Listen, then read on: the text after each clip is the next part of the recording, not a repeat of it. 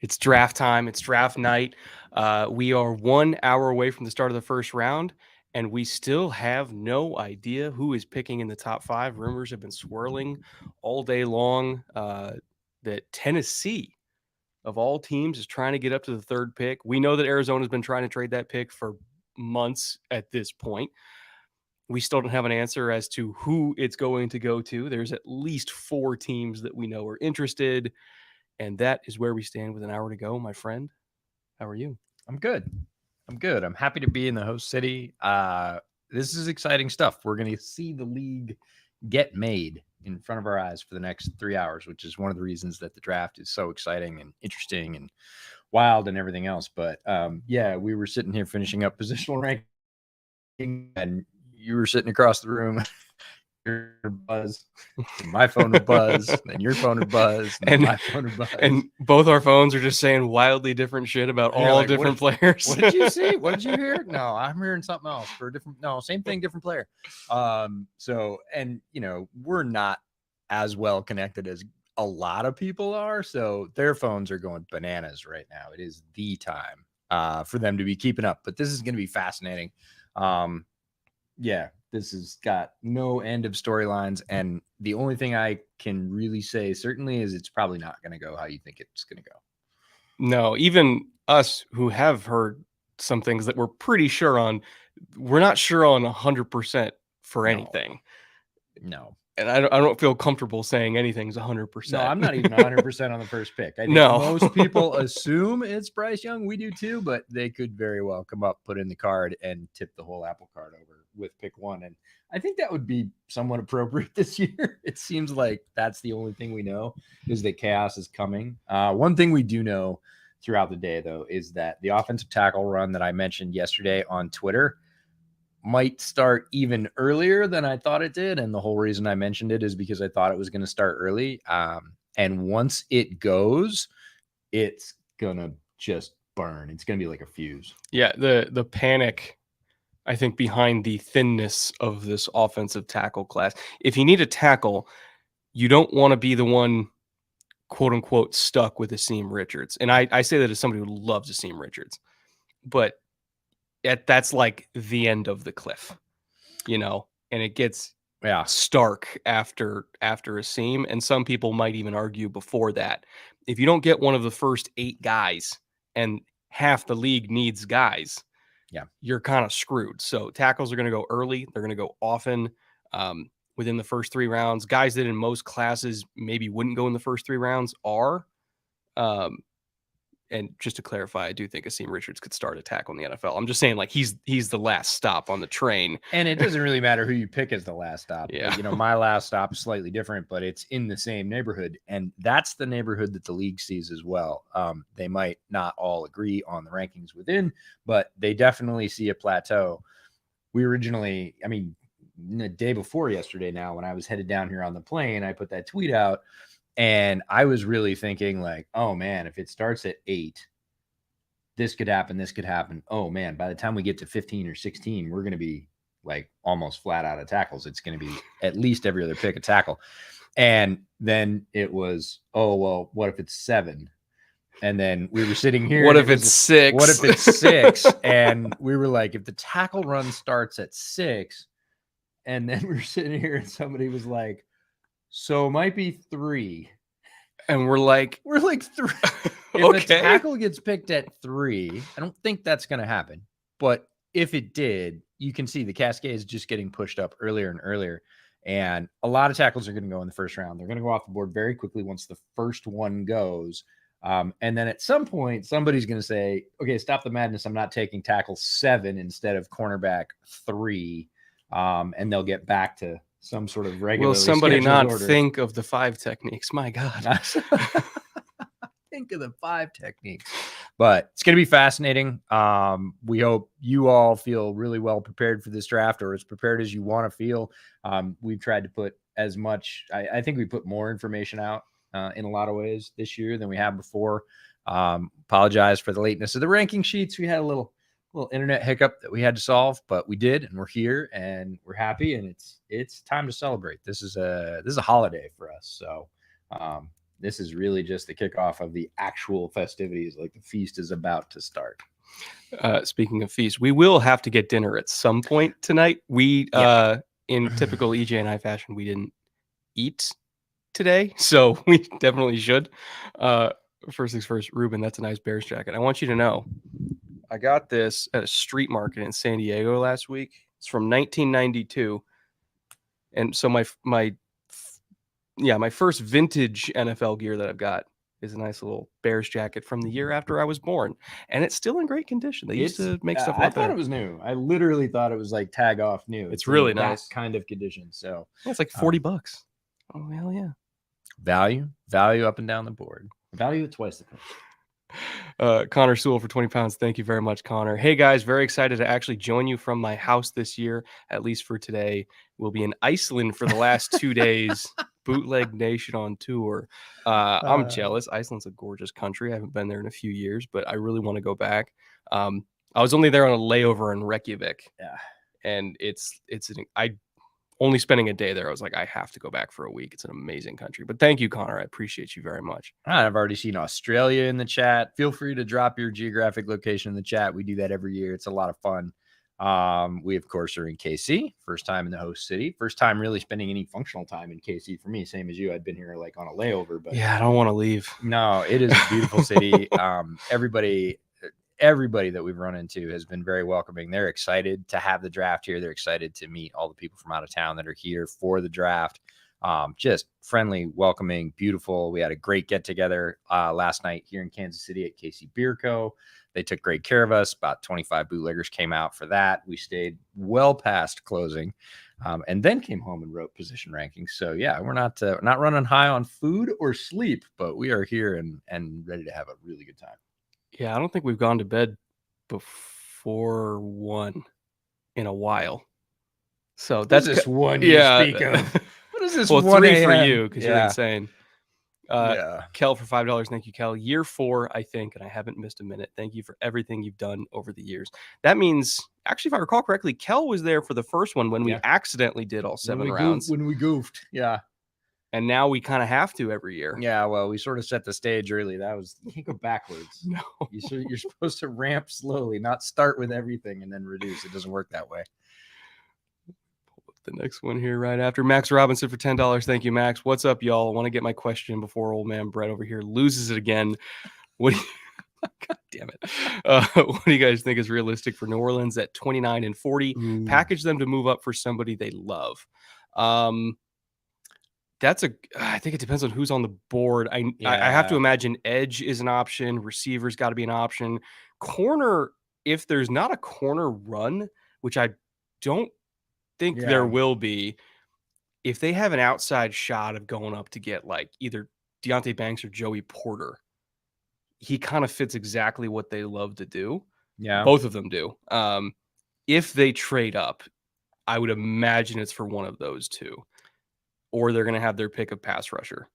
Yeah, I don't see them trading up because for all this tackle talk we're talking about and a couple other positions, there'll be a few quarterbacks, and I say few very strategically because I do think it will be 3.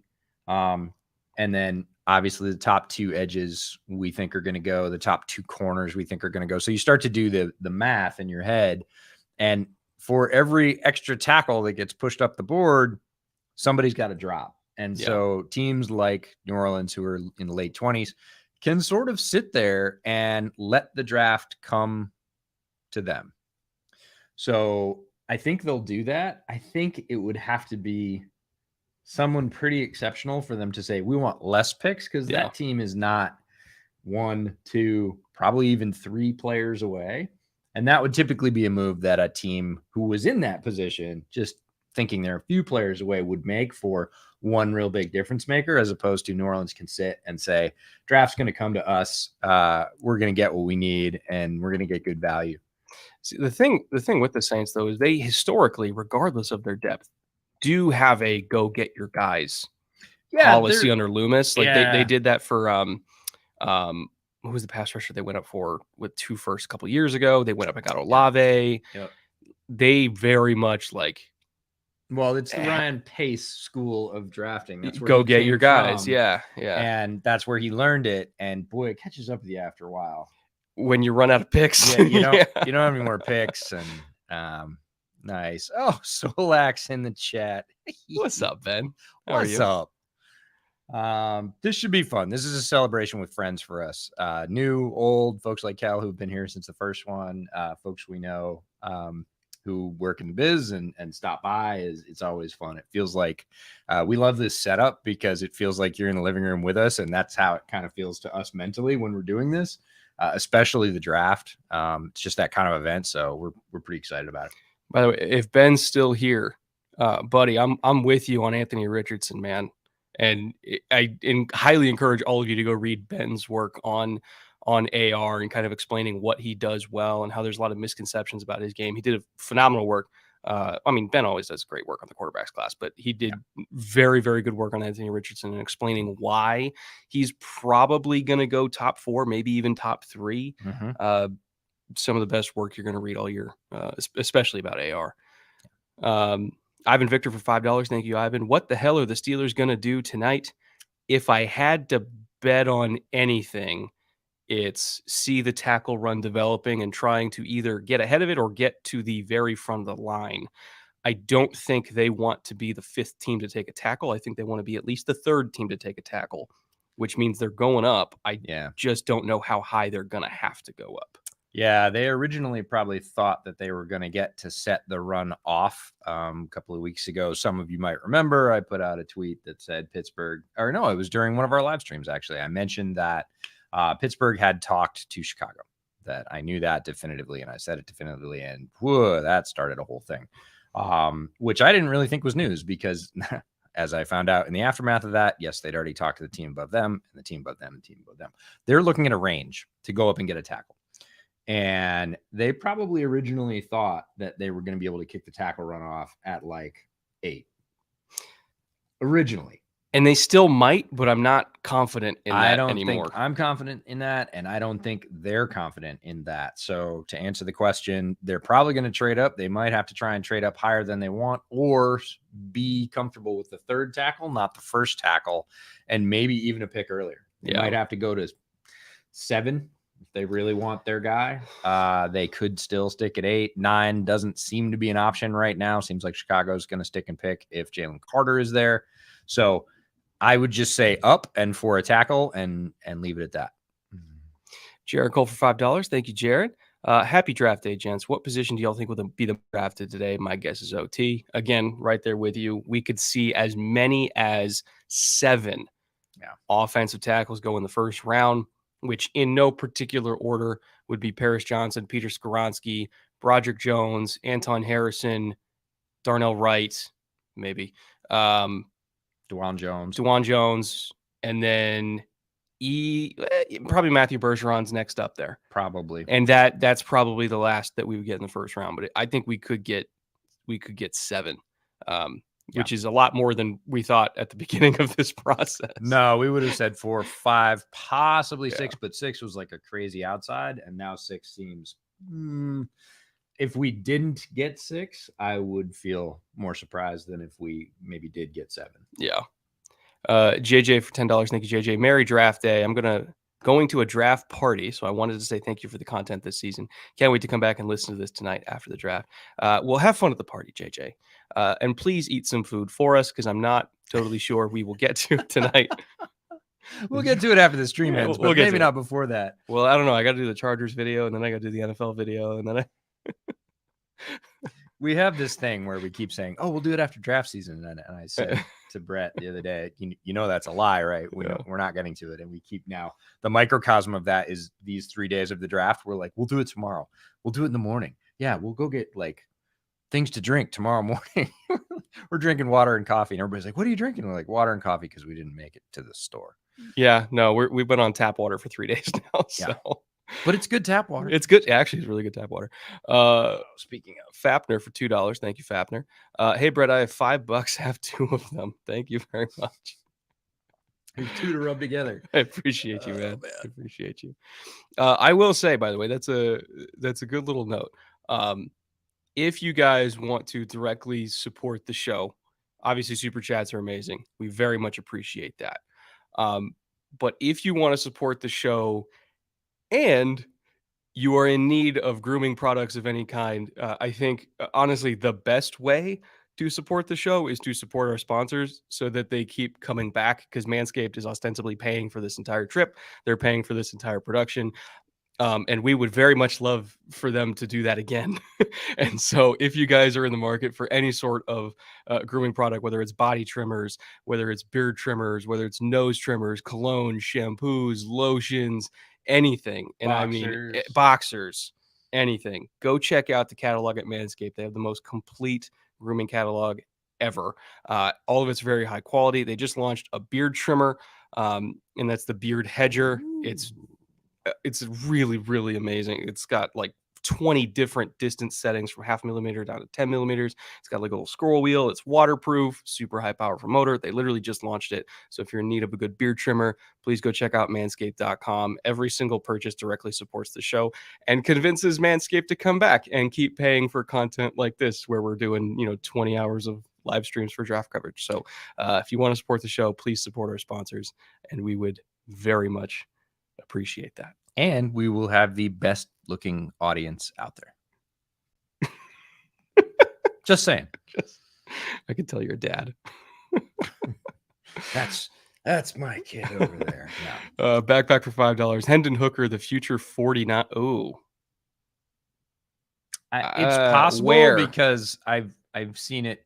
I can see where you're going with that. I wouldn't pin that as likely, but then again, I wouldn't have pinned their trade up a couple of years ago for Trey Lance as likely. It did happen. So I'm not going to say, like I said, with any sort of certainty, it wouldn't be my first choice for Hendon Hooker. I'll say that. But they would, I think they'd enjoy his skill set, because I think in some ways he's Jimmy G, but better downfield. Yeah, my thing with Hooker to the Niners, and I'm not completely discounting it. My thing would be what pick, and are you talking also about a trade up?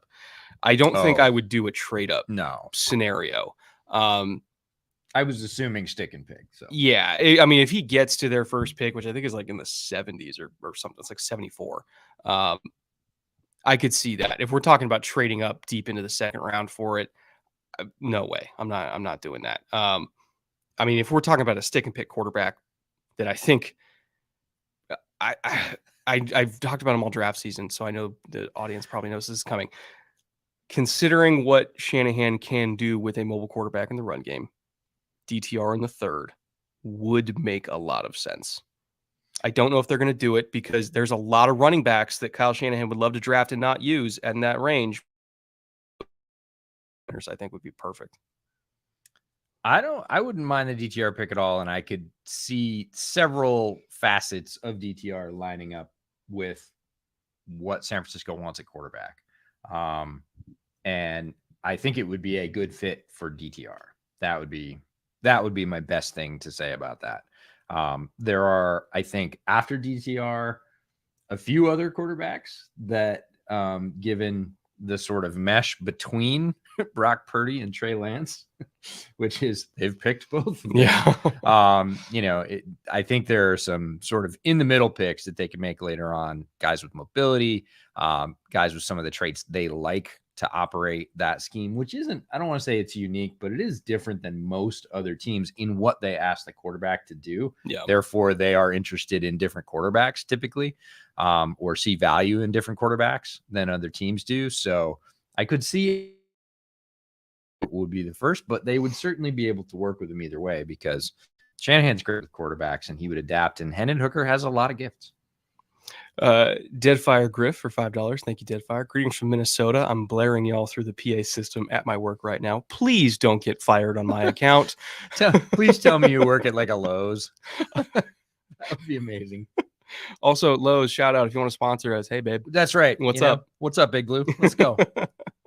We'd be happy for it. No.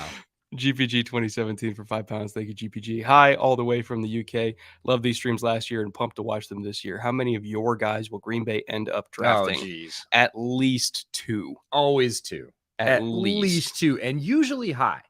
They're going to get Jartavius Martin and just piss me off. Yeah, or Dalton Kincaid, or. There's a lot of players we like in this draft. Obviously, if you've been watching our coverage, you're well aware that we're high on this class. There's a lot of strength in this class. We like it a lot. Green Bay sees a lot of the same things in their personnel department that we do.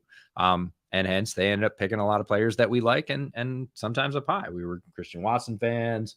I was a huge Darnell Savage fan the year he came out. Like they always grab a couple at least. So I'm ready for it. I don't even feel like I'm ready to be hurt again. I'm just like, I'm just ready. You're numb to it. You're numb I'm just to ready it. for it. Like, and AJ, the bad man's gone. I know the bad man is gone. man's So gone. it doesn't matter. I can just look at it, happily now and say, hey, cool, good for them. Red Lamp District for 22 Canadian. Thank you, Red Lamp. Anya VA, let's go. VA or VA? Va? On you va? Anya va? Oh, French. There we go. From Quebec. Quebec. Quebecois. I told you that Nick's family traced their lineage all the way back to the first 600 people in Quebec, when it was a fur trapping settlement. Well, there you go. There you go. It's fascinating stuff. There's a bunch of Tuguses over in the Northeast in Maine. Maine. Makes a lot of sense, yeah. Curtis Rogers for $2. Thank you, Curtis. Has to be asked. Thoughts on the Lamar Jackson contract? Good for Lamar. I'm glad it's done. It's so funny. That's been like such a huge story for months and months. We were so head down working today. He's like, Lamar got signed. I was like, money. It's like the flattest response ever. It was like, he got paid. He's, basically the highest paid player. Is a huge guarantee. He got his money. It all works out. It's really good for Baltimore. It's obviously really good for Lamar as well. They have been assembling weapons. They may not be done. They probably aren't done adding to that. They finally moved on in their offensive coordinator duties. So we're going to get to see, hopefully, a little bit of Lamar unleashed in different ways. I hope he's happy with the deal. I know the Ravens fans in my life are extremely relieved that they don't kind of have to start over at quarterback. They like Snoop Huntley. I don't think anybody thought that was the future. And there was a huge question mark about what they're going to do. And now that question mark is erased and we know which direction they're going. I'm pretty happy with it. It's about as expected. He didn't get shortchanged on money. They get a quarterback that they're familiar with that has done pretty well for them given the circumstances. So it's $52 million a year. So it's the highest in the league, 185 guaranteed. All we know about the guarantee structure, from what I can tell, is guaranteed for injury, which applies to like base salary guarantees. That doesn't necessarily say, okay, how much of that is in signing bonus, how much of that is in roster bonuses. So I don't know exactly when each dollar amount is due. And so there's potential that, just like the Jalen Hurts deal, it's actually fairly flexible cap-wise, which I think is the best case scenario for Baltimore, because the worry was that if they did the all-guaranteed deal, like what happened with Deshaun in Cleveland, they would have no flexibility. They could convert to signing bonuses, but eventually you end up with like $100 million cap hit in 1 year, and they didn't want to do that. So 185 guaranteed on a $260 million deal total. There's $75 million of play space there. Where does it come from, and when does it have to be paid? It'll be fascinating. Our buddy Brad Spielberger, I'm sure, will dig through the contract when it gets announced, when all the particulars get released, and then we'll really see sort of where they are, how much flexibility Lamar basically, quote unquote, gave them early to be able to go get other players. How much of it's due late? At what point does the leverage start tipping back towards the team? And hey, if we cut him in year 4, we get, X relief. All that stuff is fascinating. But for right now, moving into the draft, Baltimore's got their quarterback. They don't have to worry about it. They've been assembling weapons. They're not starting from scratch. And honestly, if Lamar had moved on, there would be a feeling that they were sort of resetting the entire table. I think the big thing was the injury guarantee for Lamar because of the durability issues the last couple of years, and he won MVP and he kind of got nothing for that at the time. Yeah. If all 185 million is injury guaranteed, I think he's okay with that because, Yep. once you get past 150 million, does the rest matter? I don't know, but I would love to find out. So go buy Manscaped products. That's right. So Speaking each of, and I can find somebody out. was asking for the Manscaped code that they missed it in the ad read earlier. We'll make sure we get that up for you. So along the ticker on the bottom, it's code bootleg. Easy enough to remember. If you're here, you should probably be able to handle that. I don't know. I misspell my own name sometimes. So. Sometimes. Let's see. Pronger 5 for $10. Thank you, Pronger. If it isn't the two sexiest boys in town, let's fucking go and go Birds. Birds are in a great spot, and I assume by birds we're talking about Eagles. Seems like that's typical. Could be Falcons, but I've seen some Cardinals fans hijack that. Yeah, no, I don't think so. I think that's Eagles. If it's Eagles, look, it's Howie Roseman. Howie's in a great spot. A little bit in the catbird seat to sit here and sort of pick off whatever he wants. He can take a great player at 10, which is going to be, for the most part, surplus. They don't have any like crying needs. And if he wants to trade and get more picks because he's Howie and he's good at that, Eagles are one of the most fascinating teams to watch in this draft because they have no have-tos. They have a very high pick and a lot of flexibility. And they freaking ran the table last year in the NFC. So it was speculated to me that if one of the top two edges falls, how he might, even though they only have 5 picks or whatever it was, how he might be like, you know what? Why not? And that's the thing is a team with 5 picks, normally we'd say, oh my God, they're really in trouble. They only have 5 picks. It's the Eagles. They don't need any of their picks. They need to continue to restock depth. But 5 picks is okay for that. Like you can take some swings. Could you imagine Tyree Wilson? Yeah. No. Tyree Wilson on that line. Is like a team that did as well as the Eagles did last year does not normally have a pick in the top 10. Not even close. And so the fact that they have both, and we knew this was coming, is like just an embarrassment of riches. I don't know where because they're gonna have to compete with all the teams trying to trade up for tackle. So I don't know where they would go to get one, but like, and the reason I'm speculating about Tyree is because the foot medicals are not looking good for some teams. Yeah, not super clean. And I mean, there are some. It's very common that some guys might get cleared by some teams, not cleared by others. We talked about that with Dalton Kincaid. I know of several teams that did not clear him. I know of teams that have. And so it really just depends on your team doctor. So Tyree might be totally fine for one organization and not fine for another one. And so we'll see where he goes. But if he slips a little bit, I have to imagine it's not because of Tyree Wilson, the player. It's because of Tyree Wilson's foot. Yeah, when you're picking a player in the top 10, doesn't matter what flavor of player, what position, you need to be super duper clear on what you're getting as a person, as a player, as a physical product. You need to have as many assurances as you can. The only guys that go in the top 10 are either wildly talented, and by that I mean like top 5 entering the NFL talented, which is extremely rare for a rookie, or they have every box checked. They have character, effort, ability, medicals, personality, whatever you want. Like all those boxes are checked. You have to be so sure because the money is pretty big in terms of those top 10 slots, that if there is we could get him and he would play 6 games and then he'd sit for 10, you might move on to your next prospect at that point. Yeah, Brian, hopefully that gives a little bit of context on your question about how bad is Wilson's foot, and can the Lions take him at 6 or 18? Yes, they can, but I think that's up to their doctor, and I have no idea what the Lions think of his medicals. And yeah, if he's on the board and they don't take him, I think that gives a pretty good idea of what they thought of his medicals, because he's worth that pick. He's absolutely worth that pick. Yeah, I would. Yeah, it's not a question about talent. It's a question about how comfortable teams are with his medicals. Will he play in the NFL? Absolutely. Will he get picked high? He will. Might he slide a couple of slots because a couple of teams aren't 100% lock certain that they would take him in the top 10? Also possible, but he's not sliding far.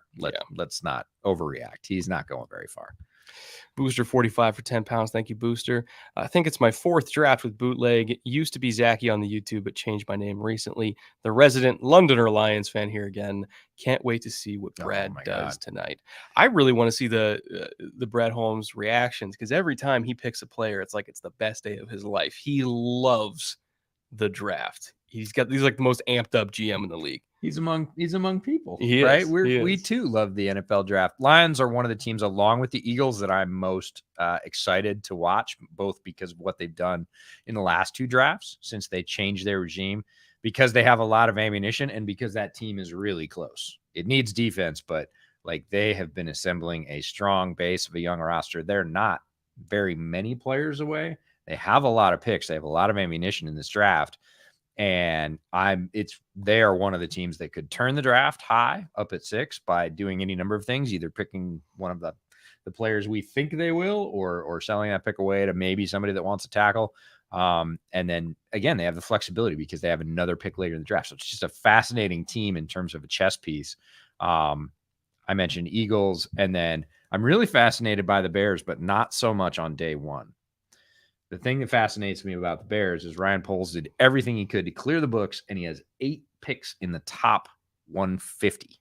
And they need all of them. Yeah, but they have 8 picks in the top 150 in the draft. That is going to change our roster. I don't care what they do with them. Trade up, trade down, stick a pick. You have that many picks, that much capital. So more on day 2 and moving into the first part of day 3. The Bears will be a fascinating watch, but up high, I really do think it's the Eagles and the Lions for me that I'm like, oh, I want to see what they do with all that. I mean, because they can go in any direction, right? Absolutely any direction. I would understand all of it. Like, you could convince me on pretty much any position, including quarterback. And I know they love Jared Goff, but if Anthony Richardson falls to 6, like, they would probably pull the trigger because, again, they have another pick in the first and can do whatever else they want to then. Yeah, doesn't matter. So it's a tremendous amount of flexibility. There's 4 teams with 2 picks in the first. They're all going to be interesting to watch. Seahawks are another one. And those teams are going to be controllers in this draft. They can package them, move up if they need to. If they're later on, they can sell the second pick to somebody, go into the second round. John Schneider's done that several times in the past. Like, those are really interesting teams to watch. Enrique M for $1. Thank you, Enrique. Appreciate you. Paxman, hey guys, missed super chat from the incident. My wrong direction 2-finger swipe. We heard about that last night at the meetup too. They were like, "Oh, and you erased all the super chats." It was like 25 that I accidentally erased. Could the Panthers wanting Young be a smokescreen to scare the Texans into talking them, quote unquote, talking them out of Young? I don't believe so at this moment. I do vehemently believe when they first traded up, it was for Stroud. I really do believe that. And they even said at the time, and I kind of laughed it off because I was like, why would you trade up to 1 and not know who you're going to take? They even said at the time, like, no, we haven't decided yet. We just want the choice, right? And then things went on and on and on. And I think, Tepper obviously made his opinion clear, and it became Bryce Young. And now all I hear is that it's Bryce at 1 from everybody, even people who originally told me like they traded up for Stroud. And everybody knew that they traded up for Stroud, and then it became Bryce over time. So I don't believe it's a smokescreen. I do think it's Bryce. If it's not Bryce, it will have been the greatest disinformation campaign ever. Latest reports say that the Cardinals have a deal in place for number 3. Now, we heard that a couple hours ago. We heard Cards trading 3. Yeah. That was all we heard. And I was like, to who and for who? And we didn't get all those answers, but we heard that ping about 2 hours ago. Cards have a deal in place for 3, which is not surprising. Cards have been trying to sell that pick super hard, basically since they got it. We just didn't know to who. To who. The interesting part of this particular note is in that the team trading up is eyeing Carter, Jalen Carter, that is. Thoughts on who it could be? And it says Atlanta, ? If it's Carter, that's a lot of investment. Like, to trade up for him. Now, great player. Like, on the field, great player. I think most talented player in this draft. I don't know who it would be because I don't think the Bears would go back up. I don't think they would, but maybe they have a lot of ammunition. We just talked about that. Would Howie do it? Howie would absolutely do it. Howie could sell it. And again, it's we talked about replacements for their already loaded but somewhat aging defensive line. Yeah. There's a lot. Look, everybody there are very few teams that wouldn't want a Jalen Carter as a player on the field. Like everybody can use a talent like that. So that makes it difficult to pin down. Now we know some teams are out on Jalen Carter for off the field, but we also know some teams don't care about that and are willing to do it. And it's just a question of how locked in they are. It's interesting that you say Carter, because we heard different things about who was moving up to 3, and it would not have been for Carter unless I'm thinking of the ping we got last night. What if they paired Carter and Simmons? And we were both like, oh, it's like, oh, that would be insane, but I don't think they would do it. But maybe they would. Maybe. Titans looking to make a splash. Brand new GM, Rand Carthon, came from San Francisco. We talked about this last night when we heard this, I don't want to say rumor, this suggestion is probably a better way to put that. Rand Carthon, I said, where'd he come from, bro? I was like, I don't know. He came from San Francisco. What does San Francisco invest in heavily draft after draft? Defensive line. They restocked that defensive line. They won a very strong front four, and they have always drafted those players very highly, usually first or second round. And if Rand Carthon bought into that theory of team building, that you start with the line, specifically the defensive line, and stack it, and he's looking at Jeffrey Simmons and saying, hey, I could move some assets around, get to 3, take a player that should have gone at 1, and just nightmare annihilation defensive line. It's possible. It would be a big splash for a new GM for sure. Connor says Stroud down minus 1,500 to go at pick 2. What I want to know is to who? Yeah. Does that mean Texans trading out? Because I still don't believe the Texans would take Stroud. And because he shares the same agent as Deshaun Watson. And I mean, I had heard that I'm talking like going back to December, right? Yeah. That there was I remember no the first shot. time I brought it up with you, and you were like, nope, not happening. And I was like, why? It's and you been were like, months of that, right? Yeah. So and we know the Texans absolutely adore Will Anderson. What if it's a little baby trade?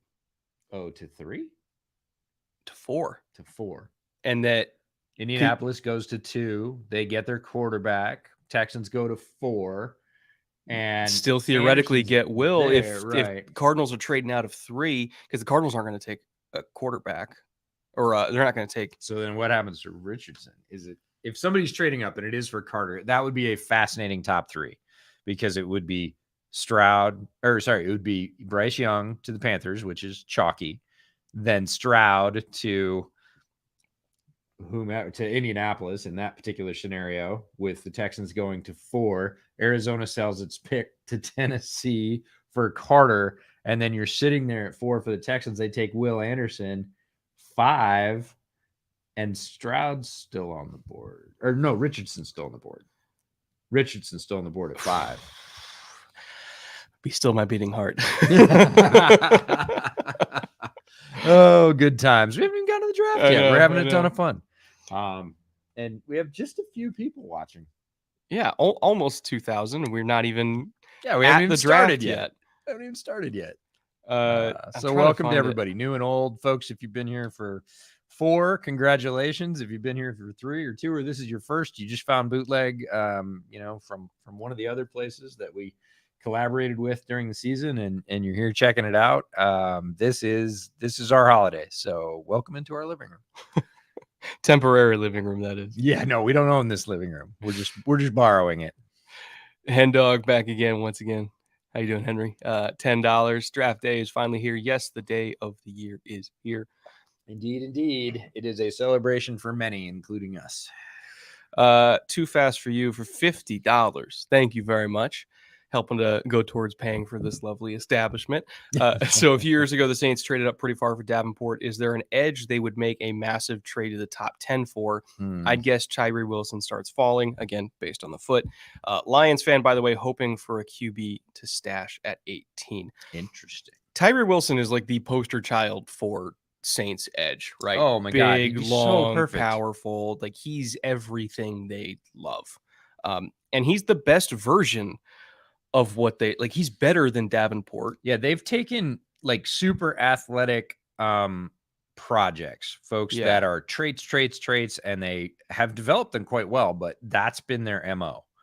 And Wilson is like traits, but way farther along than most of the guys they've picked. And by poster child, you're talking about physical traits, length, power, just overall size. They do not like them small in New Orleans. So it would be fascinating. And we had the question to lead it off with the Saints package and trade to move up. If Tyree Wilson starts to slide. Yes. Oh yeah. Yes, they would. Yeah, they would. Or at least we think they would. Let's put it that way. If just knowing Mickey. Yeah. Like, come on now. No, that would be catnip for Mickey Loomis. I don't think he'd be able to lay off that. As for hoping for a quarterback to stash at 18, Levis might be there if you like Levis, but this is a team that rolled Jameis out as their starter. And that was my comp for Levis. So the Saints did, not the Lions. Aaron, for $5, do you think Cam Robinson's suspension may force Trent Baalke's hand in round 1? Maybe. We think probably, but it depends on the tackles that are there. I don't think more than 2 tackles are going to be available when the Jags pick, at least of the ones that we think are going in the first round. No, I'll do it. For what? I'll do it. I got it. I'll follow my own thread here. I just had a thought. Because I'm pretty sure that Broderick Jones is going to be gone. Darnell Wright's going to be gone. Obviously, Parrish is going to be gone. Skoronski will be gone. Anton Harrison probably will be gone. And so they're hoping for DeJuan Jones, who I mocked to them in the first round yesterday. Or maybe we get like a real early Bergeron pick. But if they want to tackle in round 1, unless they go up, it's going to be slim pickings by the time it gets there. So has that already been announced, by the way? Yeah, it got announced yesterday or today. Or was it today? I know it got announced. We got told about it like 2 days ago, but I was like, is that public? Or is hence the DeJuan Jones pick in the mock that people were like not knowing why I did that? Well, all right. We heard about Cam. Oh, I got it. What? It makes sense. For what? Tackle? No. The one we heard about Jags earlier. Oh. They do it too, and it would fit. Yeah. Okay, so, we can't. Right, we'll let you in on the joke here. So about 2-3 hours ago, we heard Jacksonville is in on a guard, and we were like, guard? Why guard? And we'd heard all the Cam Robinson stuff a couple of days ago, and we were like, tackle. And I just pulled up their roster, and one of their very high-priced free agents from last year is Brandon Sheriff. And he's playing guard for them right now. So if Cam Robinson gets suspended, they can slide Sheriff, who has tackle experience. He can do it. Over to tackle, and then they can pick a very high-round guard and get best 5 on the field. Because his first reaction when I told him the Robinson news was, there something wrong with Walker Little? Because I didn't tell him Robinson. I just said, Jags might be in on a tackle. And he said, something wrong with Walker Little? I was like, no, other side. And that was the Robinson suspension. And then about 2-3 hours ago, we heard guard, and it didn't make sense. And now it kind of does. We'll see what they do. Yeah. There's 3 positions I think they could go with. Well, maybe 4, depending on how they like the edges. They could go nickel, edge, guard, or tackle. So, all of them. And if the tackle run occurs and we're 6 or 7 tackles deep and there has not been a guard picked yet, maybe a center, but not a guard. Yeah. You're looking at guard 1 or tackle 7. They could pick guard, and with flexibility, when we talk about positional flexibility, this is what it allows teams to do. When you pick offensive linemen that can play 1 or 2 spots, well, everybody can play 1 spot for sure, but if they can play 2 spots or even 3, when things like this happen, and they do happen, whether it's injury or suspension or contract or whatever else, you have the flexibility to take a guy for 5 or 6 games or however long it is. Do we know how long it is? The suspension? I think 6. Okay. Chat, correct me if I'm wrong. I think it's 6 games. So 6 games, you slide Brandon Sheriff over. Like, it's not going to be awesome, but it's also not going to be terrible, and you're not going to get Trevor killed. Yeah. And you're going to have a very nice guard in waiting. If you don't want to continue that free agency contract, well, sure, if he gets injured again, which has certainly happened, like, that's why flexibility is important. So there's a little fascinating behind the scenes piece. It hasn't been announced, the suspension length. Well, that makes me think it's bad. Yeah. Because we don't even know what it's for. That'll be a Friday news dump. We don't know what it's for, and we don't know how long it is. We just know it's happening. So they're planning for it, and their plan might be to go get guard 1 or 2 down deep where they pick, and then slide Sheriff over to tackle to take Cam Robinson's spot while he's gone. Yikes. Random guy for $50. Thank you, random guy. Appreciate you once again for helping to fund our endeavor again this year. Been here since your first draft stream and haven't missed one since. Yes, we are. It's kind of an annual tradition to have you in here, random guy. We appreciate you. Heck yeah. Before, I couldn't really watch the draft because I didn't know the players or how well they would fit with their new teams. Thanks for being a great an analyst. P.S. Punter analysis, please. Man. Turk from OU Yeah. has a fucking cannon. Yeah. Oh my God. He's a beast. And when you find out who he's related to, you're like, oh, that makes sense. Matt Turk, right? Matt Turk. Yeah. Dude, his quads are nuts. Yeah, he's not very tall, but he is solidly built and he can hammer the ball. He might be the only punter drafted this year.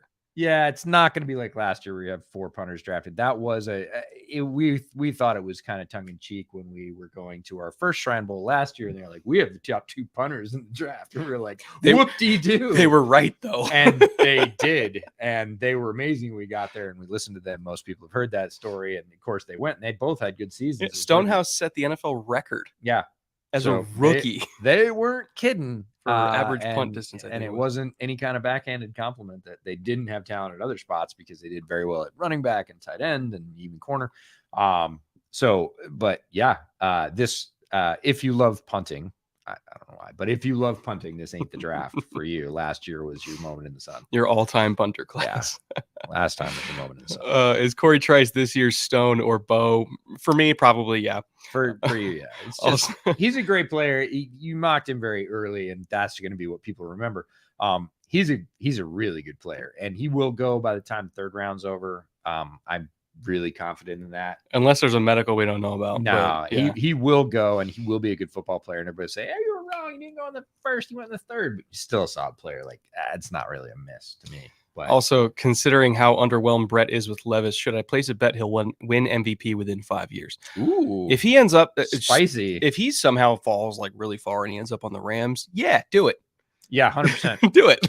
The farther he falls out of the spotlight and immediate pressure to play, the better it could be for him. He is not a guy that you're like, oh, get him reps, get him snaps, get him out there, get him in the fire. He's been in the fire. He needs to heal up a little bit physically. He says he's in great shape, but everybody says that. And he needs a minute.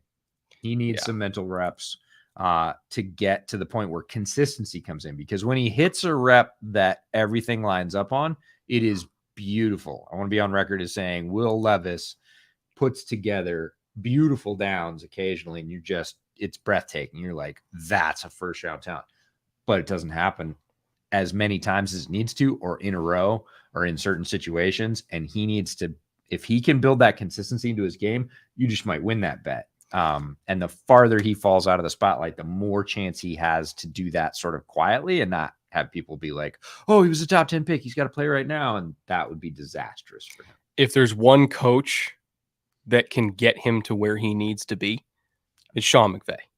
Yeah, I think there are a few coaches, but not situations like that, because the Rams are going to be ripe for a quarterback. We've seen injury issue be really serious with Matthew Stafford.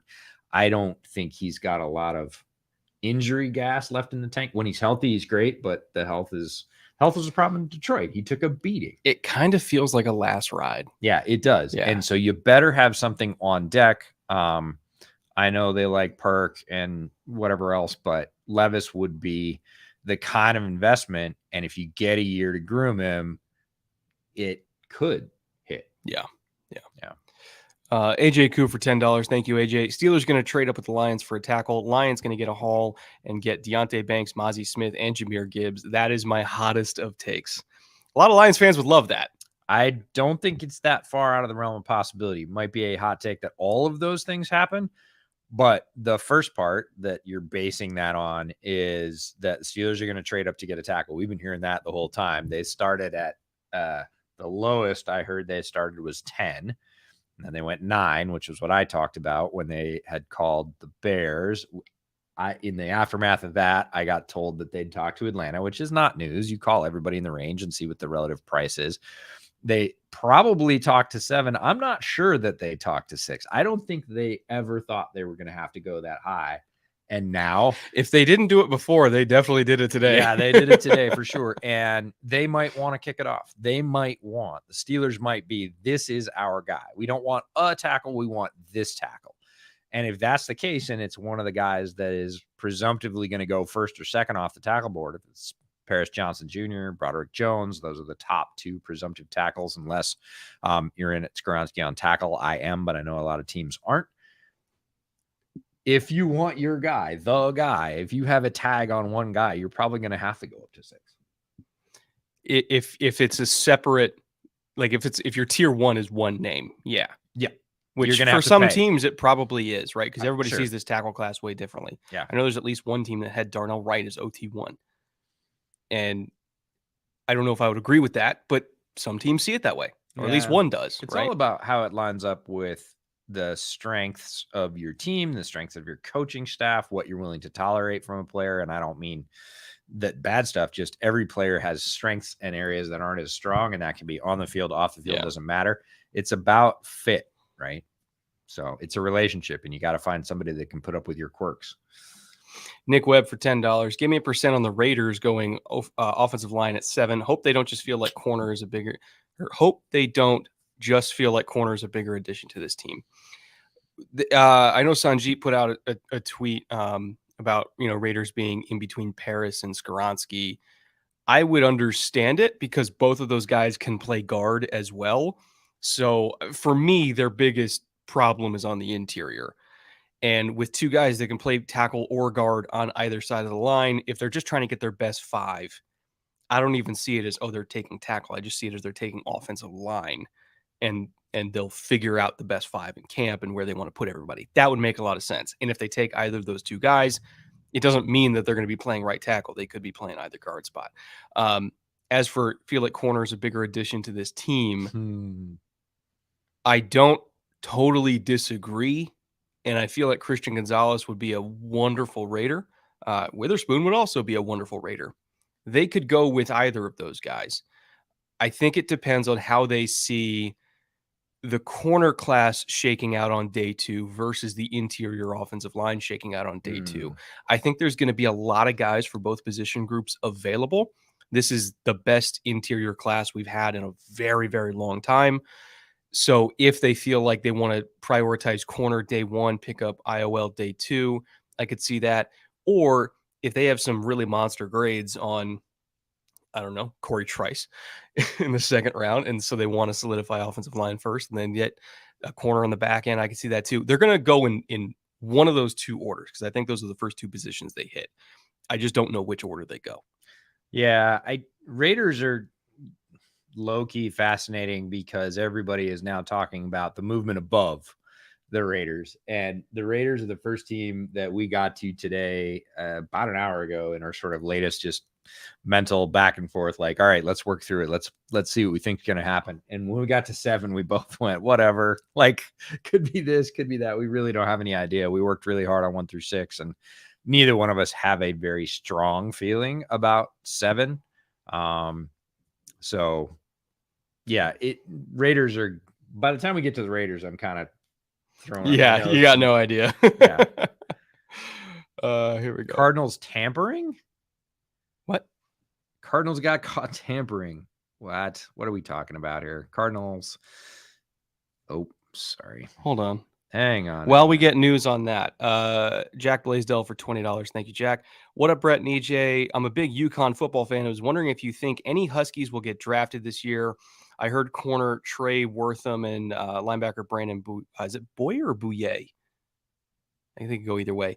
Bouye Randall getting some late round buzz. Love the content. I personally did not get to watch either of them, but I'll make you a promise that I'll do it tonight because if I haven't watched them yet, they're probably not going day 1 or day 2. Yeah. I will watch them tonight. Check back in with me on the day 2 stream. I will make sure I have an answer for you. I got through almost 300 players in this class. Yeah. Unfortunately, they were not 2 of them that I got. Yeah, through. I got through more than 300. Doesn't mean that only the guys on my board are going to get drafted. If that was true, I would be in much higher demand. But no, I haven't heard either's name throughout the entire process. So doesn't bode well for them being priorities. But then again, teams don't tell me who they're drafting. So could one of them get picked up? Yeah, maybe both. I doubt it. Are they going to be in camps? Much more likely. So yeah, I'm going to get back and try and find the Cardinals thing, but I don't want to miss Fitzy's chat because that's amazing. So it's Eagles and Cardinals settled a tampering investigation today involving the hiring of former Philadelphia DC Jonathan Gannon as Arizona's head coach. Eagles trade pick 94 in the draft and 2024 fifth round pick to the Cardinals for 66. Okay. So it's not a trade up to 3, but it is fairly significant assets, right? Yeah, So they get just outside top 50. Yeah, so it's a late 3 and a 2024 5 to get pick 66. So I do wonder what the Eagles are going to do with 66 because there's going to be a lot of good players on the board at 66. Yeah. This is a deep class. Fascinating though. And the timing is something else. Yeah. I wonder in terms of tampering investigation, I didn't know you could tamper with a coach. Can. There are rules. You have to ask permission. Oh, as in they talked to him before the Eagles gave permit. Okay. Yeah, that would be my guess. Without having any details, that would be my guess.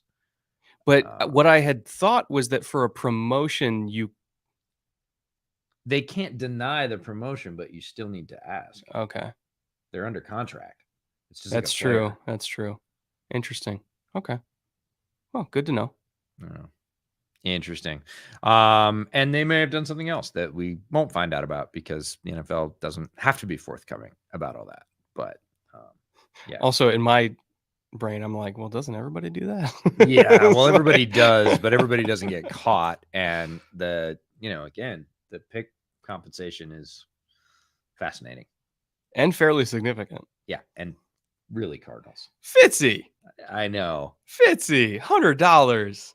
Thank you, sir. By the way, I still have your gin. That's right. I still have the gin. I wanted to save it because I'm trying to figure out a new gin cocktail that I'm crafting specifically for Fitzy, but I want to use that gin, but I only have a little tiny bottle of it. It's true. You can't screw it up. I'm working on it. I'm working on it. It's like a movie where they have the one vial of antidote and they're trying not to drop it for the entire film. Happy draft day, gentlemen. Wow, I can't read already. It's okay. Love your work. Brett Swagalone deserves a small donation to the beer fund. EJ, who is your starting left tackle in the 5th prediction for this year? Ooh, that's a good one. This year's Braxton Jones. Yeah, this year's Braxton Jones. I will dig for a name. I would say for me, it's Asim Richards. I don't think he's going to go in the 5th, but like looking at my tackle rankings, just because so many are going to be off the board early, I would say Asim Richards from North Carolina. He's just a bear, man. Not like the team Bears, but just he mauls people. You watch him against Keon White, who might go in the 1st round tonight. He held his own with Keon, blow for blow, immensely powerful. The feet aren't great, but when he gets his hands on you, you're basically done. Keon got him once towards the end of the game, but overall, he had a really fantastic day, and that was kind of the game that convinced me, like, okay, he can do this in the NFL because Keon White's a freak athlete at 285. So if you can hold up and anchor down against that, you can anchor against a lot of guys in the NFL. So yeah, I'll give you 2 names, and one I know that Poles has seen because I saw him 10 feet away from him. Who's that? Trevor Reed. Oh, freak athlete, and fits the freak profile. He's from Louisville. And he was at Shrine Bowl the day that Poles was there. He was looking at offensive line drills, so I know he's seen Trevor Reed up close and personal. And the other one is a guy they had in on a 30 visit, and that is Jordan McFadden from Clemson. Oh, that's interesting. Yeah, I didn't know they met with him. Yeah, it's interesting. If you look at the 30 visits for the Bears, they grab a lot of guys like that who are down the board who maybe they didn't, weren't coming to the combine, but have this profile and, they just want an extra shot to see them or get their doctors to have access to them or whatever. So it was filled with these names. And I was like, I don't know who these guys are. I mean, I knew who McFadden was, but there's a bunch of other ones, smaller school guys, and they're all big, long, really athletic guys. And I was like, oh, Poles is going fishing. He has a type. Yeah, He Poles has is a going type. fishing. So Former offensive lineman. So his philosophy is just get somebody who can do things physically that I could never do. sure. It's kind of like JT O'Sullivan saying, this is just me being jealous because I was never that guy. That's awesome. Derek Adikes. Hopefully I pronounced that correctly. If I butchered it, I apologize. For $20. Thank you, Derek. As a diehard Bills fan, I'm really hoping we land Hopkins, but considering all signs are pointing Ravens, not all signs. I heard today it's actually pointing Buffalo. I don't know for sure, and nobody I have talked to knows for sure. The Bills seem sure that they're getting him. Yes. Again, nothing has been finalized or announced. We'll see. But they sure seem confident. Then again, I know the Chiefs feel confident too. So we'll see. We'll see what happens. Maybe the Cardinals try to get some of those assets from the tampering thing back by way of DeAndre Hopkins. Anyway, considering all signs are pointing Ravens and we still need some other form of offensive firepower, do you guys think Derrick Henry fits, and for how much? Late pick for Henry. A lot of tread taken off those tires. And also, I'm just not convinced they would use him enough because he kind of needs work to get going. And I just don't think they're the type of offense that's willing to give a running back 15 plus carries on a regular basis, which he needs. No, they would have to shift philosophy to make that worth more, or I would say even enough. I wouldn't say that's the best fit. In fact, I think sticking and picking for the Bills could grant them probably a better running back out of this class. This class is extremely deep. And yeah, I would think that was the thing. So pretty sure the draft is starting now. I'm trying to get it on the TV for you guys. Right.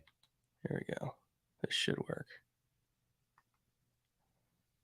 Did they not give us this thing? I don't know. We'll have to figure it out. Yeah, we'll figure it out. Either way, Chad's going to keep a surprise to the picks anyway. So yeah, exactly. Haru for $25 Canadian. Thank you, Haru. Thank you both for all the great bootleg content leading up to this draft. The best is yet to come. Looking forward to the streams over the next few days. Enjoying a Diplomatico Reserva Old Fashioned tonight. That is a hell of a drink, sir. That's a choice right there. That is a choice. It's on ABC. Yeah, that's what I'm trying to find. ABC. Let me see here. Yeah, we're working the TV at the rental place. For once, I just want cable, right? Yeah, right. Worst case, we can just throw it up on your little monitor right there. It'll be totally fine. Yeah. But anyway, yes, it is on ABC. It's on ESPN. It's on NFL Network. It's on all those. Did either of you guys watch Cody Mauch out of North Dakota State? Yes, we did. Heck yeah. I want you to wax poetic about Cody Mauch as a guard versus a tackle. Cody Mauch, guard versus tackle. This was a late night. This is actually what I did when I got home from the meetup last night. As I was getting a head start on writing the blurbs, I'd already ordered my interior offensive line rankings, and we end up having guys in clumps or tiers or bubbles or whatever you want to talk about. And Mauch was in my top 7, and I just really like his movement skills as a guard. He could play tackle. A lot of people will have him as a tackle. I think he could be a successful tackle. Went back and watched all of his Senior Bowl reps last night, and he just didn't lose. There was one that was maybe a hurry. And this is, again, against the top guys in the country who are coming down and trying to, put their stake in the ground as, draft me up high. And just has a lot of play strength, has a great demeanor, but speed is the thing that sets him apart in this guard class and makes me think he could be an excellent guard. Now, he gets up and he moves very well in space. That's why a lot of people will put him as a tackle. Plays with a mean streak, likes to finish people. But if you are a movement-based team, if you are an outside zone team, and so many teams in the NFL are now outside zone-based, you need a guard that can hustle and hit targets in space. And Cody Mauch is that to a T. And when he hits them, he's going to wipe them out. And I think he could be like, and we had this conversation. He's like, oh, I had him as a tackle. I said, where did you have him? And he said, like, tackle 7. And I was like, great.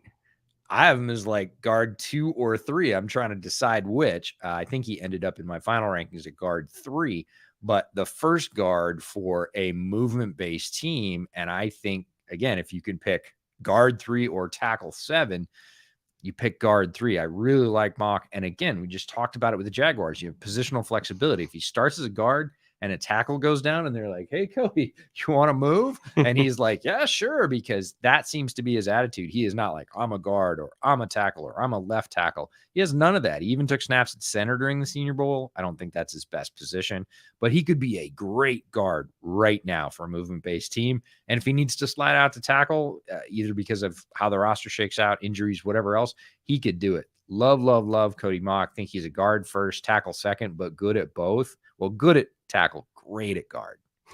Shams already tweeted out the first pick. I think it's full disclosure, guys. It's going to be hard for us to control chat spoiling picks. Well, we can't. We can't. You know. So I guess if you don't want to have picks spoiled, we're not going to talk about picks until we see them announced on the TV. Hence, we have the TV on. If you don't want picks spoiled, don't look at the chat. Highly advise that. But we won't be talking about them until we see them announced on our TV in front of us. Hence, again, the multicam view. Try not to spoil. I mean, again, I'm going to be looking at the chat, so I'll see the picks coming. But for people that just have this on in the background or anything like that, I'm not going to spoil them for you until they get announced. In all fairness, we've got people who know who are at the draft, either in the auditorium or in the media room. So they're going to be texting us as well. And come on, it's a bit of a haystack. We're all going to find out 15 or 20 seconds later. We'll have some priceless reactions, I'm sure. And we'll have a good time with it. Now, I would assume this is going to be Bryce Young. It feels like it ought to be. And I don't imagine we're going to get any other name called, but if we do, is it Richardson? Is it Stroud? I don't think it's Levis. No, I don't think it would. I mean, wow. We were all so set with Stroud. When they traded for this, we said, look at what Frank Reich has worked with. Look at what he likes. This is Stroud. I said that on a Carolina radio program I was on with John Ellis. I said, I really think right now, based on the trade happened like, or I said trade was going to happen, and 5 minutes later after I got off, it happened. Always timing in radio. I had said, no, I think if they do it, it's Stroud. And that was my early feeling. And that shifted over time. And I think it shifted inside the Carolina building as well. From what we heard, there were multiple people. Here comes JL Skinner. Yeah, right. Oh, God. Not as number one, I don't think. Yeah, no, we did hear Stroud at the time, and that doesn't mean that it was false at the time. It just means that they did more work, they did interviews, they did the combine. And there are three forces here. There's the head coach, who everybody, that was what we were working off of in the early going, was who does Reich want? He's the new coach. They just hired him. What's Reich's type? There's a GM here, and there's an owner. Yeah. This particular owner happens to be very involved, even on the football side. In all things. And when you are taking or trading up for the top overall pick, there has to be agreement. And if there's not agreement, let me tell you, the coach is not the deciding vote in most organizations. No. It is the GM or the owner. Probably not in that order. It probably goes owner, GM. The owner is going to get what they want. They are billionaires. And we heard that the owner was not Stroud first, didn't dislike Stroud, but was Young first, and that the GM might be on the same side. So it was 2 for Young and 1 for Stroud, and they said this openly, the Panthers did, that they needed to come to consensus. Oh, it's just Roger doing his little speech. Oh, and getting booed? That's as is tradition. As is tradition. God, that stage looks gorgeous. Yeah, like everything else in this town, it's beautiful.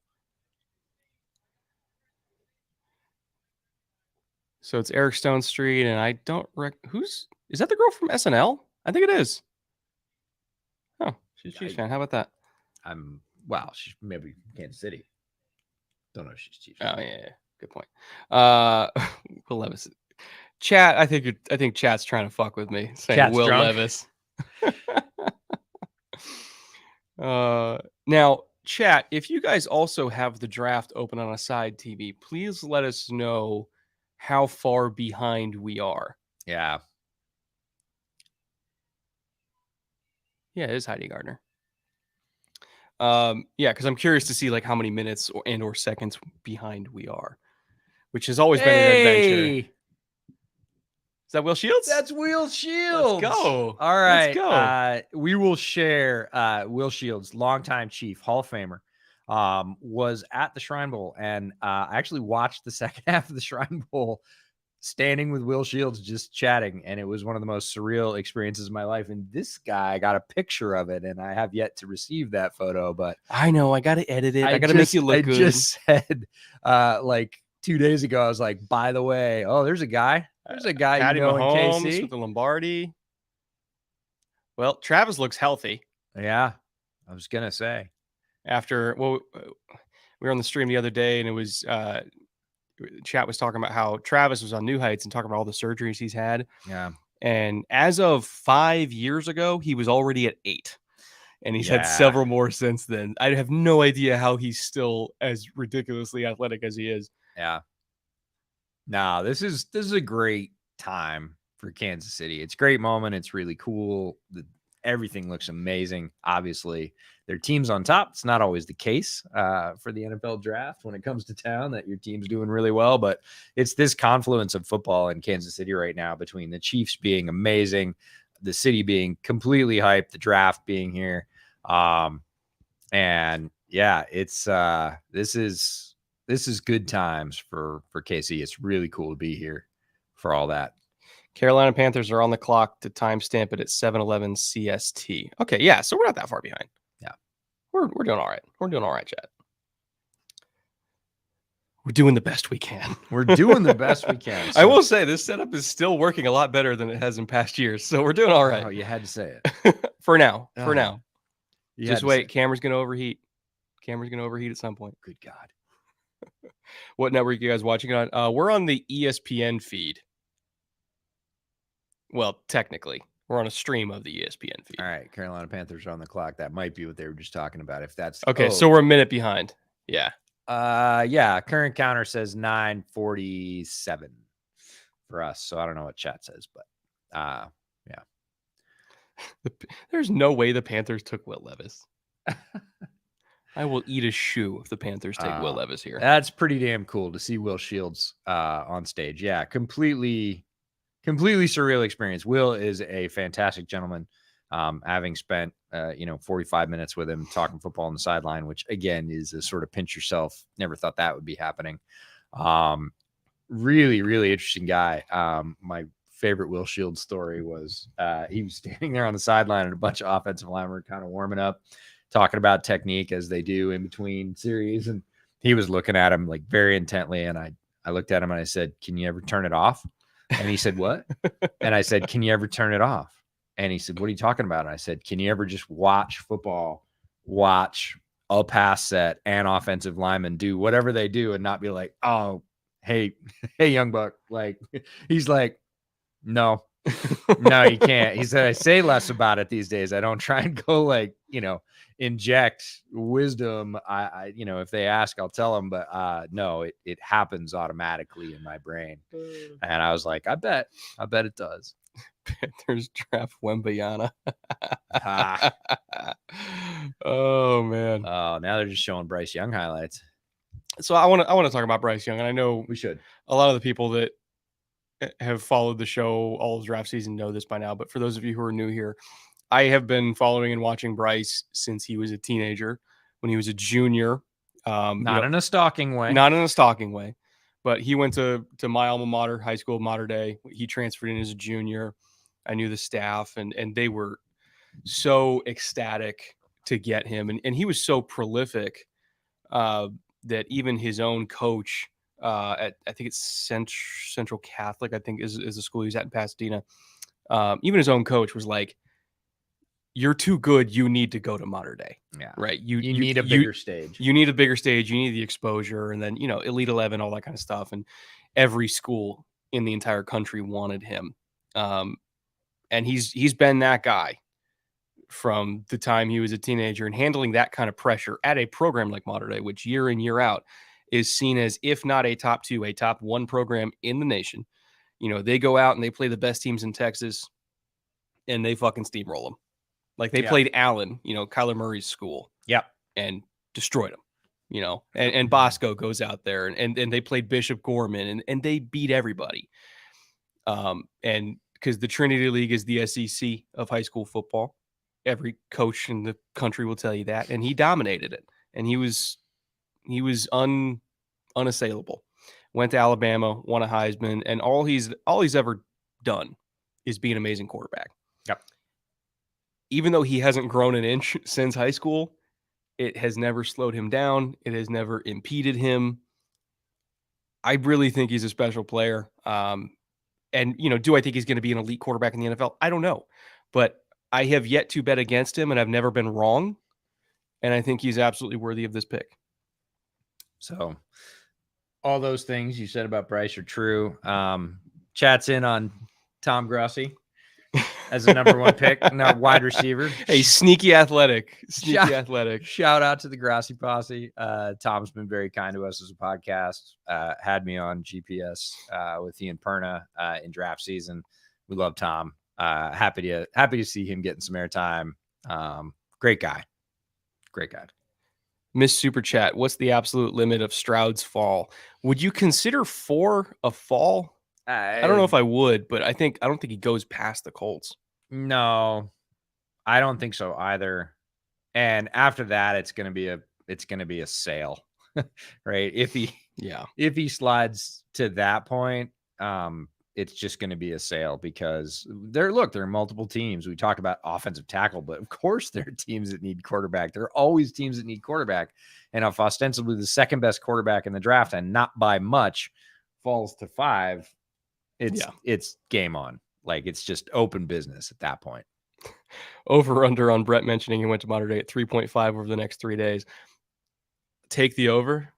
Mainly because there's multiple Mater Dei players in this draft. I was going to say, is that tonight? Like you said, next 3 days? There's multiple Mater Dei players in this draft. And B, there's a lot of players in this draft that played against Mater Dei because they came out of Southern California. Mater Dei references, I don't know. I think the line is, if we're talking 3 days, it's got to be 7. I think DTR, when he was at Bishop Gorman, played against Mater Dei. See, he felt the wrath. He felt the wrath. We need 2 more in the next 3 days. What do you think we're going to hit? Take the over. There's got to be some Bosco kids in here, right? For sure. Oh, Susie There's Culver. Susie. We were just talking about her today. We were talking about Susie last night as one of the journalists we wish we got to see more of. And she's earned a place in her career where she can do just the NFL and just show up at very high-profile football games and then hang out. It'd be a good life. But always appreciate Susie's work. Miss Super Chat, just saying the Eagles, the True Birds, now have 4 picks in the top 66 after the Super Bowl. I have yet to see a reason why we don't just predict them to go right back next year. Yeah, without a significant loss, and I mean a very significant loss due to injury. I can't believe that they won't be pull favorites in the NFC. Yeah, I mean, I obviously San Francisco, when they're fully healthy, which is never, are right there with them. I think Dallas is underrated, but they kind of have to play their best football, right? To stay I was with like, them. Really, you're going to take Dallas over the Eagles? No, I wouldn't take them over them, but I do think they could maybe split in the regular season. But like when push comes to shove in January, honestly, the one loss that worries me is Steichen. That's like the one thing where I'm like, oh, I don't know, but we'll see. There we go. Pick is in finally. Jesus, they acquired the pick 3 months ago. You think they would know who they're taking? I mean, why do you wait? Like, I kind of have this conspiracy theory that the NFL tells the number 1 team to wait every single year. It seems like they would have to because there's no reason for them to wait. Like, there is no benefit. Like, nobody's going to call them at the last minute and go, we know you traded up to number 1, but would you consider getting out? Yeah. Like, no. I don't think that's ever happened. No. I'm just going to get the card ready because I'm pretty sure I know who it's going to be. We're all pretty sure we know who it's going to be. I swear to God, if they read off Will Levis's name here, I'm going to fucking puke. Yeah. Well, it would save him from being on the Texans. His career would be better. Yeah. Oh man. Shout out to Mel Kiper. Mel, I wouldn't be doing this if it wasn't for Mel. Like, I wouldn't be here, and all of you wouldn't be watching us if it wasn't for Mel. So, Mel's still doing a fantastic job. What, 30 years in at this point? Maybe more. Yeah. Maybe more. Yeah. Still in the running for best hair in the game. But analysis is on point, and he says some things that get people riled up for sure. He was right about Josh Allen.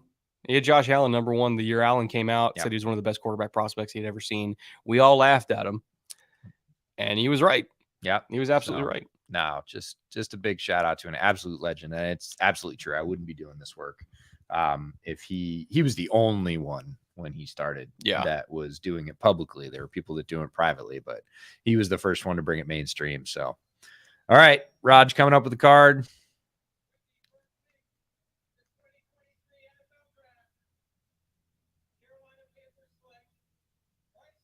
There it is. Official. Dude. Modern day. Number one again. There you go. All is right with the universe. That is a solid pick. We've been aligned on that one for a couple of weeks. So no shakeup, no super surprise at the top of the draft to start the chaos. It will come, but not here. Wright gets an unquestioned leader. If there was a clutch rating for a quarterback, if that was a quantifiable thing, his would be like a 99 as a rookie. Off the charts. Yeah. Off the charts. He's a player that never seems shaken. The lights never seem too bright. He always makes plays at the biggest moments. Trying to get the hat on over the hair. Trying to get the hat over the fit of the hair. That's gonna be tough. That's a nice suit, by the way. Yeah. He's looking good. Yeah, he was ready for this. And he is ready for this on the field as well. He has played in a ton of big games at Alabama. You know what I'm not most excited for? You know what I'm really excited for? Terrace Marshall.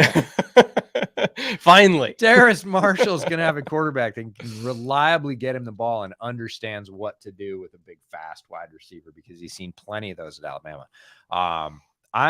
This takes the Colts franchise and puts them in, they go from that interesting, boy, they've got some good players. Geez, the defense is loaded to, okay, they could probably take the division. Yeah. Right. Like this, that's why you go and make a pick like this. It is not without risk. But it is, I think, a lot lower risk than a lot of people think it is. He played in the biggest, fastest, strongest league in college. He took hits there. A lot? No, he's good at avoiding hits, and that's a positive. But he got slapped a bunch of times in the SEC. He got back up. All those pass rushers are going to be the ones chasing him around in the NFL. I don't want to say it's not a concern. It's always a concern. Quarterback injury is a concern. I don't care if the guy's 6'5", 225, right? But he's just so damn good at being a quarterback. And we always just kind of say that, and then we go, but he's small. Like, no, he's just really good. He is better at being a quarterback than anyone else in this draft. So tremendous pick for Carolina. Sort of resets their franchise in some ways because they have not been able to find a guy at that spot for a while. Not really since Cam left. Yeah. I'm excited to see what the Panthers do over the next 10 years because it's been a while, obviously, since prime Cam when they had that type of guy. Went to the Super Bowl with Cam, and then obviously the injuries kind of caught up with him. Bryce is a different guy.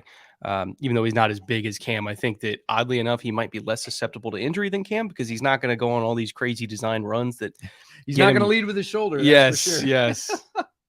As long as TJ Watt doesn't take his head off like he did to Cam.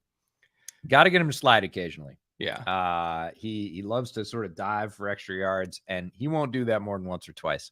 Most rookie quarterbacks will do it once or twice, and then they'll get hit in the back because you do not have the same protections when you dive head first. And then they will go, that really hurt on Monday and Tuesday and Wednesday. And come Thursday, I'm still sore. I'm going to go feet first from now Texans on. Pick is in. I'm going to guess Will Anderson here. Will Anderson feels like chalk. Yeah. For D'Amico Ryans, new, hometown hero in terms of played for the Texans, had a great coaching career, most recently with San Francisco, comes home as the head guy of the Texans and wants to start it off with a banger, wants to hit it, doesn't want to miss. Like, that's Will Anderson. It just lines up in a lot of ways. Also has some of the best snap timing I've seen in a long time for a prospect, probably since Brian Burns was the last one I felt timed the snap as well as Will Anderson. So even if his first step isn't elite, he's so damn good at getting off the exact frame. And Nick. Yeah. God, D'Amico looks shredded. He could still play. Yeah, D'Amico's going to be able to take him step for step, I think. No, Will Anderson, we'll talk about him if he's the pick. And look, Alabama's a pretty big winner here, right? Top two picks overall in the draft. That's hard for anybody to do. With Bryce Young going to the NFL and presumptively starting for Carolina, you've got the last 4 Alabama quarterbacks as starters starting in the NFL. No other school can say that. No shocker here, but Nick Saban runs a pretty tight ship. See, I can't tell if Chad is trolling me right now. Well, that's just put that on repeat for the next 3 days. We'll see. We'll see when the pick comes in. Because I've heard for 3 months it's not that, but we'll see. We'll see. Okay. That would be the greatest smokescreen I have ever seen. It'd be a solid one. Full disclosure, chat. I got told by 2 people from entirely different sides of the football world. Will Anderson with a bullet, 100%. Unimpeachable. And that was yesterday. So if this ends up not being Will Anderson, shout out to the Texans front office for being airtight, because that would be incredible if they pulled that off. That's pretty damn cool. At that point, then I would know that never Who trust not to listen to. No, it's not even that. At that point, I would know that Houston's just dirty, rotten liars, and you can't listen to anything coming out of there. Wow. There we go. Who is it? Stroud.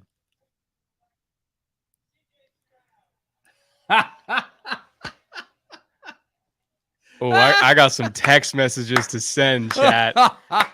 I got some text messages to send. Oh my goodness, that's amazing. I'm 3 months. I got told by all sides of this, that there was no way this was going to happen. 12 hours ago, it was, it's Will Anderson. Houston is airtight. Yeah. That this never got out. Yeah. That's amazing. It is amazing. How do you feel about CJ Stroud being the I love it. I love CJ Stroud. Yeah, franchise quarterback of the Texans. And here's the thing. When I was mocking CJ Stroud to fall past Houston, it wasn't because I didn't think he was worth it. It was because I had heard from the beginning that it wasn't going to happen. And so I wanted to be realistic with things, but like, he's worth the pick. Yeah. He's my second quarterback in this class, just a hair ahead of Anthony Richardson, but he's a great kid. Yeah. He's highly accurate in terms of like from the pocket, like who's the best distributor from the pocket in this class? It's CJ Stroud. Yeah. There's not really a whole lot not to like with him. And, all this S2 score bullshit is bullshit. He won the award this year. Unfortunately, every year there's one quarterback, and it's late in the process they receive what I'm going to call unwarranted slander about things that don't have a lot to do with how they play on the football field. Justin Fields got it the year he came out. CJ Stroud, unfortunately, quarterback at the same institution. I don't think that's related. Also got it this year. He was the guy that late in the process, people started to try and pick apart with things that are that you can't reach, right? It's the anonymous scout treatment. It's the, maybe this test that everybody loves, he didn't do so great on. And then basically it's just damage management, right? They're just kind of like spray painting the wall. So you have to spend your time like cleaning up the spray paint. The wall's still the same. Yeah. And I feel really bad about that for everybody that it happens to. I feel equally bad about it for CJ Stroud. I am really glad that didn't move people off the dial, that this is a very accurate quarterback who has a lot of big game experience, is great physically, didn't necessarily run a ton in college, and then comes out in the national championship semifinal against Georgia and, blows the doors off using his legs. Again, it's not that he can't do it. It's that he maybe asked not to do it or just chose not to do it.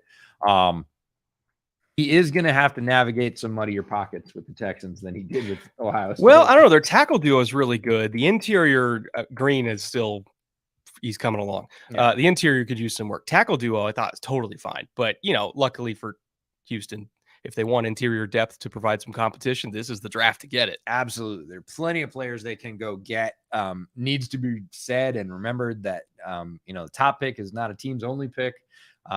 Plus, not necessarily done picking up free agents. That happens after the draft for people who thought they were going to get a position and didn't, and go back into the free agent pool.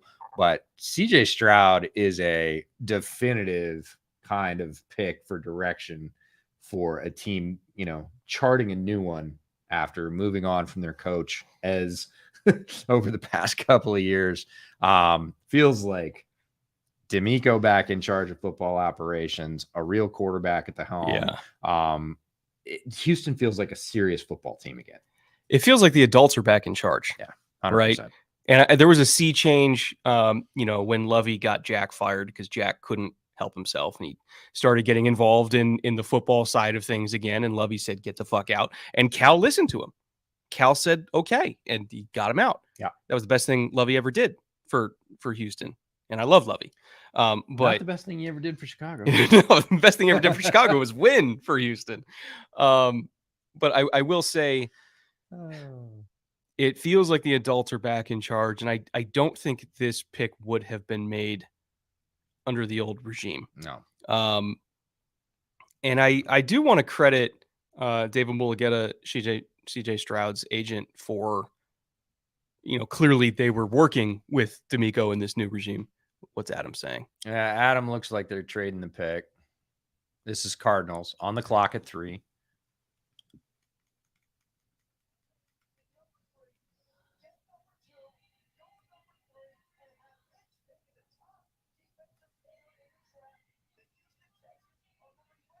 Oh, Texans are back on the clock again. Whoa. They're going to pick Anderson. It's got to be dude, Stroud and Anderson for back to back. If it's assuming it's Anderson, right? Okay, we said the chaos was going to take a break. It only took a break for like one. Everybody's mock drafts just got blown up. No, it only took a break for one pick, if this is the case. Bro. They weren't lying. That's what he said. They weren't lying. They just lied about the spot. They only lied a little bit. They half lied. Oh, these motherfuckers. Oh, man. That's insane. That's insane. Wow. Oh, look at Nick. Saban's just like, well, this is a hell of a thing. That's insane. Yeah, I think we I love it. I think we might see Nick Saban on Sundays, just taking a semi-short flight, Tuscaloosa over to Houston. Daniel Jeremiah nailed it. DJ nails everything. He's the most well-sourced guy in the business. It's hard right? to do better. Yes. Put it that way. It's Corey Trice. Yeah, it's Corey Trice at 3. No, it is not Corey Trice. It is most likely Will Anderson. Well, I'm going to remake my Will Anderson banner. Yep. That I hastily deleted. Yeah. Oh my God. What a draft. This is why I love the draft, man. The draft is fantastic. Even when you think you know what's going on, you really don't. You kind of know, but it's like they said, they didn't lie. They just misplaced your trust. God. Sneaky. Look at Caserio. Caserio is just like, let's go. D'Amico's smiling to break his head in half, man. He just got exactly what he wanted in 2 and 3. This is not just a defensive guy being happy he got Will Anderson. This is a head coach being happy he's got a quarterback and pass rusher locked up. 2 of the best 5-10 players in the draft. So it's 12-33, a 2024 first, and I'm assuming that means 2024 third for 3 and they got 105 back. Yeah, he probably had to with that haul. That was way too many. I was like, that you're listing off too many picks here. Great haul for Arizona, by the way. Yeah, and Arizona wanted this. We knew when we said that they've been shopping this pick for a very long time. It's because they know they need to remake that roster. We said a couple of years ago when we started doing our offseason preview episodes that Arizona's top depth was really good, and it wasn't even thin after that. It was just non-existent. And if you broke through that top crust of the starter layers, forget it. Like, you were going to go to the Badlands really quickly. And it's only gotten worse since then. So this is a team that needs as many picks as they can get. They don't need to be at 3. What they need to do is move down like they did and pick up a haul and continue to do that so that they can restock this roster quickly. That's amazing.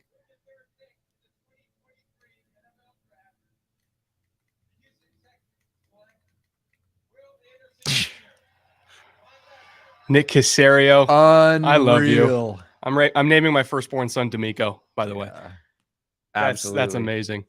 That is a hell of a haul for Houston. It's a franchise-changing moment. Well, It really is. Their draft last year was one of our top 3 drafts. We loved the haul they got, but it was short. They just didn't have enough picks, and they didn't have them at primary spots. And they were going to have to go out, run what they'd brung at quarterback, run Davis Mills back up there. And now this 2 is one thing. To go get your quarterback first is one thing. And then to say, you know what? We're still in. Yeah. We're still in on Anderson. I love We're the gonna aggression. move and go get a certified blue chip player. Like we've called him can't miss. What that means is extremely low chance that he misses, because nothing is 100% in the NFL draft. He's so jacked. Look out. That's amazing. And he gets to play for D'Amico, which is a tremendous landing spot. We've talked about where a prospect lands being really important to their success. Like, Will Anderson was a little more insulated from that. Like, he had a wider range of spots he could go and be good because he's Will Anderson. This is the other thing. This is him landing on the best possible end of the spectrum with a now head coach that fully understands what he's getting and how to employ him. There's not a better spot. And I will say, so Neil Abishon in the chat says, that's way too much for an edge rusher with this class. For how some people grade this class, that's a fair statement. I will say this. What I got told about the Texans a while ago, and you and I talked about this when you also heard it from a different person on the same day. The Texans have a legitimately generational grade on Will Anderson. Like, their board is like Will Anderson at the top, right? So this is not surprising to me because we know what type of grade they had on Anderson. Our grade on Anderson, which is high, doesn't really matter. Who the hell is... Oh, okay. That's CGI. I was like, who's the big... Dude, he's massive. He's 20 feet tall. Our grade on Anderson doesn't really matter. What matters is the Texans' grade on Anderson, which is like Nick Bosa level. So I'm not surprised they did this.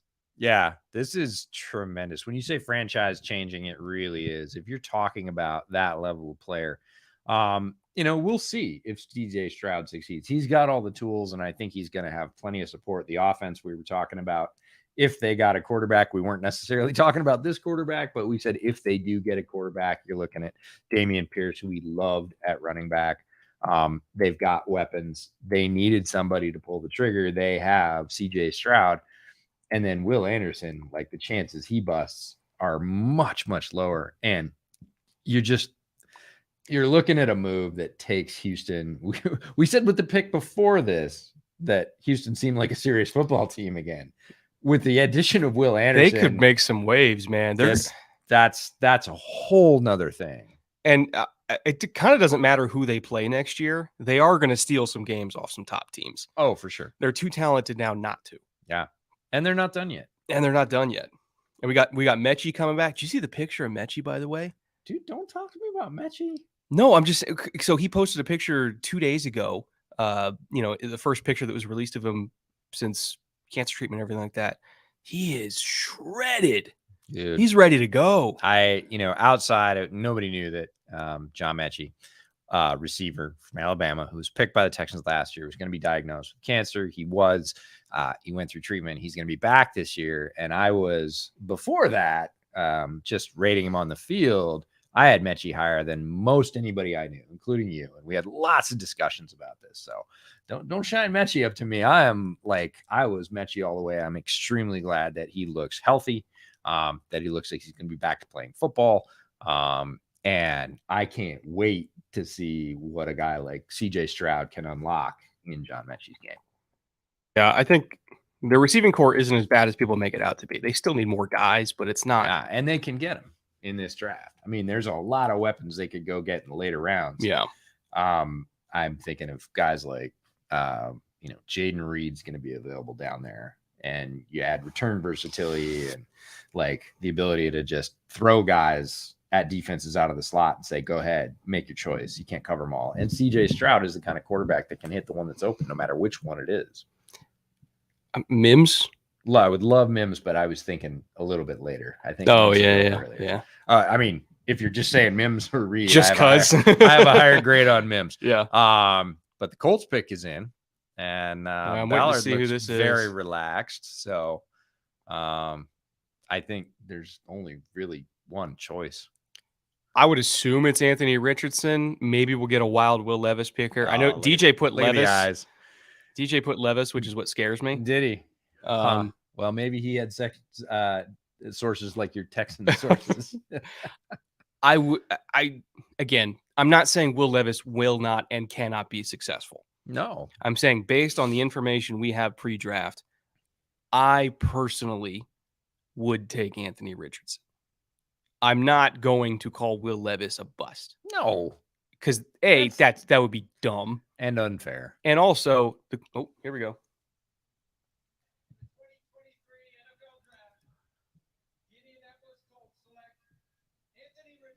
There we go. AR is a Colt. Exactly what I was hoping for on their behalf. Even though I am a Texans fan, this is bad for me. This is real bad for me. But this is real bad for me. But AR is a tremendous prospect. One of the top 3 quarterbacks in this draft. Some people would even say one of the top 2 quarterbacks in this draft. Utterly ridiculous talent. Oh, man, I love to see the emotion. He's a great kid, very coachable, unreal physical talent. Aced his interviews at the combine. Aced every interview. Perfect fit for Steichen, by the way. Well, Steichen is basically just got a supercharged version physically. I'm not saying mentally or production-wise of Jalen Hurts. Yeah. Right? He just got a bigger, faster, stronger arm to Jalen Hurts, and Jalen Hurts is one of the top 5 quarterbacks in the league right now, the way he was playing at the end of last season. And you just got somebody that is bigger than him, faster than him, has a stronger arm than him. He's not going to play as well as Jalen Hurts is right out of the box with experience, but in terms of potential, you just unlock a lot of the Colts weapons that we've loved. Michael Pittman, look, Jonathan Taylor's going to be psyched about this because, look, AR is going to be taking some of the carries off of him. Yeah. Jelani Woods is there. Oh, God. This is a franchise changing, yes, if he pans out for sure, but it is an unlock right now for a Colts offense that we were really excited about last year and said we thought could be unlocked by, the ghost of Matt Ryan, who we didn't know was a ghost yet. And this gives him a fresh start, a ton of hope. If you're a Colts fan right now, you should be celebrating. All the things you're going to hear from Anthony Richardson haters are overblown, right? That he's not accurate. Well, he has some issues with accuracy, but he is not inaccurate. He has shown the ability to be accurate. It's whether he can do that consistently. People will say, oh, doesn't have very many starts. He's inexperienced. That's very true. But given that he has above average movement in the pocket for that few number of starts, is incredibly athletic. One of the things that JT O'Sullivan brought up on our pod with him about Richardson was his movements within the pocket are so athletic that it almost looks like a glitch when he's watching the video. He moves so quickly from point to point, almost too quickly some points, to where he runs himself into the back of a tackle, but just athletic gifts off the charts and a pretty damn good quarterback if you go back and look at the tape. I think really the only thing not the only thing, but the main reason why the Colts offense suffered last year was their offensive line was dealing with some young players like Bernhard Raimann not really settling until the second half of the year. Right guard was an absolute disaster. They had to move guys around due to injuries. The offensive line just was never able to gel. Yeah. Then they finally got Jeff Saturday in there as the interim coach out of nowhere. But the good thing that Coach Saturday did was stabilize the offensive line by not moving guys around. They just stayed in the same spot from week to week, and they got better, and the offense got better. But second to that, Matt Ryan was just not mobile enough to overcome porous pass protection. This year, all the Colts really need is just settle right guard and get some depth on the offensive line. As you mentioned, they got weapons on defense. They got talent. They could use some corner help. They could use, they got a million linebackers. They don't need linebackers. Like they could use some defensive line depth, but we picked the Colts to potentially win up to 13 games last year. This is not a bad team. No. They're never going to pick this high again, especially with AR quarterback. So phenomenal luck for them that this happened. And if I was a Colts fan, I'd just be ecstatic. I want them to get one of the slots in this draft. Slot receiver. There's a ton of them. I know there's a ton of them, right? There's a ton of them. But listen to this potential lineup. So we'll just say slot X, right? Pick your favorite slot receiver from this draft. There's so many flavors. Pick your favorite one. Alec Pierce. Mm-hmm. Michael Pittman. Slot X. Mo Alley Cox, Kylan Cranston, and Jelani Woods. Take your pick for whatever situation at tight end. That's one for every situation, by the way. Yeah. And then Anthony Richardson. Triggering that attack. Plug your hole at right guard. Again, there are lots of great it's going to be hard to stop. Line. It's going to be hard to stop. That can, I don't want to say rebuild, because again, it wasn't a team that needed rebuilding. It needed some retooling, and it definitely needed quarterback. They do it here at 4 with the pick that has the most potential in the entire draft. All right, I'm going to grab my power cord because I didn't plug that in. Go for it. Yeah, there's an outlet right over there. And some water. While EJ does that, and while we're waiting for Seattle to be on the clock because they just hit a commercial break, for the over 3,000 people that are here right now, if you're enjoying the show and if you enjoy the content that we put out during all of draft season, all of our prospect interviews, all of our, media interviews, position expert interviews, obviously this draft live stream itself, and you want to support the show, the best way to do that is to support our sponsors so that they keep coming back and paying for these types of productions and, keeping the show alive. So if you happen to be in the market for any sort of grooming product, whether it's body trimmers, beard trimmers, shampoos, colognes, lotions, ball toners, really anything, whatever you need, go check out the catalog at Manscaped. They just launched a brand new super high quality beard trimmer called the Beard Cheered. And it really goes a long way towards helping the show. If you guys use our promo code, if you happen to be in the market, again, I'm not going to force you to buy anything, but if you happen to be in the market, go to manscaped.com, use promo code bootleg. You get 20% off your order and you get free shipping on it. And every single conversion directly goes to helping the show. Yes, I said ball toner. That is a real product. Manscaped has everything you can possibly imagine for every part of your body. And they are absolutely all in favor of men's health and keeping men as tidy and healthy as they possibly can get. So again, every conversion helps them come back, which funds the show, which means we get to do this every single year. Next year, the draft is in Detroit. EJ and I have big plans for that. So we hope to see you guys there. And you good? I have power. You good? You got power? Okay. Power is excellent. So Seahawks pick is in. Ooh, now it gets really fun. As if the Texans didn't give us enough early fun to start with. Now it gets really fun. There's been a lot of speculation about this particular pick. A lot of different directions. Not even like, oh, well, I think it could be this player, but they're both edges. It's like, oh, it could be this. Richardson was listed to them if he wasn't off the board. Jalen Carter's a possibility. We've heard Tyree Wilson. Lots of different speculation about which way they could go with this pick. Taint mascara. You know what? I'll boy. send that along to Manscaped. I'll ask him to whip some up for you. How about that? That's fucking funny. Oh, man. Since All we're right. paying the bills, we should also mention that we just kicked off a sponsorship with Homage Clothing. Mhm. We're going to be wearing their stuff throughout the draft. We wore it last night to the meetup and on the Draftsmas Eve live stream. I'll be wearing some of it tomorrow. I'll be breaking out a Fresh Bears shirt from Homage. We'll put that code up as well. But if you buy anything from Homage, they have an NFL license. So if you go, they've got stuff for every team. Doesn't matter who your team is. They've got retro stuff. They've got new stuff. All kinds of great stuff from Homage Clothing, and a huge shout out to them for helping sponsor the show as well. There we go. Currently seeing technical difficulties. I'm getting another one. There we go. They can't shut us down, baby. They can't shut us down. So Seahawks pick is in. Here comes there were Raj. A lot of Seahawks fans on my flight.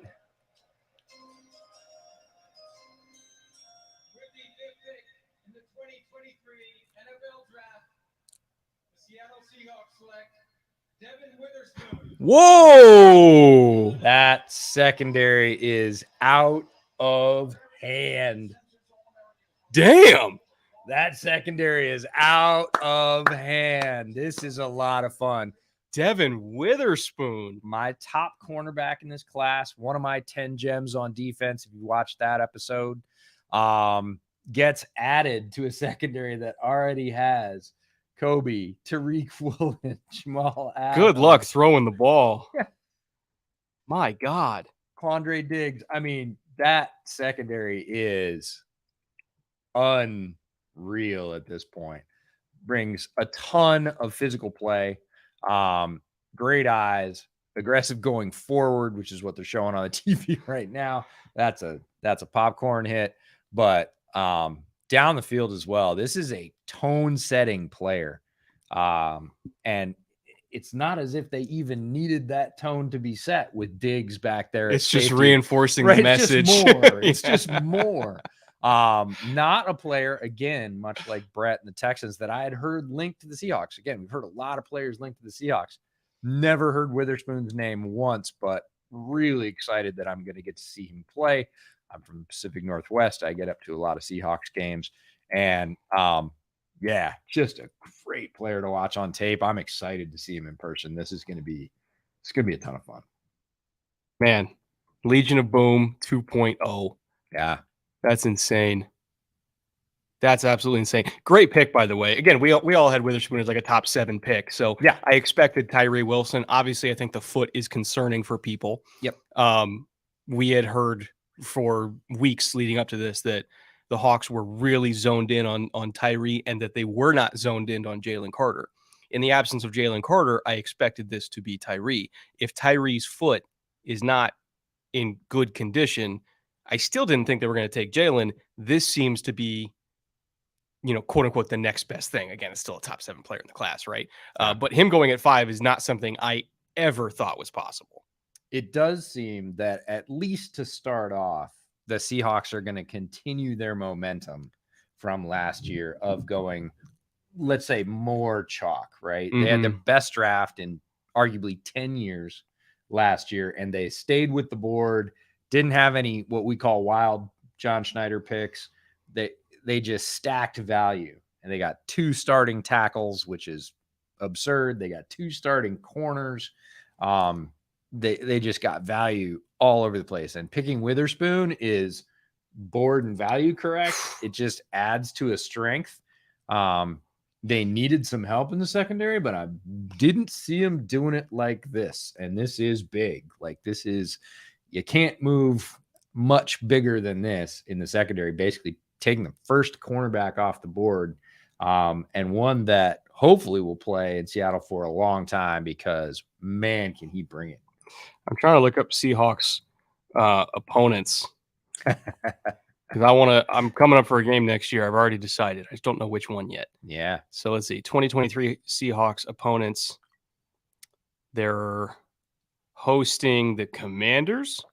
They're hosting. That'd be a fun game, actually. Obviously, the Cardinals, the Rams, the Niners. Oh, God, they're hosting the Eagles. Jalen Hurts. against that secondary. That's going to be fun. They're hosting the Lions. That's going to be a hell of a game. Yep. And they're hosting the Titans. Again, we just went to Titans at Hawks a couple of years ago. Yeah. They're coming back again. It's true. Yeah, I kind of want to come out for that Eagles game. It's got to be prime time. When is it? It's that's so right. schedule hasn't come out yet, schedule, but that's probably going to be prime time, I would imagine. Yeah. So this secondary now, Cardinals came up. Cardinals came up. Yeah, After going back from 12. I assume it's from 12 to 6. Oh. For would it be Jalen? Or is this where the tackle run starts? Because they didn't.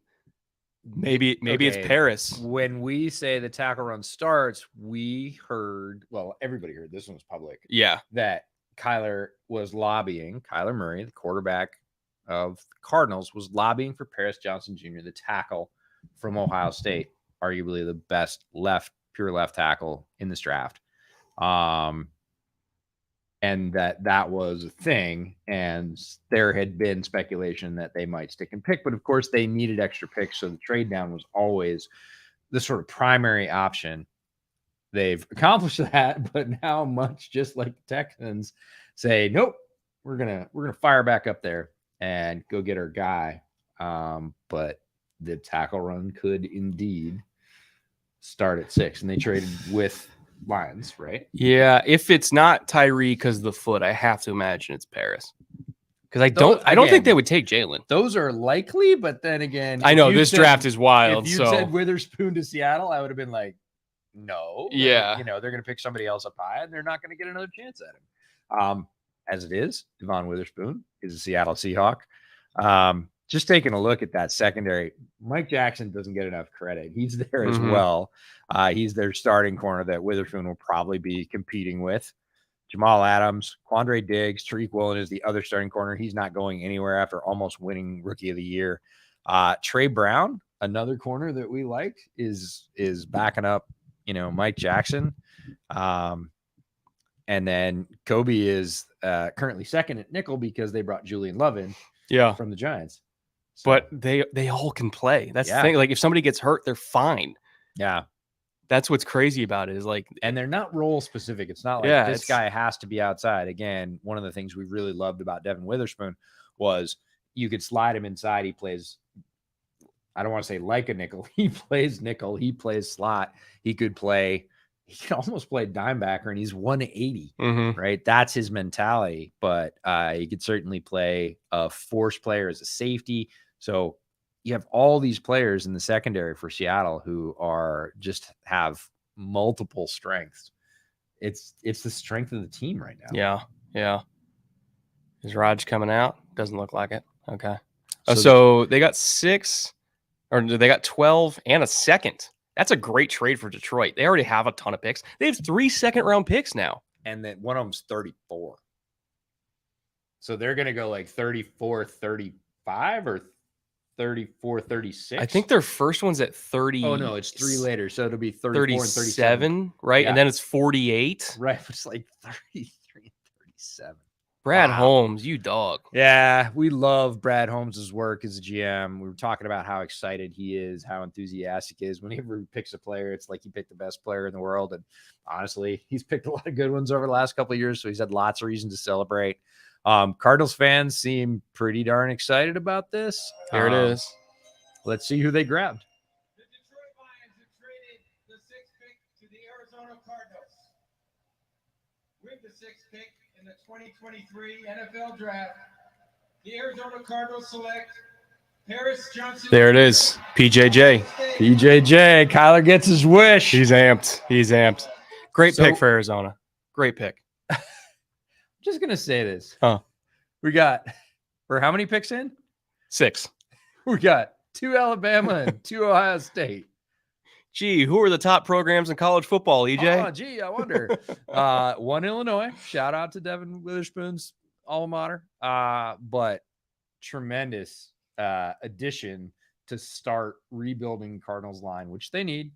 They get Paris Johnson Jr., 6 6'6", 313 pounds, 36-inch arms. Very good run blocker right now. Figuring it out as a pass blocker, using those gifts. The consistency isn't there. It's a little bit like we talked about Will Levis earlier.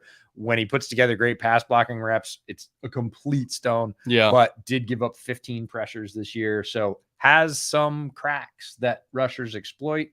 As a run blocker, not flips. He has the second best run blocking grade in this entire class for the top tackles. Just mashes people with his size, is very effective angles, athletic. He can move in space. They're showing some of those highlights now. Cardinals get a guy that's going to hit the ground running, pun intended, and work his way in with all the gifts he has to essentially become an elite pass protector. That's what I would predict. He can get for a there. guy with his ceiling. Yeah. This is a ready to go right now. Will play next year and will learn on the job against some very good pass rushers in his division for sure. But lights aren't too bright for him. He's played in a lot of big games. This is the guy that was protecting CJ Stroud's blind side. Does this count as us being right that the tackle run could start at 6? We thought it'd start with Detroit, but the tackle run starting at 6. And we also thought it could start with Arizona. So, we're double right. We're double right. We get 2 credits for this. Fantastic. Steelers came up. Maybe. Well, again, this is what we thought, right? The Steelers were gonna go. The Steelers weren't gonna wait. We believe that the Steelers wanted Paris Johnson Jr. Now that Paris Johnson Jr. is off the board, and they maybe have one other player that they're smitten with at tackle in the high end of the class. I would imagine Skoronski, right? See. Maybe. I don't know. Yeah. 5 years ago, I would have said Skoronski was a lock for the Steelers line. Now I look at what Broderick Jones does, and I'm like, they might. That's the thing, is they got options. They might think that that's a better thing. Yeah, we knew they were coming up for tackle. We just didn't know which tackle and where at. So they ended up apparently going to 7. Yeah. We still don't know what tackle it's going to be. I'm going to put my flag in the dirt and say it's going to be Skoronski, but if it was Broderick Jones, I wouldn't be surprised. You could tell me Anton Harrison, I would believe it. This is a coin flip right now between Skoronski and Broderick Jones. So Skoronski, Northwestern, was their starting left tackle. All the talk about him has been that his arms are half an inch short. All the talk should have been about the fact that he had over 470 pass protection reps last year and gave up a total of 6 pressures. So getting down towards a third of what Paris Johnson gave up in a similar number of pass reps. He can play tackle. He is a very good, the most technically refined tackle, and he's great as a run blocker as well. So if he's the pick for Pittsburgh, Najee Harris is going to be thrilled. Oh, yeah. Kenny Pickett's going to be thrilled. Broderick Jones, on the other hand, is really fluid. One of the most fluid movers at tackle in this class. Very good pass protector. Needs to add some strength in the run blocking game, but is I would say out of the box, one of the best pass protectors in this whole tackle class. So again, Kenny Pickett would be thrilled. Najee sort of learn into it. And it's not saying that Broderick Jones can't be a stronger player in the run phase of the game. Saying that right now, as he is coming out, he is a very polished and fluid pass protector. Tends to absorb contact more than deliver it right now. That's the power he has to add, but he is elite at absorbing contact. We talked with Brandon Thorne about this. His core strength reminds me a lot of Brian Balaga, another guy who, had similar build, similar frame, and somebody who, just by the nature of how he was built, he kind of had to invite contact into his chest, but he lived in that world, right? And he was okay with you getting in there because then he could drag you down into the mud and he was going to win. He's got the big hat. Oh, that's perfect. We got the big hat. PJJ. But I just, core strength is such an underrated thing about tackles, and he's got elite core strength, again, which I liken to Brian Balaga, who played at a very high level for a very long time. And if you're getting a Brian Balaga caliber player in the top 10, you're very happy about it. Yeah, we'll see. So Raiders still on the clock. Couple of minutes left here. Is it not the Steelers? It says Raiders currently on the screen. Did chat get us? Pick is in. No, pick is in. All right. Chat got us. Well, maybe. I would. It says Raiders pick is in. I trust ESPN more than chat. Yeah, but I'm going to wait one more before I get really fired up about whether or not the Steelers are coming out for a tackle. After Everything we said still might apply. Yeah, just one pick just later. one pick later, kind of like the Texans. Just call it the Texans clause for the evening. Yeah. Raiders fans, a lot of ways to go here. The speculation is probably Gonzalez. They showed Gonzalez in the green room, right? I mean, everything that we said about Skoronski would also apply for the Raiders. It would. I don't know. They've been linked so strongly to corner, and these are two preeminent positions. If you're talking about left tackle and outside corner, it's right up there with, short of quarterback, but right up there with edge rusher, left tackle, outside corner. Still the super high value positions. Wide receiver trying to break their way in there in the modern NFL, but 6 of one, half a dozen of another. Yeah. Ooh, they've still got an old school board at Raiders Oh, headquarters. I love it. Which, by the way, Raiders practice facility, which we went to for the Shrine Bowl, is unbelievable. Yeah, that is a surreal building to walk into. It is a large enough space in the interior that's enclosed that when I walked into it, my head spun a little bit. It's like an aircraft hangar. Yeah, I swooned a little bit. I was like, whoa, okay, this is just really big. My head can't comprehend this much space being indoors. Yeah. And shout out to Raiders fans. We've been to a couple games at Allegiant. Oh, they're always fun. They're amazing. Yeah. Like, people will tell you, oh, you can't go to Raiders games. No. They were some of the most welcoming fans either one of us have ever seen. Love their team up and down. That is for sure. But there was none of that like out of town aggression. Just don't wear a Chiefs jersey and you're fine. And even if you did, we saw people with the opposing jersey on, which they were partying it up with Ravens fans. Yeah, it was a cookout out there, man. Like, no, it was great. Big shout out to Raiders fans. They're fantastic.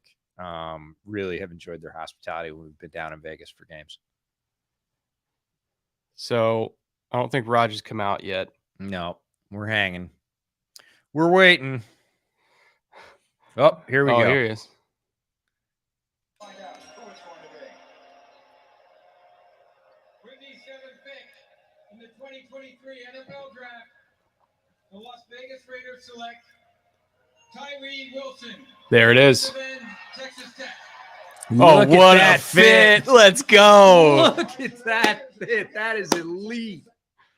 Oh, well, Tyree Wilson wins the fit award for tonight for sure. He looks fantastic. He is dialed in for this particular moment. I don't see a limp, folks. I think the foot's fine.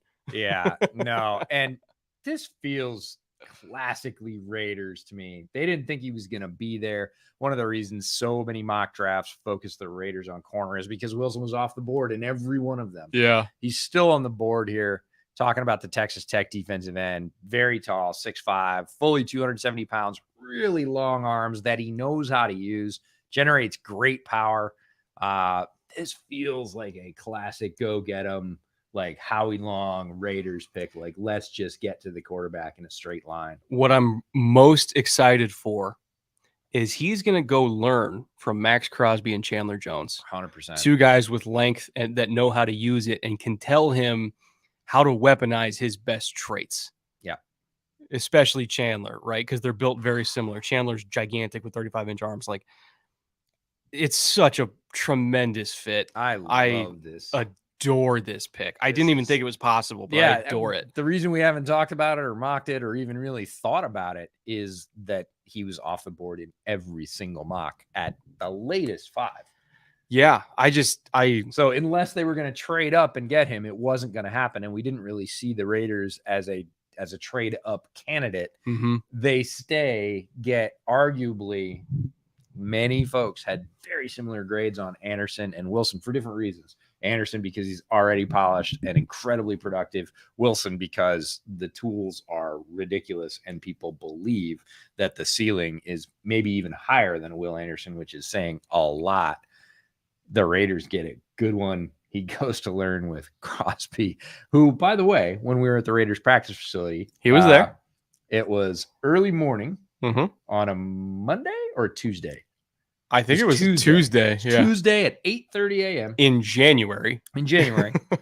And there was one guy in the weight room, and it was Max Crosby. He came Yep. out on the field, talked to some players afterwards, and headed back. But that's why Max Crosby's great, is because he's working when nobody's looking.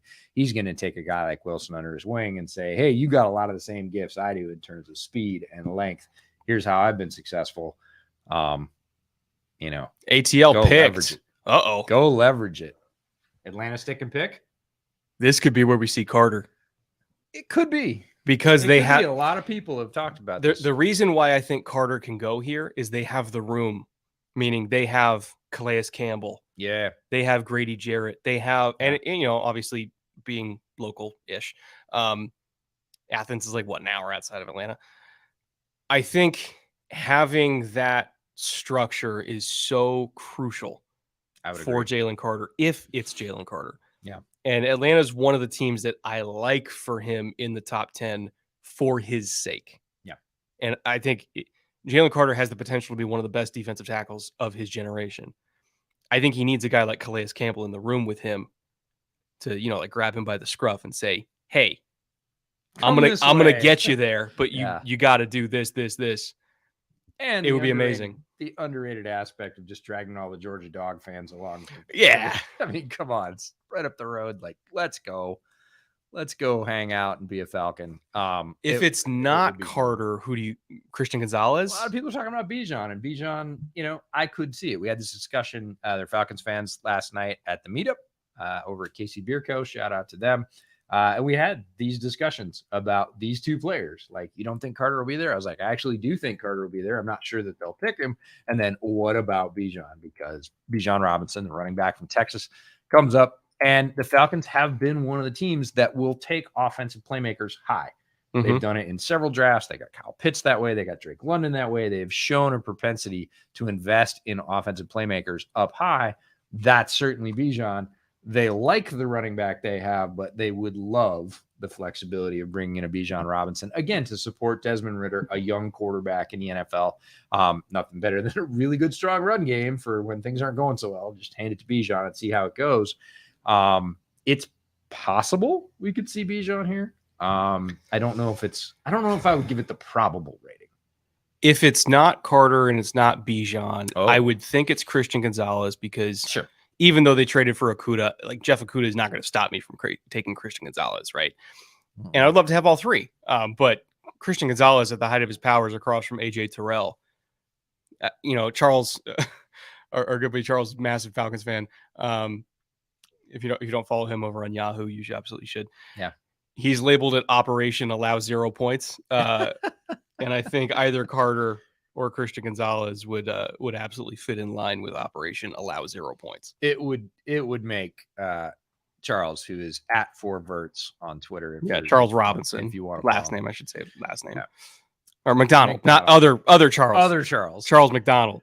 At 4verts on Twitter. Big longtime Falcons fan. Yeah. We actually, the day we were at the Raiders practice facility, he was there. We got to take him to lunch, which was fantastic. One of my favorite people in all of football media. So shout out to Charles. He'll be, we'll see. He's either the pick is in, so he's either going to be happy or crushed. I don't know. We'll see.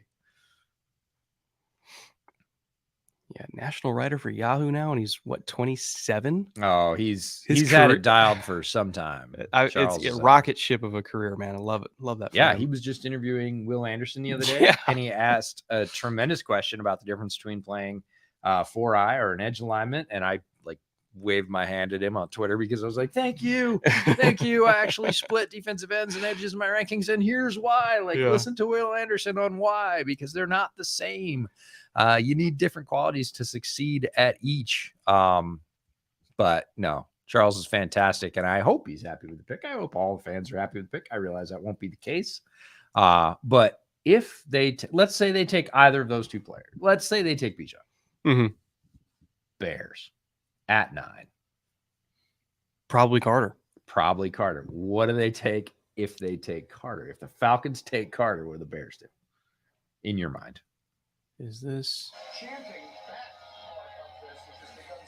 Is Raj on? There we go. For Falcons. I'm joined by Chris and Shane from Big Brothers Big Sisters of Kansas City. Oh, this is cool. Yeah. Chris and Shane are a true testament to the power of mentorship. The NFL and its teams work closely with Big Brothers Big Sisters of America as part of our work on social justice through our initiative, Inspire Change. The Falcons are big-time supporters of the organization, and they're thrilled to have Chris and Shane making their pick. Okay, guys. Is that? Hold on. I don't trust Chad. I got to look at that. Just wait. I gotta look. There's no way.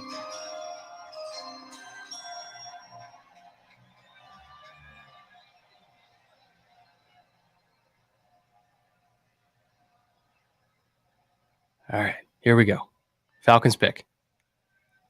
With the 8th pick in the 2023 NFL Draft, the Atlanta Falcons select Bijan Robinson. Bijan Robinson. There we go. Sorry, Charles. But no, it's not even a sorry. It's more like, if you subscribe to like, draft value, position value, all that kind of stuff, I get being upset about it. But Bijan is not 99% of running backs. He's also a slot receiver. Yeah. He's also a wideout. Yeah. At Texas, they ran him out past the numbers regularly.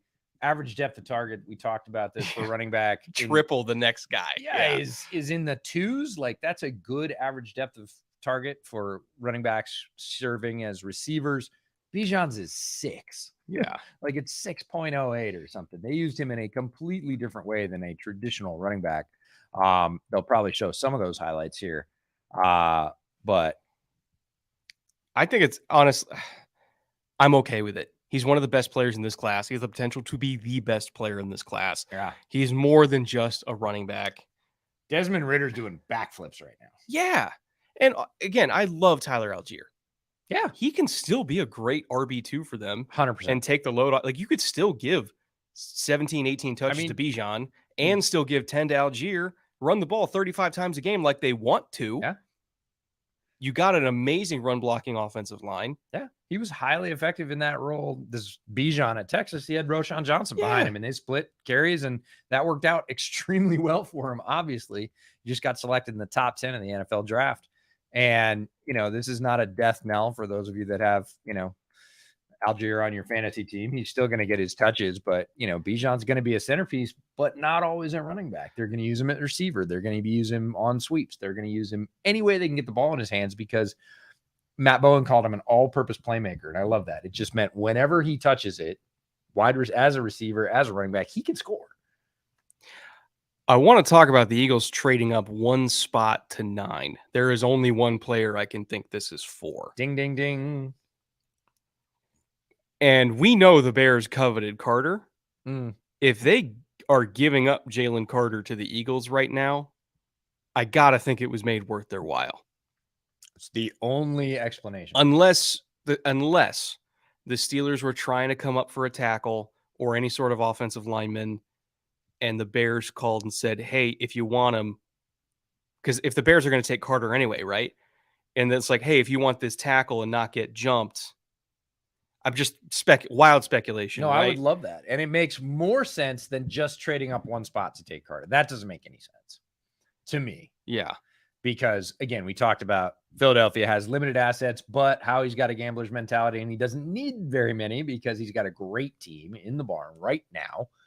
And to trade up one spot for Carter doesn't make a ton of sense. But if they wanted to tackle and they were going to get pipped, and then the Bears still get Carter and move back a spot, this is Ryan Poles build the statue moment. Is it possible that Poles called them and say, Howie, if you want him, you can come get him, but you got to pay for it? Of course. Is it possible? 100% it is. For because Carter, that is. Either way. Yeah. But honestly, it makes a ton more sense to me, because we've heard offensive line as one of the primary targets for Eagles throughout. We've also heard, we know Pittsburgh was talking to the Bears about offensive line, but if they trade with Pittsburgh, that is the Bears trade with Pittsburgh, they're not going to get Carter. They're going down to 17. He'll get picked before that. Yeah. If they go one slot, Philly gets their tackle and Chicago still gets Carter, everybody wins. And I would have to imagine that the cost wouldn't be as high. If they're coming up to get Carter, if you don't get the assurance that Philly is not picking Carter, you make it really expensive. If they're coming up to get a tackle that you didn't really want, and they're going to give you some decent amount of pick for trading in the first round, even if it's only one slot, You just take the extra asset and pick the guy you're going to pick anyways. That's just good GMing. I'm trying to find compensation for Adam Bijan because of his hair. I'm trying to find compensation just because we know the Bears loved Carter. And I think if they're giving up Carter, it had to have been made worth their while. This couldn't have just been like, oh, here's a 5. No, right? it would have been a lot. Or at least more than just like a throwaway. The tackle or the offensive lineman makes a lot more sense to me to say, hey, in order to take a player away from, I want to say your cross-state rival. It's not really because they're in different conferences. 2024 4th. It's got to be just go pick an offensive lineman. We'll take Carter. That's more logical to me because if you're taking Carter from the Bears, I would be like, charge more than that, right? A whole lot more than that. No. If they're pushing a smaller asset forward in the future with that compensation, they traded Hurts away. Oh man, yeah, it's gonna be a 2-quarterback system in Chicago. Fields and Hurts. You're never gonna know. Nobody's gonna throw any passes ever. Yeah. Oh man, or they're gonna throw to each other. The leading receiver is gonna be whoever's not throwing it. No, fascinating stuff. But honestly, if Poles picks up an asset and still gets the player that he really wanted, that's just good, solid value management. Yeah. As far as I'm concerned. So. All right. Pick is in. Eagles move up 1 spot.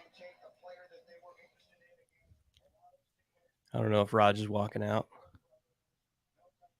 Yeah. Because there's freaking watermark in the middle of it. Yeah, it's okay. We need the audio. We don't need the video. We've seen Rodgers' shining face. We know it's a $40 million smile. Oh, he's got to be making more than 40 mil at this point. 40 mil was 10 years ago. Yeah, it's true. That dude's raking 50 a year. All right, here it comes. Who we got? The Chicago Bears have traded the 9th pick to the Philadelphia Eagles. With the 9th pick in the 2023 NFL Draft, the Philadelphia Eagles select Jalen Carter, defensive tackle. Wow. Oh, all right. So I have 2 thoughts. Number 1, go for it. Great room for Jalen to be in to maximize his potential because he's going to be with Brandon Graham. He's going to be with Fletcher Cox. We had talked about this fit a couple of weeks ago, specifically. Great fit for him. Second of all, that is not enough for me to give up Jalen Carter to the Bears. If the Bears really wanted him. Just like you heard about the Texans over and over and over again. But we heard from 5 different people. You said Texans were airtight. Yeah. So everybody was just fucking lying their asses off this year. Welcome to lying season. But this is a chance, in my mind, for the Bears to get out of a pick they might have been iffy about. And again, talked about it at the top of the show. If you're going to take a player in the top 10, look at Drew Rosenhaus. He's like, I was right. Yeah. He's not getting out of the top 10. If you're going to take a player in the top 10, you need to be sure that the medicals are there, that the on-field fit is there, that your coaches love him, that you know, and maybe the Bears went, we're not as sure. We're like top 20 sure, but we're not 9 sure. For 2022 4th, that is not a lot. No, but I mean, in terms of moving up 1 pick, they didn't want him. If they wanted him, they would have just stayed in. It wouldn't have been enough if they wanted him. They didn't want him. They feigned a lot of interest in him, and they got a pick out of Howie for it, but they didn't want him. With this move, they did not want him. Despite everything I was told, despite everything you were told, this is a, hey, you take the risk. We don't want to. I'm going to be very careful about this. My only thought for why things changed was what we heard. Correct. And I'll leave it at that. Yep, correct.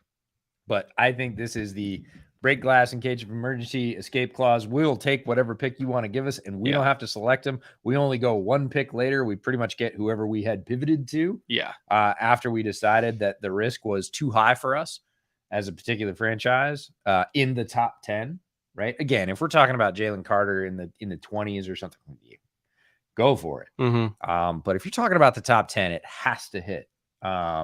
And obviously, they've got another player in mind that they like. They've pivoted to 10. They pick up an asset. I'm with you. It's not much of an asset. Solid. It'll look good next year. Doesn't help the team at all this year. And this is a year to start putting the hammer down. They sort of defer that to next year. Brett said he wasn't an insider today. He's proven right. You're correct. And we don't even want to be insiders. No, I don't even want to be. I actually prefer this just because it's wild, right? Yeah. I like the entertainment. And there are insiders right now who are licking their wounds. Yeah, there are actual insiders that are like, They're like, damn it. Like you said, I got some text to send. Right? There's some folks, a lot of folks out there who have some text to send about this. Yeah. All right, Bears. I have to imagine this is offensive line, maybe. The war drums have been banging for the entire pre-draft season that tackle or bust. Like tackle. And if you don't take a tackle, don't call me. Right? Yeah. So either Skoronski or any of the top remaining tackles, right? Skoronski, Broderick Jones, Darnell Wright, Anton Harrison. You could sell me on all of them. Well, I'd sell you on Skoronski as a tackle. Bears fans would like to flay my skin off for that. They do not like that take at all. But if you're looking at Poles' thresholds, and if there is some aversion to risk that they just showed by not taking Jalen Carter, out of the remaining three, if you believe that, the threshold thing is important, and Poles does like them big and long, right? Yeah. That's how he likes to tackle, tall with very long wingspans and athletic. They got to be able to move. So, in some ways, you could say that makes Skoronski less of the choice. Broderick Jones is who's left. Mm-hmm. And if you don't like risk, there is some risk associated with Wright out of Tennessee. Not the same. I mean, risk is never the same between two players. Yeah. But if you just saw that they're risk averse and they like big, tall, super long-limbed tackles, like it's Broderick Jones. It would make sense from an upside standpoint. Yeah. 100%. And Broderick Jones, I mean, as far as athletic profiles go, he's such a smooth mover. Reminds me a lot of Teron Armstead. Upside is higher than Skoronski, even if maybe the floor of Skoronski is higher. Yep. But, Poles does like upside. Bones blowing up, picks in.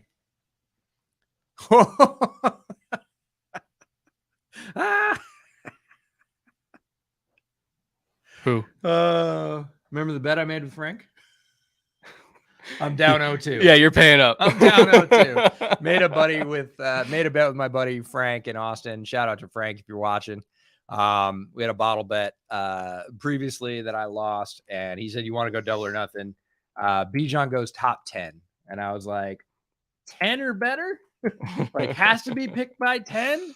And I did say, to my credit, Frank, the only folks that could sink me were Atlanta. That if Atlanta didn't do it, I would win. It's Darnell Wright. It's Darnell Wright from Tennessee. Wow. Yeah. That's honestly, out of the top ones, that's the one I expected the least. In terms of if you were focusing purely on Wright, and this was a huge conversation in Chicago for the entire offseason. Right tackle. We don't want to move Braxton Jones. He did well enough last year. Right tackle. Darnell Wright is the natural right tackle out of the remaining three. Yeah. They have apparently met with Wright, are thoroughly comfortable with him, and are going to probably plug him in as the starter at right tackle to solidify that place. So what happens with Tev? Tev stays right guard, I believe. Or actually probably goes left guard, which I hate because they're moving him. Again. High-priced free agent comes in and has familiarity. So your line would be Braxton Jones, Tev, either the center you draft or Whitehair back to center to, again, get your best five on. Davis, and now Darnell Wright. Tev will have played every position but center on the offensive line in that scenario. It's a good pick. You watch Darnell Wright against the best the SEC had to offer. He stoned all of them. Incredibly strong. One of the best, if not the best, anchor in this class. You watch him at the combine. and he had lost weight, during the season and getting into Senior Bowl and getting into combine. He dropped a significant amount of weight. And all of a sudden you saw when he was doing the kick set drills at the combine, the explosive first step. Yeah. That early in the season you didn't see. Later in the season you started to see that, and then it just kind of ascended and ascended. And I imagine when they brought him in for a visit and they probably ran him through some drills and they saw just the force that he generates when he puts that foot in the ground for his first step back. It's impressive. Yeah. It's really impressive. Massive upside with Darnell Wright. Massive upside. And, Justin Fields has got to be happy. Yeah. And again, right, a lot of people look at his size and his strength and they say, oh, he's a great run blocker. He's not. That's the area of game that he has to work on. He's a finisher. He's a better finisher than a run blocker. That is correct. Yes. If there are, if you're looking at the two sides of an offensive lineman's game, the run blocking, the pass blocking, right now, he's an elite pass protector. We saw him stone the best pass rushers the SEC had, not necessarily back-to-back weeks, but right through the middle of the season. We're talking about Georgia, LSU, Alabama, and he just said, not touching my guy. And that certainly brought him prominence on the sort of national draft stages. Whoa, he just went against three guys that are getting drafted fairly high to be edge rushers, and they got nothing against him. None of them did. That's when he started to move his feet more. In the early part of the season, Darnell Wright, we talked about being one of the most important players to watch game for game chronologically. We don't always do that. A lot of times we jump around, but right from the beginning of the season to the end of the season, there was a lot of improvement, and a lot of it was in his feet. Mm-hmm. Beginning of the year, he was winning with length and power, and he didn't have to move his feet. Then he went against all those elite guys. You started to see him move his feet. And by the end, he was winning with length, power, and feet. And everybody went, oh, this might be a top half of the first round tackle. Yeah. No, I like the pick a lot. I really do. Especially for the upside. And they had to do something, especially after last year. They had to do something to improve protection. Yeah. I will say this signals that they very much believe in Braxton Jones at left tackle. Yes. He had ups and downs as a rookie, some very impressive ups, especially for a fifth rounder. But again, athletic, tall, very much a Poles type guy. I'm intrigued by the amount of faith they have in him. And, if you get a starting tackle in the fifth round, that's insane value. Titans pick is in. We don't yet know who it is. I think it could be either Skoronski, who I didn't expect to be here at this point, and maybe they didn't either, or one of either Zay Flowers or JSN. Yeah, it's about weapons. They've been shopping their quarterback all offseason with no takers, which is a strange place to be, both for the quarterback and the team. Do you then build weapons and say, well, you're coming back, we might as well give you as many options as we can to throw to and be successful? Or are we going to start rebuilding protection? Skoronski, from a sort of Mike Vrabel player makeup sort of fit, seems to be lockstep. Like, I believe Skoronski and Vrabel would look at each other and be like, yeah. Okay, let's go. Yeah. So in terms of value and fit with the organization and how they've sort of, get off the bus running has been their thing for a while. Seems like they might be shifting that up a little bit, but they're certainly built for it. Like, Skoronski would fit right in. Mm-hmm. We talk about great technician. I think a lot of times when you talk about great technician, people go, oh, great pass protector. Yes, he is a great technician with his hands in pass protection, but he is also a great technician in the run game. Yeah. The way he gets around and seals an edge is incredibly quick. He can make blocks, reach blocks that don't really seem possible for a lot of tackles in this class. He does it almost easily. So he's got very high level skills against the run and the pass. And I would see him as a fit, but it really is sort of directionally, like, do we want to just add firepower or do we want to start with the lines? So Raj is going to come out in a minute or so, I'd imagine. What do we think about? And this is I think it's a great idea. Well, that too. If Will Levis doesn't go here, and I don't think he will, there's Rand. Is there anywhere else in the first round that we think Will Levis could go? Because I don't think there is. Okay, chat, weigh in on this one. We are interested in this as to whether or not you see a landing spot for Will Levis, and don't just say yes, say who and where, because this is where Levis supporters are probably getting pretty antsy. If it is not Will Levis, I don't think he's going to Washington. I don't think he's going to Tampa. I don't think Minnesota. I mean, maybe Minnesota, but I don't Maybe think Minnesota. Minnesota. Everybody says Bucks. I see Bucks or Vikings, Lions. Levis falls to Minnesota. Lions, you could sell me Washington. on. Lions second pick. Sure, You they've could already sell me had on that. a bunch of success here in the first Yeah. round. Here we go. Picks in. With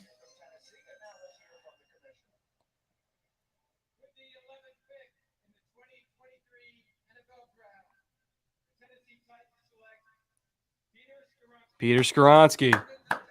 Tell you what, AFC South is just hitting it right down the middle of the fairway so far. It's a great pick for them. Yeah. Also, I kind of like the subtle vote of confidence in Malik Willis of acknowledging that last year was not fair at all to either him or Tannehill. The protection was so bad, just god awful. There was no way to succeed behind that offensive line. And so I like that they acknowledge, like, hey, even if we drafted a quarterback here, they were going to get messed up. Yeah, Bob Skoronski, he played for Lombardi, didn't he? He did. Yeah. That's why Skoronski grew up a Packers fan, Yeah. even though he grew up in Chicago. And all of his family's Bears fans. Yeah. Yeah. But I like the subtle acknowledgement of like, hey, everybody would have looked bad behind that. Let's improve the offensive line. Let's get back to what we were 3 years ago and give Malik a chance. And all the other playmakers. This is the classic conundrum of the draft, right? Yeah. When Jamar Chase was coming out, it was Penei Sewell or Jamar Chase. They want protection, and you get the little meme about, quarterback on his face, can't find the receiver. And there's different ways to do this. There's no one right answer in the NFL draft. Depends on where your franchise is and how you're doing it. But I'm loving watching all the Skoronski highlights because he's going to play tackle for the Titans. Yeah. He's going to play tackle for the Titans. They need him at tackle. And he will do just fine, like his predecessor at Northwestern, Rashawn Slater, does for the Chargers. Yeah. He is going to be great. He is a very, very high-level offensive lineman. You could argue, yes, there are more traits-based players, but his traits are not bad. It's not like he is small or not tough or slow, mentally or physically. He is a great, great offensive lineman. He's going to plug in and be a multi-year starter, 6-7 year starter for them. And everybody says 10-year starter all the time. 10-year starter is exceptionally rare. I don't care what position you play. 6 or 7 is a successful first-round pick where you got the value. So Lions traded up to 12, and they were at what were they at? Not 12. No, wait. So the Cardinals came up to 6. The Cardinals were at 12. Yeah. Right. Okay. So this is via the Cardinals, via the Texans. Yes. Via the Browns. Okay. This is the position. We're back on track. This is the portion of the draft where that gets pretty fun. So this pick has changed hands 4 times. Yeah. Since we hit the So draft. yeah, this wasn't a trade up. This was just where they ended up. That's Yeah. right. I was like, I didn't think they were 12. And they weren't. So Roger will be coming out shortly. Seems like they're running behind a little bit in terms of pick coming in versus pick being announced.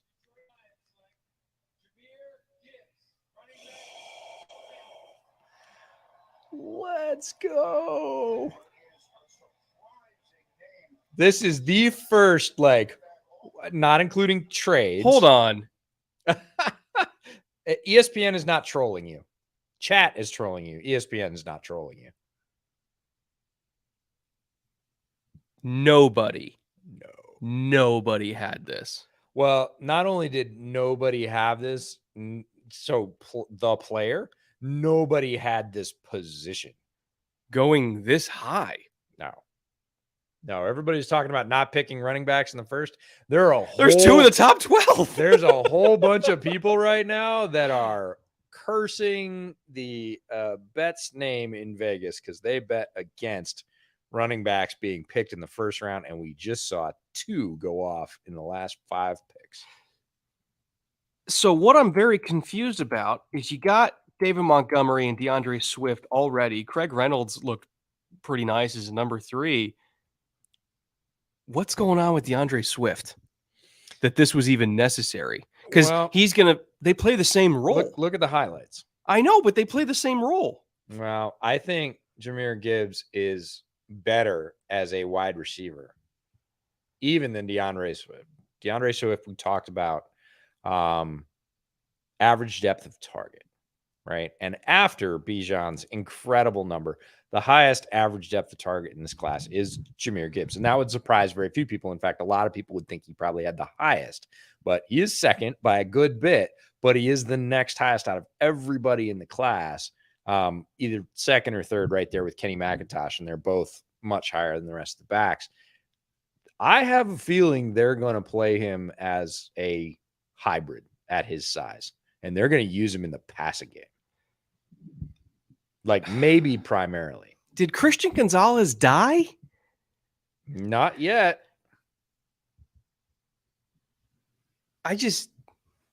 I'm trying. Okay, here's the thing. Here's what I Okay, here's what I struggle here's with. the thing. I like Jahmyr Gibbs as a player. Mm-hmm. I really do. I love the skill set. Great receiver out of the backfield. He's a legitimate weapon. He's going to be good for Yeah. Detroit. I agree. At 12, though, Nope. Not for me. Way too rich for my blood. It's a round early for me for Gibbs. it's for me as well. Even Alabama didn't give him goal line carries on his own team. No, and they can't have that plan for him. They don't imagine. I mean, Brad Holmes, we know, is smart football people.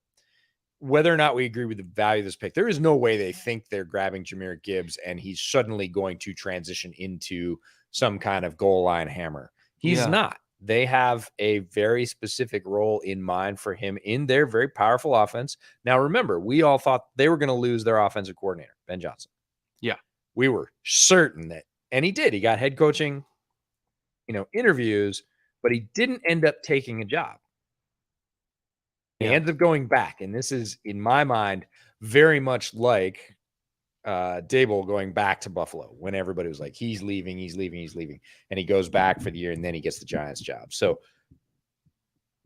Detroit is very set on offense. They have a returning offensive coordinator. They had a very high-performing offense. They were dialed on offense. Offense was not the problem in Detroit.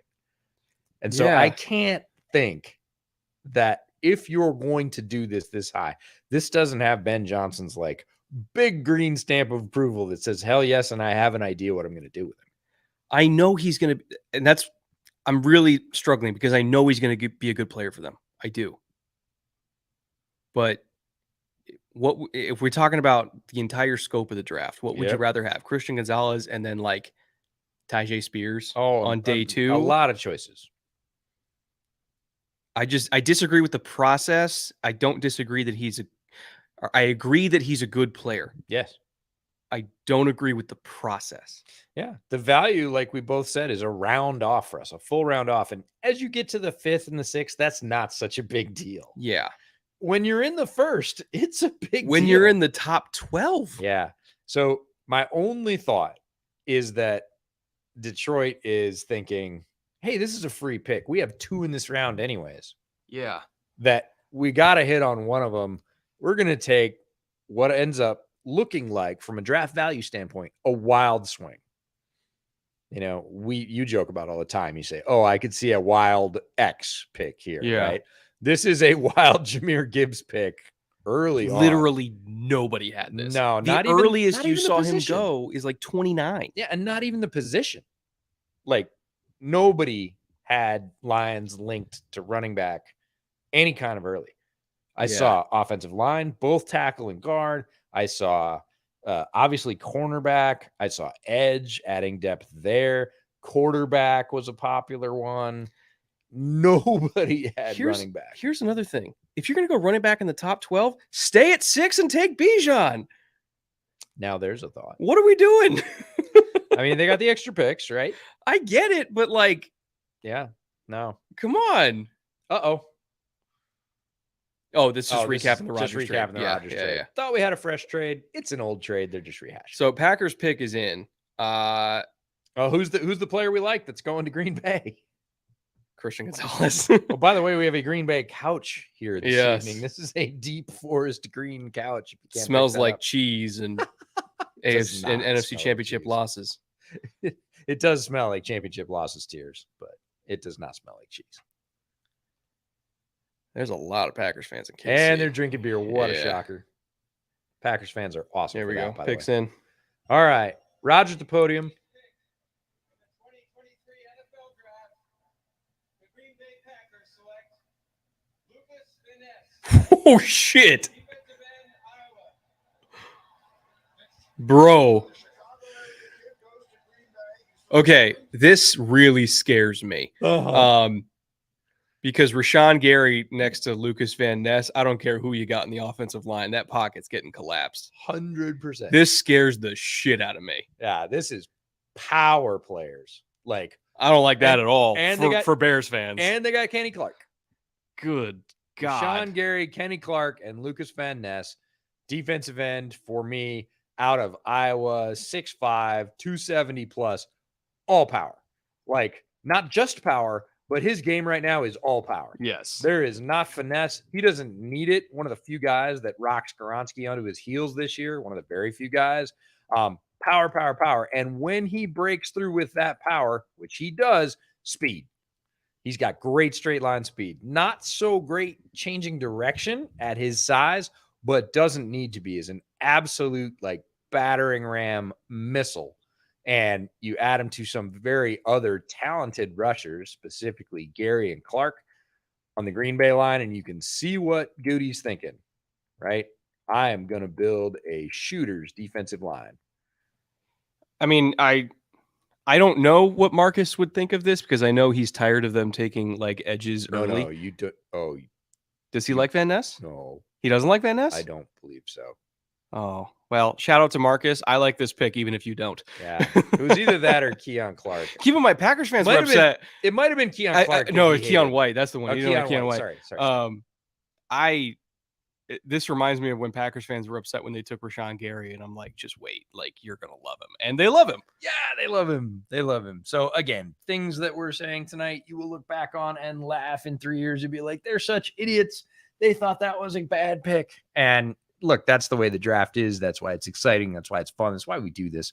Not to be wrong, but here you go. Oh, Steelers trading up. Bum, bum, bum. To 14. I assume it's a Marcus did tackle. like the pick. I am happy. We Good. know Marcus. Yeah. We're buddies with him. I screwed it up. Keon was the guy that he didn't like. Which and- is fair yeah, because no, Lucas Van Ness is better than Keon White. Oh, Yeah. not. I mean, comparable players only in the fact that they play the same position. yeah. Other than that, I don't believe they're very comparable players. So, shout out to Marcus. Glad you loved it. I know you've been through a lot, and you're going to go through a lot more. He has been through a lot. Yeah, and you're going to go through a lot more. So, I'm glad you like your Lucas Van Ness pick. All right, Steelers trading up here. What tackles are left? PJJ went off. Skoronski went off. Darnell Wright went off. Broderick Jones.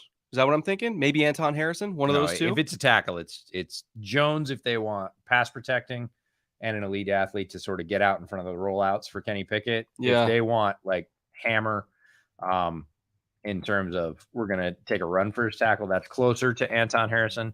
But I think Broderick Jones is he's the higher rated player for me. So if you're trading up for tackle and he's on your board, I would say it's Broderick Jones. But they may I don't have- think you can go wrong. no, I really don't think so. I really like him. He was tackle 2 for me, but he's in my top tier with Skoronski. And I had Paris 5 Johnson guys in Jr. tier 1 where it's like I don't even care Yeah. what order they go. yeah, it's pick your flavor, a very good tackle. Yeah. So who's that? Broderick Jones. Okay. So they're showing him on TV. Look at all the hats. He's got all the hats behind him. That's awesome. God, he's got braces. He's still a kid. Man, I feel so old. Don't start. So so Patriots went back to 18, which means they think between 15, 16, 17, they think that at worst they're going to be left with one of Zay or JSN is what I would imagine. Because if they really wanted to take a tackle, they would have just taken one here. 100 Right. Because they were going Right. to have to. right down Right. the line on that.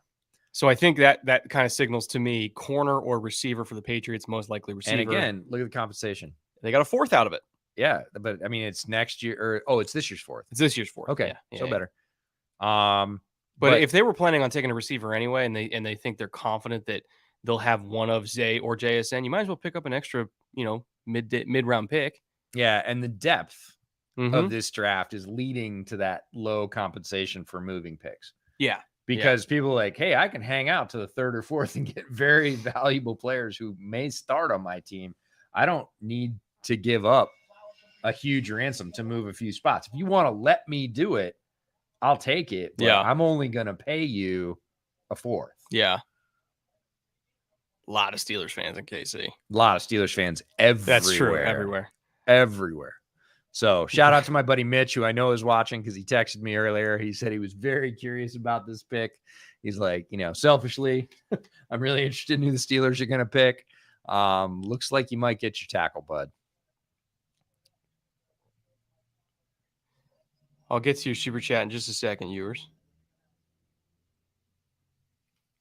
The New England Patriots have traded the 14th pick to the Pittsburgh Steelers. With the 14th pick in the 2023 NFL Draft, the Pittsburgh Steelers select Broderick Jones, There it is. offensive tackle, Georgia. I'm happy they were able to get one. There he is. Yeah, and they 'Cause- didn't have to overpay either. Because we thought they were going to have to, if they were going all the way up to 7 or 8, that's where it's like, all right, give us next year's 1. The fact that they could get their left tackle and only give up a 4 this year is best case scenario for Pittsburgh. Yeah, They're still in the game, right? Pittsburgh won. This is a great selection. If you're watching, Mitch, you done good. Yeah. Yinzers be proud. Broderick Jones is going to be you're going to enjoy watching him play for his size. You can see him on the screen. He's really big. Watch him move. He moves so smoothly, maybe more smoothly than any other tackle prospect in this draft. He looks like a tight end. It's a dancing bear, man. Yeah. And is going to continue, as you say, as a kid, he's going to continue to grow into that frame and get even better, which is a scary prospect for other AFC North foes for sure.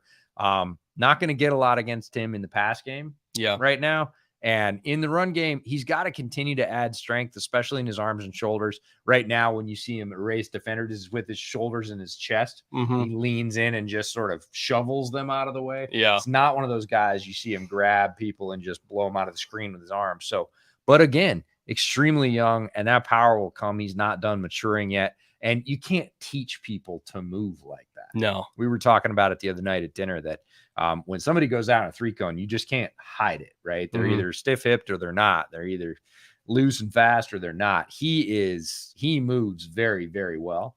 And you can build the rest of the foundation out around that. Great pick by the Steelers. They didn't overpay. They get probably one of the 2 or 3 players. I think 3 would be the most that they wanted at this position. Yeah. They kind of wait to do it, give up only a 4th, come out unscathed and with the player they want. That's good work. Viewers for $5. Thank you, yours. Brett, is Monty cooking? I'm a Cardinals fan. How do you feel about the trade and Paris Johnson pick? I wasn't here to hear the opinions. I thought it was perfect.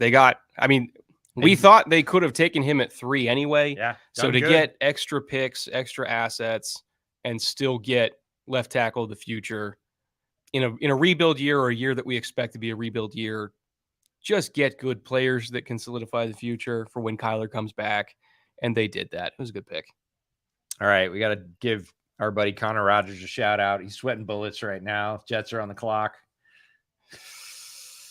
If they still want to tackle, Anton Harrison's there. Yeah, no, I would agree. And I like the fit. I like the player.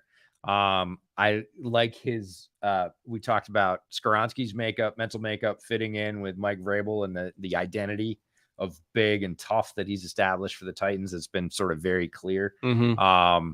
The way Robert Saleh has sort of molded the Jets organization since his arrival, I feel like Anton Harrison is a good mental fit if they're going to go tackle. It doesn't feel like that would be we've got one side or the other has to adjust a lot. It's like, hey, we're on board. We're on the same way. You've got some things to work on, but he is going to be a big, tough run blocking tackle.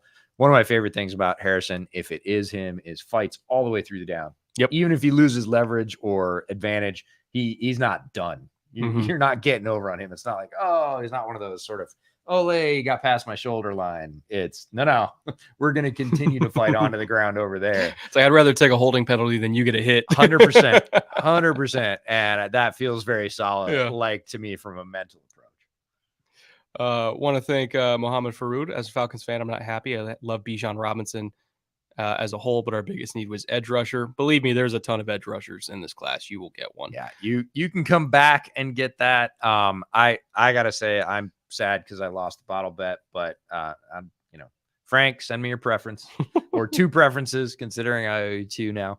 Yeah. And then Autumn McCone for $5. Thank you and welcome back, Autumn. So frustrated. I want to watch the Bengals pick. Come on, Kalijah, but I have work at 5:38. Oh, God. Yeah. Ouch.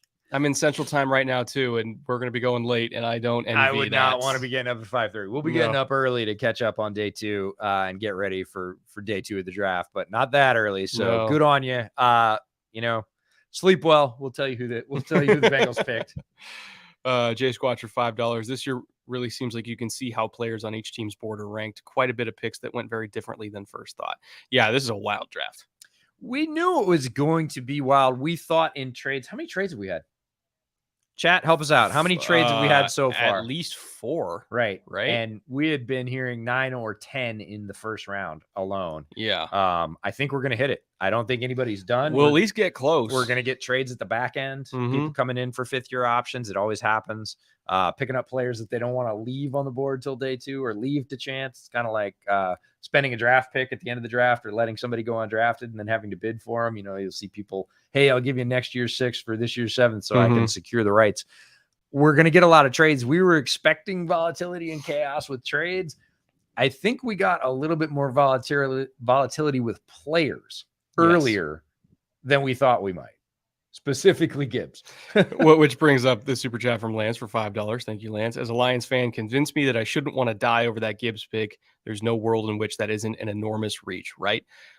It's a reach for us, not a reach for Brad Holmes, because they believe that Gibbs is going to be an explosive playmaker and give them yet another weapon, especially which they might need to lean on in the first 6 weeks without Jameson Williams. I understand their thought process. I vehemently disagree with it. I think it's early. That's a great suit. I was going to say draft day fit. We got competition for draft day fit. God, that's a great suit. Tyree for Wilson Smith. Was solid, but Nolan Smith he's looking great. He's on point. Yeah. I think he probably took some lessons from teammates or certainly former opponents. I'm thinking about, best dressed guys in the SEC. There's a lot of them. Oh yeah. So they're celebrating. Jets pick look like it's in because they wouldn't be celebrating if it wasn't. No, they got the guy that they were after. I'm going to take a swing and say Anton Harrison is my guess. Unless they just want... Would they take JSN and just have like the most ridiculous receiving core ever? If they do, I want Mims for a song. I mean... Because if you're Denzel Mims and they pick JSN... You're just hanging up your shingle. Yeah, it's like, I'm done. Give me the bus ticket. I'm ready done. to go. And honestly, I would still take a shot. I will never die my Denzel Mims love. Because if they would only pass on tackle here if they believe in Mekhi Becton, which we don't know. Maybe they do. It's possible. Maybe possible. They do. We've seen a lot of what you would consider smoke about Mekhi Becton, not just in a year, but over the last year and a half. If chat's not trolling us, we might have another wild hair pick here. That would be quite early. If it's true. Not that early. Not for you. Not for me. Not for you. It's a little early for me. I mean, first round. I will say I would not have expected it, but there's that. There's that. We're talking about early and unexpectedness in the same terms, even though they're different. But I'm going to type it in just in case. I'm not going to show it unless it's real. Yeah, we're going to wait until they show it. But we seem to have consensus. Corey Trice, come on down. No. That's right. You're trolling yourself now? Is that a thing? I'm just getting ahead of it. Just getting ahead of it. Oh, man. Wouldn't hate it though. DeAndre Hopkins is probably getting traded anyways. I saw chat. They said he just deleted everything Cardinals related. Yeah, well, we knew he was. That getting was sort of traded. coming. Right. It's the question of to whom and for what is the only question at this point.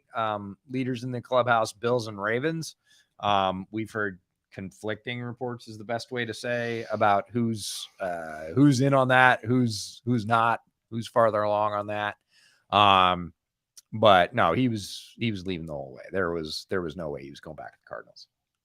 Yeah. No, Cardinals are in straight up rebuild mode right now. Yeah. And to be honest, if they end up with number 1, they would consider. I truly think they would consider Caleb. Lazard is your wide receiver too. Just fucking take chance. There's a lot of Packers fans that commiserate with you. Yeah. Because for a while he was wide receiver 1. Think about that. It could always be worse. It could be worse. There it is. Here's Raj. Tucker jersey. Look at that. Ooh. AVT. We got a jersey. fan doing it? Looks that way. It's a young Connor Rogers. He looks like Connor Rogers. Doesn't he? Doesn't He's he? jacked too. I love it. He should be. Jets fans need to be jacked. They've been through a lot. They've been through a lot. They've been through a lot. World Wish Day, only a couple days away. I'm joined by Kyle Stickles, a Make-A-Wish kid who battled and overcame bone cancer. Bone cancer. God damn, what a warrior. Tough kid. Tough kid. Love it.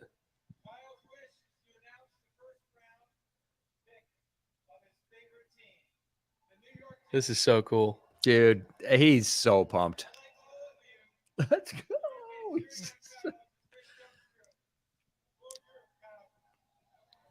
This is awesome. He's jacked up. Yeah. Thank you, Mr. Goodell. I'd also like to thank the NFL, the New York Jets, and the Make-A-Wish Foundation of Northeastern New York for giving me this opportunity tonight.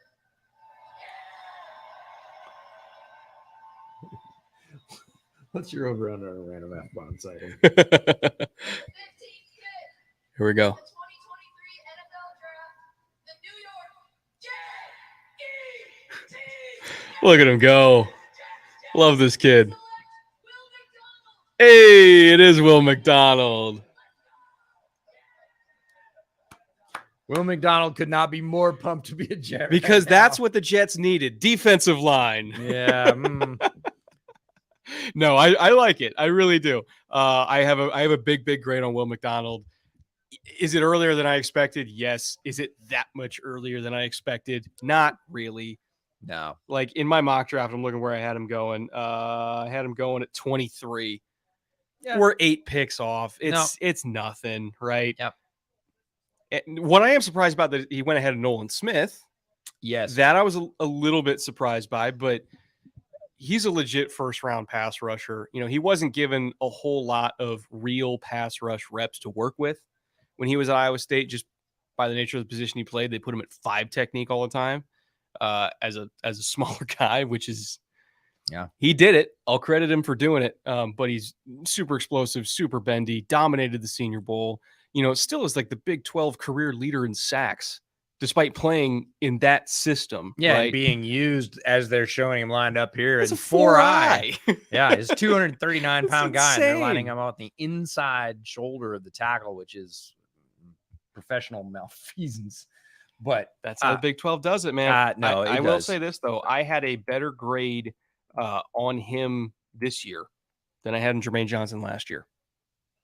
well, And I know a lot of people love Jermaine Johnson, but no, if we're talking about Jets, it makes sense. Different players for me. Jermaine Johnson, more of a DE. Will McDonald, more of should be in an ideal world edge. flamethrower off the pure edge. edge in terms of twitch, ability to change directions. Really comes off the ball. Bend. We talked about ability to dip under alignments, block. See a lot of reversals from him that are really effective. He sort of runs the edge deep, gets the tackle moving, stops, puts his foot in the ground, either spins or just goes back across the face of the tackle, catches the quarterback coming up in the pocket. Again, didn't see him deployed what I will say is correctly or what we think is his best use in college. So there's a lot of projection here, but the physical traits are not a projection. the chances, the very few wild chances you got to see him as a, outside talking like 6 to 9 tech rusher, he had effectiveness in those reps. So it's about believing in that all the time. And betting on the traits, which when you're picking up pass rushers, you bet on traits. Yep. Will McDonald's got him. Yep. He's on the light side. He's definitely going to play outside, but he can. That's a great thing about, we talk about fit with the Jets. They don't need him to try and slide inside. They have Johnson. They have Quinn Williams. They have all their John big, Franklin Myers. they got all their big bodies Yeah, inside. They yeah. can just say, hey, Will, stay out on the edge and just go hunt, like go get him, which is, again, an ideal landing spot for a guy like Will McDonald, who's been stuffed inside in a defense that didn't really fit him. So good landing spot for him early. Yeah. But we're talking about, even for me, 10, maybe 15 picks early. Yeah. And as he wouldn't be there. As you when get you further in the first round, 10 picks matters a lot less. Right. 100%. So 100%. I'm totally cool with it. Commander's pick is in. Christian Gonzalez is still on the board. We thought they could go corner with Deontay Banks. We never imagined a world where Christian Gonzalez would be there. If I was them, that would be my pick. But it's the Commanders, so they probably won't do it, is my concern. I know who chat said. I don't want to believe it. I'm ignoring that for now. For my own mental health, I'm ignoring you because I need to see it to believe it. Oh, boy. Oh, man. Before I melt down completely, because I think I will, if you enjoy the stream, if you enjoy the show, if you enjoyed all of the content that we put out over the last few months, all the interviews, all the tape, which we can no longer show, if you enjoyed all of that and you want to support the show, best way to do so to make sure that we can continue to do this year after year is to support our sponsors. Manscaped came through and did a big title sponsorship for the entire draft weekend. They are sponsoring everything, even all the way up through the draft recap show. We could not have done this trip and been here together and enjoyed KC barbecue and talk shit on the Lions without all of their support. So if you would like to support the show, best way to do so is to buy your next grooming product that you need for anything, whether it's body trimming, beard trimming, lotions, oils, cologne, shampoos. They have like 5 different products for your balls. Literally whatever you need. Go through Manscaped, use promo code bootleg at the link in the description. That'll give you a 20% discount on your order, and they will ship it to you for free. If you don't need any grooming products, no harm, no foul, no pressure. But if you are in the market, help us out by getting some from Manscaped. Don't need any grooming products right now. Just remember Manscaped in the future. And if you're watching this stream, and there's a lot of you hanging out with us, so thank you very much. Make sure you're subscribed to Bootleg. Yes. It's very possible that you may not. That also helps us out with the YouTube algorithm, bringing more viewers who would like this content to come see us. So if you're digging it and you've been here an hour and you haven't left in total disgust, go ahead and hit subscribe. I'm going to ask them to make taint mascara just because. If you guys are willing to buy it, they'll make it. Just saying. Honestly, it would be the ultimate April Fool's product for Manscaped. Capitalism, baby. They'll make whatever you'll buy. That's right. That's right. All right. Let's get Commander. Just subscribe. There we go. Thank you, CS5. We appreciate it. I'm hearing. I know what you're hearing. All right. Pick is in. Jesus. All right. This better not be real. This better not be real. Please, God. 16th pick, right? Washington Commanders select Emmanuel Forbes, defensive back. Why? Oh, boy. Oh, boy. Christian Gonzalez was on the board. That's going to be the rallying cry for some time. What is going on with Christian Gonzalez? Did he commit wire fraud? Like, what's Must going have. on? Did he promote FTX? What's going on? Must have. No. That is the most perplexing piece of this pick. Not that they would go for Forbes. Forbes has his merits. They are not the ones you'll hear about, strangely enough. He is a vicious tackler against the run, even at 166 pounds. He has some of the most natural hands in this DB class. So if you throw it to him, he will catch it. And that is not a guarantee for a lot of defensive backs. But they will talk to you about high interception numbers. And this is where the nuance of watching tape versus just looking at box scores is one thing. They're showing the one against Kentucky where he picks off. That's the play everybody posts. And that's the one. If you look at the rest of his interceptions, about half of them, he was either 3 steps trailing, he was behind, he was beaten, and the quarterback threw a really bad ball. He had slipped. There was a crazy tip. And yes, again, he's got good hands, so he caught it.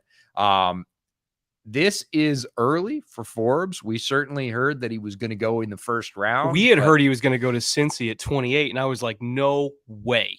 I could believe it given Cincy's propensity for length at corner, but there are a lot of folks that are convinced that Forbes is going to have an impact turning the football over for them. And look, interceptions are fickle. Pass breakups, less fickle. It's like pressures and sacks. Sacks are fickle. Pressures tend to be more consistent. Interceptions, you can have a high total one year. We saw it with Diggs in Dallas, and then it can drop off the next year. Still a very good player, but basing it off of, hey, this is how many interceptions he got. And look, Forbes is very good with the ball in his hands. Set an NCAA record for pick sixes. The Patriots are smart. The Patriots are lucky. They know what they're doing. The Patriots are smart and lucky. Everything we just said about Christian Gonzalez, yeah, it holds up. All right, I'm going to get some water. And what pick are we at? We're now at 18 with the Lions again. So Corey Trice, come on down. Have you forgotten that you have a stomach? Man, I'm in draft mode. I don't eat in draft season. You know that. I don't eat. I don't sleep. How did the Patriots get Christian Gonzalez at 17? We're trading down. Trading down. Trading down when they got Christian Gonzalez. It doesn't seem fair, does it? It's not fair. It doesn't seem fair, does it? Oh, man. This draft is dumb. God. Bill Belichick just lucking his way into Pro Bowl corners at 17. So Patriots. God. All the AFC East should absolutely hate the Commanders right now. Okay, here's my thing. Here's my thing with Manuel Forbes, because I didn't explain why I hate that pick so much. Yes, he has incredible ball skills. He catches everything that happens to go to him. The problem is, I watched every single interception he got. The problem is, let me turn this TV down. A lot of the picks that Emmanuel Forbes got was when he got beat. Receivers with 3 yards of separation, the quarterback throws it 3 yards behind the receiver and it pops into his chest. He's like, oh, cool. I'm going to catch this. He's got great hands. But there was a pick against Arkansas where he got roasted off the line. I think it was by Matt Landers. I can't remember.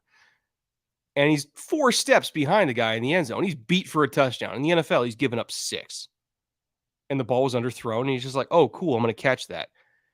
It's very different than like when you watch Clark Phillips or when you watch Christian Gonzalez in the interceptions.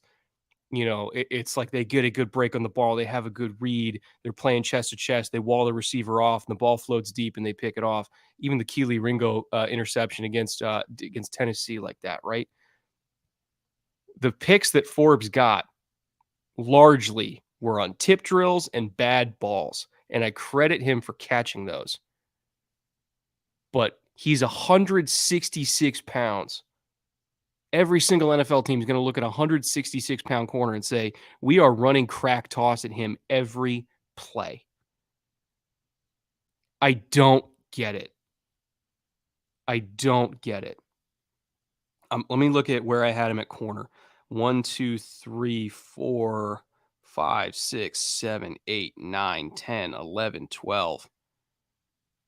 13, 14, 15, 16. I had him as corner 17. CB 17. It's not even a slight disagreement. And then Christian Gonzalez my CB1 or CB1B or 1A, like he and Witherspoon raised the equivalent, went after him. What the hell?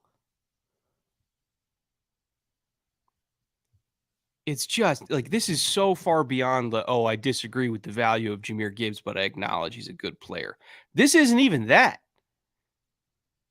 CB17, at least Jahmyr Gibbs is RB4, right? At least I can see Jahmyr Gibbs as a second round pick. I thought Forbes should have gone in like the 4th round. I'm still angry, by the way. I hear it doesn't seem fair because I'll wait until I run Mike's set. It's just outrageous. Your board is just wrong. I acknowledge that's a possibility. But even when I talk to other buddies that do this in the NFL, they weren't exactly hot on him either. And when I was checking on the Cincy thing, I was like, this can't be real. And they're like, I know, I get it. I agree with you. Oh, by the way, shout out to LaCroix. We drink a lot of LaCroix. Yeah. Our wonderful property manager left one in the fridge, which is saving my life right now. But if anybody who is, associated with LaCroix is watching, please send us some. Yeah, you should hook us up. We drink it on camera all the time anyways. Like every show, actually. Yeah, pretty much. So shout out to LaCroix. Shout out to Bill Belichick's, do we call it luck at this point? Because he keeps doing it. It's amazing. It's amazing. By the way, I want to acknowledge, and you guys can clip this, I want to acknowledge I could absolutely be dead wrong about Emmanuel Forbes. I could be dead wrong. Christian Gonzalez. And I could be wrong about Christian Gonzalez. And I'm willing to be wrong. I've been wrong before. But I vehemently disagree with everything about this. Everything. I don't have the value stack the same on my board as the draft, obviously. Yeah. Christian Gonzalez would have been a pick for me well before Forbes. It's not that I wouldn't have picked Forbes. There's a lot of cornerback depth in this class. And Gonzalez is one that I would take a gamble on up high because they're all gambles, but I would take that gamble gladly. It's October 2024, and Brett uploads a video titled I was wrong about Emmanuel Forbes. Yeah. If I'm wrong about Emmanuel Forbes, I will take that whole rant and I will put it at the beginning of the video and I will explain why I am the dumbest person on planet Earth. I will do that. Jared, he will use that particular little bar from your super chat. And Brett's good to his word about stuff like that. Forbes has every chance to succeed. He's got a lot of attributes that are very high level. He showed them in the SEC. Mm-hmm. We're not saying he's a bad player. In the first round, it's about value and opportunity cost. You might be saying he's a bad player. I'm not saying he's a bad player. I'm saying I wouldn't have picked him anywhere near the first round where he was chosen. If it's true. Oh, if it's true. And pull up a new stream. Yeah. It's not that he's a bad player. He could go on, and Washington has had some success, especially in the secondary, with players that I had ranked lower, and they have achieved even more success with those players than I thought was their ceiling. So, if there's an organization that can develop him, they obviously believe. They believe in him a lot. They just invested a high amount of draft capital. It's really kind of like when we went to an all-star game and we watched a quarterback with a very small arm throw in front of a quarterback that had a very big arm. To watch Forbes. It was Justin Herbert, by the way, yes, and Anthony Gordon. Anthony Gordon, yeah. So to see the Commanders pick one pick in front of New England, who had traded down and get arguably what we think is the lesser. Lions took Jack Campbell. That's what I said, if it's true. Heyo. Hello. I don't like this as a Bears fan at all. Like, Jack Campbell is the real deal, and he is going to anchor the middle for the Lions for a bit. I actually like this pick a lot, not going to lie. Oh, I love it for the Lions. I don't like it for Chicago at all, but it's an institutional fit. We actually talked about it as a mentality fit. Yeah. We said, like, Jack Campbell, if he was going to play for an NFL coach, seems like a Dan Campbell guy. 100%. And here it is. They apparently thought the same thing. Jack Campbell, very big, 6'5", 240. We're talking about Urlacher size, if not Urlacher speed, but they just don't make them this big anymore. Middle linebackers, 6'2", 220, 225, 230 if they're big. He's fully 19 pounds larger than that. A full 6'5". I just realized the Lions took a running back and a linebacker in the first round. The PFF stream has got to be losing their mind. Oh, shout out to our buddies over at PFF. Trevor's just lighting shit on fire. Throwing paper towel rolls. Yeah, this is a really good fit, not only mentally in the way Jack Campbell approaches the game. He has, I want to say, an old school mentality, but a very modern skill set. Yeah. And it's a great combination with his size. Very effective and efficient player coming forward against the run, always advancing, taking steps, getting closer to the ball carrier. Surprisingly good against the pass. You'll see over and over again, they probably already played it. His interception in a hook zone drop against one CJ Stroud. Yeah, your franchise. Oh, that guy. Yeah. Yeah, that guy. Campbell was my inside linebacker one. I think he was yours as well. And I mocked him to the Lions when I did my Lions rebuild up, and I put him in the second round. But right player, wrong round. I have also said he's one of the 32 best players in this class, so I wouldn't hate it if he went in the first round. I did not expect 18. Yeah, to be clear, didn't expect 18. But love the fit for the Lions. As a Bears fan, fear it a little bit because he is an excellent player and he's going to mess some crap up. As far as size, speed, quickness, instincts, instantaneous, like lateral agility and movement when the ball is snapped. His first step is so quick and usually so accurate in terms of where he's going. And you can kind of see this thing where he does this little hop right before the snap, and you can see him loading, right? And he times the snap count. He does a little hop to load, and then he just reads and goes. And his first step is so special. And that's why he's always in the right place at the right time, is because of that first step. Not to mention, oh, by the way, he's 6'5" and runs 4.5 and all that. But yeah, I really do like the pick. I understand analytics are going to hate it, but you can tell the difference in a defense that has a top tier Mike linebacker versus one that doesn't. And it's a huge, huge position that does not get the respect it deserves. The top guys make $20 million a year for a reason, you know, so I'm okay with it. Yeah, it's a fine choice. Takes a little bit of the sting out of the Gibbs pick for Lions fans who weren't happy with that one. They can be very solid right down the middle. A little, I would say, in terms of quality and closer to a range where we expected that player to be picked. Yeah, Campbell is right sized, but here's a fun one. Oh, Kalijah Cansey to Pittsburgh, or not from Pittsburgh to Tampa, next to Vea. Interesting. Okay, I didn't expect that at all. I did not have defensive tackle on my radar for the Bucs in the first round. I did not, and if I had of, it would not have been this player. Yeah, but I kind of love it. I kind of love it too, just for the flavor that he adds to the defensive line, right? Like, we knew they needed pass rush help. I was more thinking exterior, not interior. Yeah, you know, especially with like Shaq getting older and everything like that. I also thought they were a potential destination for Jack Campbell, depending on what's going on with Devin White. Like, yep, there was a lot of different defensive scenarios, like maybe corner.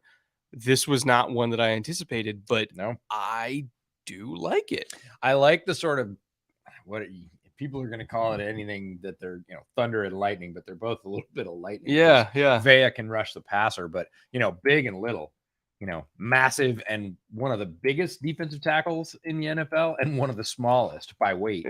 They average out to Akeem Hicks. They average out to a regular defensive tackle, if there is such a thing. But it is fascinating from adding. We talk about balancing rooms all the time in your running back room. If you have a pass catching running back, you want somebody that can run with power. And defensive line rooms are no different. Mm-hmm. Right? How can we attack an offense week to week? Well, Vea is going to attack with power and speed on the inside, but he's going to collapse pockets And then you got a guy that can run all over the place and clean it up. And there's no better run all over the place and clean it up guy than Kalijah Kancey in this defensive line group. And to be honest, I think on early down, you can play him a defensive end and then kick him inside on third down. I'm fascinated by that fit because that's where I started off with mentally with Kancey. I was like, I'm gonna make him a 4-eye at least. Yeah. And he is more effective closer to the middle. It depends on. I just don't think he anchors that well against doubles, and I think that but that's not his game. Like I know, but the NFL is going to make it his game. I understand. They're going to be like, "You're not good on doubles. We're running away from Vita," which is why he's not my DT2 or 3. Yeah, or even so 4. he's got to be protected. He's got to be protected by either an edge that can play, you want to call it gap and a half, and be able to shed inside. So if he gets washed, he gets covered. Yeah. And Vita, maybe can take away, they call it stealing a gap, right? Like Vita can maybe kind of close down the backside. And even if Kancey gets washed, maybe the defense as a whole can still protect him until we get to third down when Kancey just takes over and does his thing. Maybe that's what we're going for here. But I really don't want a scenario where the game plan against Tampa every week is let's run at the 3 technique that's 280 pounds. So I think it's possible we see him play outside on early downs and then play inside on late downs, or even just as a rookie, just being a rotational pass rusher until they just get him up to like 290, like maybe, I could see that role for him, and he'd be tremendous at it. I don't hate this pick. I think it's actually good, but they got to use him right. You want to get funky? What? 5-man service. Outside linebacker? Kancey is the middle backer. Oh, just standing up over the nose like Jadeveon Clowney style? Sure. Why not? Why not? I'm all about that. Like, if that's the way they use him, I'm just going to be like, this is great. Keep it up, Tampa. This is amazing. I want to see more of it. Like, you lost your star. Well, not star. High pick middle linebacker. Right? So we just got Kancey and played him as a linebacker. He's 280. We're not really walking him down. We're walking him back, but he ends up in the same place. That would be hellaciously fun. You want positionless defense? Fine. We're playing a DT as a linebacker. Let's go. Put him at nickel. Who Let's cares? go. He runs 4.4. Yeah, he's quick enough. So Seahawks on the clock. I think they're probably going to stay here, and they got their pick of receiver. We know they need a receiver. Oh, whether it's Zay, who's Danny Kelly sweating bullets right now because he wants a couple of these top receivers. Whether it's Zay or JSN, I don't think it matters. No, and we had this conversation with Mina when she was on the pod. Mina Kimes, huge Seahawks fan, was gracious enough to come on Bootleg this year. And one of the things that we talked about in our lead up to the draft pod with her was, man, third wide receiver is a crying need. They really need another can opener to pry open defenses with. They really like the 2 they have outside, but that middle role they tried when they drafted D. Eskridge. It didn't work out. That's pretty clear. And now you're staring at, JSN or Zay. Yeah, sure. Flip a coin. Doesn't matter. They would both be great in that offense. Give Geno another weapon. That would make that team really, really dangerous on the offense, because then you got Kenneth Walker Jr. in the backfield, and or Kenneth Walker the third. Sorry, my bad. Yeah, that's right. It is a third. Yeah, junior. No, two lines, 3 lines. If it's not receiver, again, we had talked about Tyree to them for so long. There's still a bunch of edges on the board. Nolan Smith is still there. Miles Murphy is kind of their style in a way. I could see Miles Murphy here, but Nolan, I think for a team that just loves character now, they're kind of all in on character. Nolan Smith has like ridiculous leadership. He's such a natural leader in every single way. I think Pete and him would just be best friends. If they're going edge, that is. Sure. The rest of the defense is fine. Well, especially now. I mean, maybe like Dalton Kincaid if they cleared him medically. We had a question in chat. Why not one of the TEs? Yeah, there's the chance, but they actually have a full TE room with all different types: pass receivers, big guys, red zone blockers. Like they collect tight ends in Seattle. They have a lot of them, including a bunch that we liked. So they could, like Dalton Kincaid is a better receiver than any tight end they have in the room. But boy, the receiver upgrade from the ghost of Eskridge to either JSN or Flowers would be massive. So huge. Yeah. Levis needs to be picked soon. Would be a steal. I don't know if I'd say steal, but in this general range would be good for him, right? Yeah. Because you're going to a better team. And I think he needs And that. he's got less pressure. I'm sorry. You get out of the top Seahawks 10. will be a good environment for him, by the way. Tremendously so. He doesn't have to play in the first year. We've talked about this as a fit for Levis. You want a veteran mentor over him. You don't want him to have to play meaningful snaps within the first year. Geno's contract is essentially 1 year. It's basically a year and a half. They tacked on some money. They have an out. It's not a great one after a year. They have a very good out after 2. So if Levis comes on and develops, or, Geno wants a ton of money and they're not into that at his then 2 years farther advanced age, it could work. It's the same reasons people said to go after Richardson, an athletic, young quarterback prospect, different prospect, but same reasoning. So I could see it. It's not my favorite fit. It's good for Levis. It's not what I would do, but it would objectively be a great thing for him. Yeah. For his career. For the player. Yeah. And in the end, like, we are pro player, right? Yes. Like, we want them to succeed. I want Emmanuel Forbes to succeed and prove me wrong. I truly do. What? Pick is in? No, it's not in, but the super chat. Why is Nolan Smith still on the board? No, there's one coming up.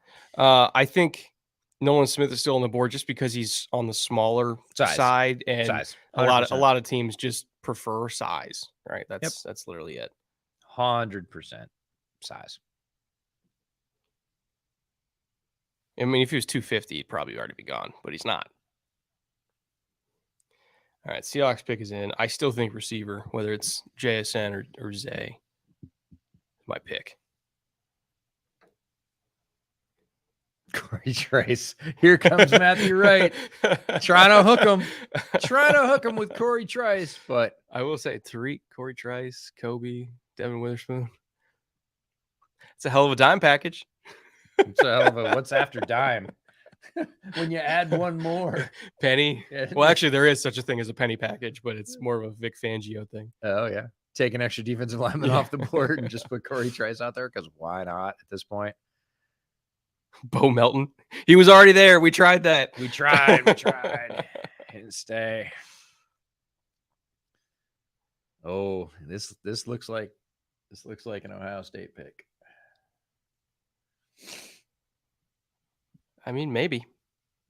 Danny will be doing back. Here's the thing. I want it to be JSN. You know why? Because you want Zay to be available. I want Zay to the Chargers. Yeah, you want Zay to be available. Well, we both get. I can't wait to make a video about that. You both get something. We both get something we really like. In our home market. All right, it's JSN. Great pick. I think Mina is thrilled. I think Danny's probably doing backflips. I know he really likes Zay as well, but he was also in on Jackson Smith and Jigba. That's JSN when we keep saying it. Fantastic receiver. My wide receiver 1 in this class, and instantly makes the Seahawks receiving core just very formidable. One of the best in the league. Yeah. Immediately. Yeah, you got DK, you got Lockett, who's wildly underrated. And now you've got Jackson Smith and Jigba sort of slotting into his natural slot that he played at Ohio State. I don't think he is constrained to playing the slot. I actually think he may move outside and have Lockett, and they can switch. They can have all kinds of switch releases and be totally fine with that, because he's big enough and skilled enough to hold up outside. But I'm going to let you talk, because I just thought of my first tweet of the night that I have to send. It's such a great complimentary pick for what the Seahawks already have. They needed a slot assassin because the Eskridge thing didn't work out. Tyler's a great Z. DK's a great X. Literally, they just needed a slot. Somebody who is a great contested catcher, vice grips for hands, yak threat, can get them out of trouble. That's the big thing. It's just somebody to get them out of trouble, so that when Geno has to run from pressure, right, because Nick Bosa is coming after him, He can just throw it up and JSN's going to go get it.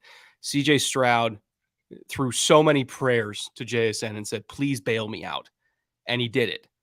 And that was really the missing link here for the Seahawks offense. They have running back. They have the other receivers. They have their tackles. They could still use some interior O-line depth, but they can get that on day 2 in this class. They have everything they need. They just needed JSN. And they're extraordinarily fortunate that he fell this far. I never thought, as a week ago, that he would. Yeah, that's great. I love that. Yeah, no, I'm excited, man. Seahawks Eagles next year is gonna be a fucking war. Yeah, That's gonna be great. You know, I know that you have designs on certain players for the Chargers. You're going to be at a lot of Chargers games, working for the team now. But coming up for a Seahawks game, you're going to get to see lots of your favorites from last year. You're going to get to see Witherspoon. You're going to get to see JSN. You know, and then pick your opponent in terms of who you want to see coming into town. It's going to be a good time. What I really love about it is that their faith is in Geno. And when I did my Hawks offseason episode, that was what I advocated for, was put your faith in Geno. Yeah. He got you the playoffs. He played better than anybody, at least anybody outside the building, imagined. They paid him money. You can still get a developmental quarterback like DTR or whoever, maybe even Levis in the second round, if he falls that far. Maybe even Hendon Hooker in the second round, whatever. You can get a developmental guy later. Yep. But you already got to the playoffs. You have an ascending roster with youth. Capitalize on this window while you can. Because even if you're taking a young quarterback, you're hoping that young quarterback has the season that Geno had last year. Like, Geno's season last year is the goal when you draft a quarterback. Yeah. So if you're already there, maximize what you got. Go for it. The NFC's weak. So put your foot on the gas. We got to clip that one. The NFC is weak. It is weak. I understand. There are a lot of people with a chance in the NFC that I wouldn't feel had a chance if they were in the AFC. So relatively, yes. Go for it, man. Is the weaker. And do it now because you were closer than you thought last year. Mm-hmm. That's the thing with the Seahawks is nobody thought anything, right? They won the Russ return game and they were like, that's it. That's our season. Mina was like, it's over. Cool. We got what we needed.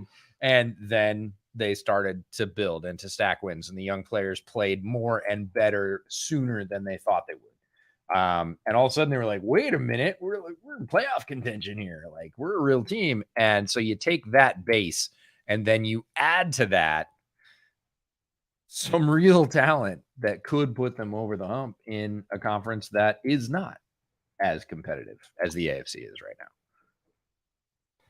It's exactly what I want them to do. Now, Chargers, do exactly what I want you to do. And please, for the love of God, take Zay Flowers. Please. Okay. Please. That's Pretty please. theoretical. Yeah. Theoretical. If they take Kincaid and not Flowers, because they clear Kincaid medically, let's just say that happens, and they go, we want the threat, but we want the threat here and not there. I would be okay with it. Does anybody ever say I used to have a bad back? Nope. It would scare me. I love Dalton Kincaid as a player. I would like the pick. It would scare me a lot more. True. Absolutely true. Not going to argue. It's a guy that's I truly think I would like it. Yeah. Well, I'm glad to hear that. Dalton Kincaid's a great player. We both like Dalton Kincaid. The injury that I don't want to say cropped up in the pre-draft process, but was certainly identified and talked about at length with Dalton Kincaid was back injury. Some teams green flag, some teams at least yellow flag, some teams presumably red flag, although we don't have any confirmation on that. It's just a bummer when a great player coming out of college, just starting his journey in what is always a very physical league. I don't care about your position. The NFL takes physical toll. Has something that you look at and go, oh, I'm very concerned about that. It's not like, your pinky finger. Yeah. It's your back. And you're going to do things like run into 300-pound guys and try and block them. So selections in. Yeah. Come on. Put it on the screen. Who we got? We got Dancing. Oh, no. Wow. So Wow. here's why they did that. Okay. All right. I'm in. Explain this to me. That Yeah. elite yak that's the one. ability. That's the one. And he does have upside. His main fault was he was an inconsistent in terms of contested catches, right? He had a fairly low contested catch percentage. It was like 30-something%. Well, I would say inconsistent catcher in general because he had a Yeah. low contested catch rate. He also had one of the highest drop rates in this class. His private receivers coach advocated that it was a technical issue in terms of Let's hope how he uses his eyes, right? Because the rest of it is The rest of it's great. He's arguably the best yak receiver in this class, which again was a problem for the Chargers last year. It felt like Herbert kind of had to do all the advancing of the ball himself in terms of it's like, hey, I have to throw a dime into tight coverage because if I throw before the sticks, we're not getting it, right? Yep. So that was a problem they had to solve. And Quentin Johnston, even take out all the other stuff, he can do that. His private receiver coach advocates that it was a technical issue with his eyes for his catch rate. If that gets fixed, yes, he's a monster. 100% believe it. And it's the same thing that we say about tackles all the time. Hey, they have this one issue. I said this about a very prominent tackle last year. If they fix this one issue, forget it. He's at least a Pro Bowler, and that happens. So can it be fixed? And the answer is, yeah, I believe it can. I believe athletes can fix a wide range of things. He's going to have to break a lot of habits because you see it consistently. This isn't an occasional thing. If he can body catch the ball, he does body catch the ball. And that's a basis for you're going to get more knocked away. You're going to have more bounce off your pads when you're getting impact. So your contested catch rate's not going to be great. Drop rate's going to be higher, which we see with him. When he catches the ball cleanly, I don't care if it's with his body, with his hands, whatever. When QJ catches the ball cleanly, look out. He is lightning in a bottle for a big play. And he does it a lot. It's not just like we see him body catch a lot. We see him break a lot of those little tiny hooks for 60 or 70 yards because he just spins out, defensive back air balls on the tackle, and that's that. So tons of physical skills, super exciting. One, I'm not going to say fatal because that's overselling it. One important flaw to fix. If it can get fixed, you just got one of the biggest, most explosive receivers in the draft. My worst fear as somebody who covers the Chargers. The Chiefs are in trade-up range for Zay Flowers. I understand that Zay is still on the board, and the Chiefs' dreams, much like the Patriots' dreams, may come true. That is my worst fear. I will say, though, I wouldn't be shocked for the Ravens take Zay right now. Just re-signing Lamar? Like, doesn't even matter that they got Odell. No. Doesn't matter. Oh, Eagles traded. Here comes Howie. Nolan? We're just going to do the entire 2021 Georgia defense. Let's get Nolan. End to end. With N'Kobe, Nolan, Jordan Davis. Fuck it. Keely Ringo tomorrow. Like, yeah. Chris Smith on day 3. Yeah, we're just going to we're getting the band back together. Why not? Yeah. Why not? Worked, right? Fascinating. Here we go into this draft and we say Howie, could gamble and just stick and pick with his very few picks. He could trade up because he's a little nutty, even with only 5 picks, because he really only needs a couple of players. They are one of those teams that's maybe not even one player away. They could run it back and be really competitive. And here he comes, and he's made 2 trades in the top round. Howie with the steel chair. Yes. Oh, ESPN's Chiron fucked up. Oh, did they? Oh. We can't trust chat. We can't trust ESPN. I said, did I not say like an hour ago, ESPN is not trolling you? And they are. They're trolling you. That's terrible. All right, let me remake it. All right. So Ravens on the clock. That would have been so Rat fun. the frat the route. I mean, at this pace, they might get Nolan Smith at 30 anyway. My question was so. like, what did he trade with? He doesn't have That's true. anything left. Next year. Oh man, that's Yes, awesome. yeah, the steel chair. That's good. That's good. All right. I still maintain I think this is Zay for the Ravens. Well, you said take him right there. Yeah. And I see that as, again, hey, Lamar, we're real sorry about what we've done to you for the last 5 years in terms of weapons. Have this. And have this too. And a real coordinator. Yeah, we're giving you a coordinator. We're giving you all the money. We're giving you all the weapons. Like, this is the zero excuses tour. I feel good about the Ravens this year if they get Zay here. I feel real good about the Ravens. And this is a highly underrated point about the Ravens. Ditch their strength and and conditioning coordinator, who many players during the survey of players and otherwise said, that guy was flat out terrible. He hurt me. Mm-hmm. So when you say, who hurt you? They said him. Anyways, so these are all additions to get over a lot of the issues that have plagued the Ravens. An archaic passing game outside of the tight end routes. Not enough weapons. Nobody staying healthy, including the entire running back stable a year ago. And, those factors or features combined to make them either the earliest exit from the playoffs or just barely not getting in, despite having a transcendent talent at quarterback. So they're basically sort of ticking them off. They've got their hit list. And it's like, nope, you're fired. Nope, we're going to get OBJ. Nope, we're going to re-sign Lamar. Nope, we're going to draft whoever. I went from not liking the vibes in Baltimore at all about a month ago to loving everything about this org right now, if this is who I think it's going to be. Because, God, what a turnaround that would be in just a couple months' time.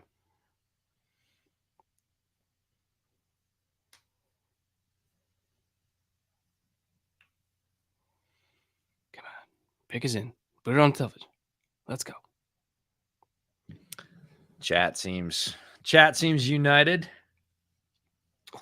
Lions fan here. I'm wondering what IDLs might slide to 34. Mozzie, Brissy. What about CB? I don't know what to do anymore. My second round options are our first. I mean, yeah, just go in reverse order, right? So you take Mozzie at 34. Switch the numbers. It looks great. Everybody's happy. You're go good. home. Yeah. Nothing wrong with that. Yeah. You don't have to worry about draft value. As long as you're just getting the guys. Players in the door. Oh, that's fantastic. Yeah. In terms of OBJ not being a reason that you wouldn't pick somebody, OBJ in his current state, not 1,000-yard receiver for several years now, not over 10 touchdowns for quite a few years now. Explosive when he's on the field, hasn't been able to stay on the field. There it is. There it is. Zay is a Raven. Zay as a Raven with Lamar and his contract. OBJ, the possibility. We don't know about it for sure. Oh, I love that stop route. That one was so beautiful against Virginia Tech. Well, I feel like I can say this now. The Ravens at the Shrine Bowl literally told Zay Flowers, if you're there, we're drafting you. I didn't think in a million years he was going to be there. So I was like, oh, yeah, cute story, whatever. Yeah, cute story, bro. But no, they literally told Zay at the Shrine Bowl, if you were at 22, we are not thinking twice. When they signed Odell, it was because they thought they weren't getting Zay. Yep. And that still might be true. But they've known who this pick was going to be since January. Yep. They probably just didn't think it would happen. Yeah, like the rest of us really didn't think that Zay would probably get this far in the order. Great pick. Lamar is having a day. Yeah. Lamar is having a day right now. I can't wait to see the Ravens this year, because what we have howled about on the podcast that has plagued this team, right? Every year we go, man, look at the talent. Look at the quarterback. We believe, right?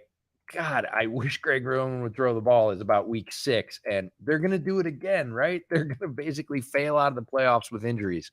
And they've done it consistently, and it's been this maddening. There's more there. You left a bunch of meat on the bone. This is a better team than that. We want to see him at full strength. We want to see him at full power. They're loaded on offense. Andrews, J.K. Dobbins, Lamar. Now they have receivers. And it's not Roman pulling the strings anymore. I can't freaking wait to see the Ravens. I hope they stay healthy. I hope they go on a run. I hope they just light it the hell up and just shut everybody up. It's like, well, they're not that good. And I'm like, well, they haven't been. If you want to talk about the record on the field, they have not been that good. I want to see them be that good because it would be exciting. The Ravens do come to town to play the Chargers in LA this year. Zay Flowers' revenge game? It's hardly revenge. It's not revenge. When it was a pick later, right? But it's going to be a great game, though, between two phenomenal teams. Yeah. No, I think that would be a fascinating game to be at. I can't wait. All right. Vikings did not trade up for Anthony Richardson as you predicted in your mock draft. Well, here's my thing. Here's your thing. Fire it up. Is this where Levis goes? If he goes in the first round, it's here or a wild pick at, say, 31, because somebody wants control for the fifth-year option. But I honestly think if he goes in the first round, he being Will Levis, this is the spot. After this, I think he's out of the first round. Legit. I don't know where else to go with it. Short of a trade up and one of the last pick or two, again, for the fifth-year option expressly. If we're just talking about a straight pick, this is the spot, kind of, or else you're a second rounder. Which there's nothing wrong. There's nothing wrong with that, but it's hard to find a home at this point. Yeah, it's this or bust, I think. Literally the only other way is if the Rams trade up, but I just don't think they will. So who do we have left? Nolan Smith. No, teams. I don't have the order up in front. We have, hold on. Let me just pull up the PFF tracker. Sure. Pretty fast with it. So we they'll got have the picks either way. Vikings, Jags, Giants, Cowboys. Yep. Bills, Bengals, Saints, Eagles, Chiefs. Okay. Yeah. A lot of draft left, folks. Glad you're here. Glad you're hanging in with us. Again, if you have been here for more than 30 minutes and haven't stormed off, you're our people. Mm-hmm. Hang out. Make sure to hit subscribe. It helps us out with the YouTube algorithm for sure. Lots more fans with Bootleg this year than last year. Thank you very much for that. But we'll always take more. We welcome newcomers here. So if you think this is the best draft coverage you're going to get, tell your friends. Have them come by. Prove it to them. Will Levis, you are a Minnesota Viking? I don't know. I don't know. I'm gonna give you another option. If it's not Will Levis, yeah, I'm gonna give you another option. Nolan could be. I wouldn't be at all sad with that, just because Nolan's a great player. No, I'm gonna go a different direction, and maybe even a different direction than I've gone before. I don't think I've actually made this connection previously, kind of for the same reason that I didn't make the Zay Ravens connection. Deonte Banks? Oh no, Joey Porter. Oh, who? Addison. Ooh. I had never thought of. Right. Yeah. Think about it for a second. Roll it around in your head. I think you'll like it. It's a nice compliment to what they already have, right? Yep. Different skill set. Yep. Give them another, just third down converter, so it's not Justin Jefferson versus the world on 3rd and 15. Uh-huh. Well, they wouldn't really get into as many 3rd and 15s if they have Jordan Addison. I would like that. Yeah, pick up a running back on day 2 or 3 because you're not sure about Cook's status. I still think it's either Nolan just on value or it's corner just because they need one. Sure, but Joey think about Porter is a corner great depth, fit. right? I know, but there's Jordan Addison. Do the game we do, right? Jordan Addison and a corner next round, or. But I just feel like Joey Porter is just so much better than the. Well, I think corners Banks and Porter are both great cornerback prospects. They are very near the top of the rankings for me. So value wise, like it a lot. But the Addison fit is interesting because for so long it was 1, 2, and 3, right? Yeah. And now it is Jefferson and Osborne, and Thielen's gone now. Some young guys they like, but not Jordan Addison, right? And you bring in, just like the Seahawks just did, all right, Kirk, go cook. You Yeah. got 3 options. They're all good. Like, hit it. I wouldn't hate it. It Yeah. just wouldn't be what I expected. Yeah, that's Yeah. where I'm at. Is I don't Yeah. even think I've I've don't even never think I've thought never about put it. that together. Yeah. Don't even think I've I'm thought sure there's a about it. Vikings fan that has, but Oh, of Vikings course. fans have done a million mock drafts at this point. So they've Yeah. done every scenario. Yep. We have not. Yes, we certainly have not done every scenario. That is true. Pick is in. They certainly took a while to pick. Yeah, I think they, They might have been fielding some calls. yeah, for but- sure. Had their options. No need to rush. No need to rush. Board is yours while you're on the clock. Let's see what all their thoughtfulness led to. If this is Hendon Hooker, I'm going to die. Oh, don't die. We got a lot of draft coverage left to do.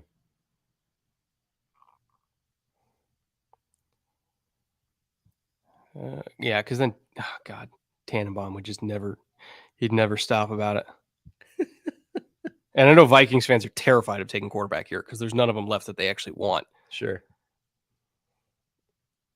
All right, pick is it. Come on. Come on. Update the Chiron. And don't troll us. And with don't do it this. wrong. And don't troll us with this time. It was the wrong Emmanuel team. Forbes again.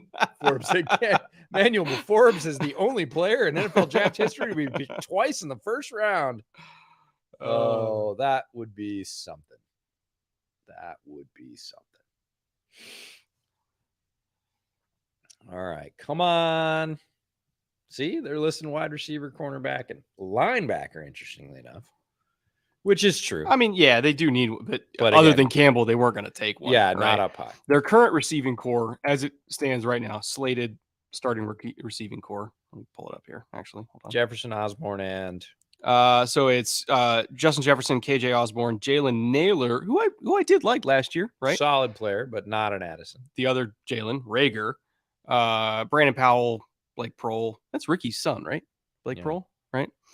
And then Tristan Jackson. Like they could use another guy. Jordan Addison's better than Jalen Naylor. He's better than all those guys. He's better So, than Rager too. Yeah. So as a starting trio, that would be pretty nice. Oh, there it is, Jordan Addison. Heyo. Good call, EJ. I like it. I like it a lot. I don't necessarily love it as a Bears fan, but if I'm looking at it from the Vikings perspective, this feels like value, and I can go back and get corner. We've talked about it. Say they come back and get Corey Trice, for God's sake. I mean, it Come would be a on. great one too. For You them. wouldn't hate it. No. And you would say, oh, yeah, better receiver because they did it earlier. And again, honestly, once you get out of the sort of Addison tier, because they're all off now. Mhm. JSN, we have 4 receivers in the first, with a lot of people wouldn't have said, and we're not done yet.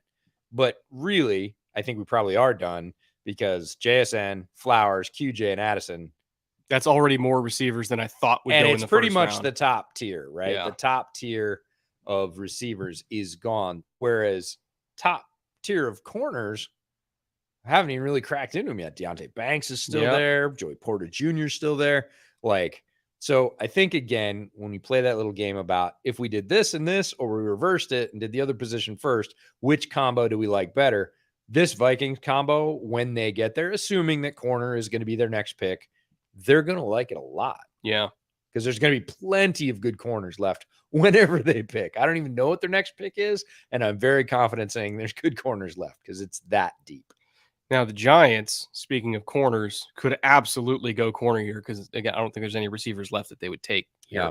But they kind of get their choice. Mm-hmm. And Banks probably fits them a little bit better than Porter, in my opinion, but they can still adjust their defense to just let Porter do what he does best. Let Porter go hunt. Like, even though they have a lot of corners that play off and play in space, which Banks would fit better because he's a little bit more versatile. If they draft Porter, it's because they plan to use Porter as a press receiver or a press corner. Yeah. They wouldn't draft him and say, go play 7 yards off. They're not stupid. But, so I think if they take Porter here, it's because they just want somebody who can go beat people up. And that's what he does. And they're going to rotate the corner down. Basically, sort of, again, I always come back to pin and pull, which is the offensive Mhm. line concept, but it's literally pinning that side down, opening the other side of the field and saying, hey, Joey, you got one job here. You Kill got that one guy. job. Just basically mash that guy into oblivion. Don't let him go anywhere, and we'll defend the other 2/3 of the field. Now, were the Giants at 24 before, or did they trade up? Who was at 24 before? No, it feels like they're at 24. Was 23 that or their, 24. their natural pick? Yeah, I believe it was there naturally. Oh no, aspirated wait. pick. I think the Jags were at 24. Did the Giants come up for I something? think the Giants came up, unless the Chiron's wrong again. Oh, well, look out. They might have just traded up one spot. Why again, though? For If what? it's a corner they really like. Oh, Giants traded up. There you go. Swap with the Jags. Oh, well, is it? It's a one pick trade. It has to be for a corner they like, and they're tossing a day 3, right? A late day 3, just to make sure they get the guy they want. So who were the Jags going to take? Branch. I mean, Yep. that's also That yeah, I mean, why would you do it other than that, right? Because what we're talking about is Brian Branch, the safety / nickel corner from Alabama, who played a lot of both, was the pick that we picked when we did the NFL Stock Exchange mock draft with Trevor and Connor. We put Branch to the Jags, and they were like, that's the one we come up with every time. Like, Yeah. that's the fit. Like, if he doesn't go to the Chargers, he ends up in Jacksonville for us. And so if you don't think Jacksonville is going to pick the player you want, why do you trade up one spot? You don't. You sit and stay and you save your pick. yeah. So is it Brian Branch to the Giants? Well, right now they're slotted starting nickels Darnay Holmes. Yep. I have to. GLA. I like Darnay coming out, but I don't like him as much as I like Brian Branch. Right? No, So- he's not a reason to not pick a player of Yeah. Brian Branch's caliber. And I like Darnay at UCLA. He hasn't turned into what I thought he would, but you know, and nickel's such an important position in any defense. Yeah. Like if you don't have a good nickel, you don't have a good defense. Yeah.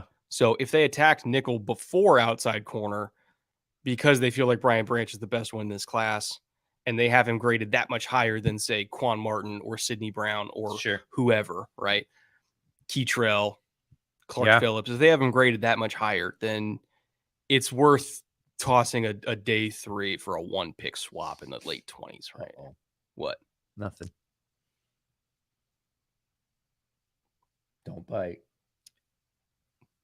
Don't do this to me, chat. Don't bite. I'm not biting.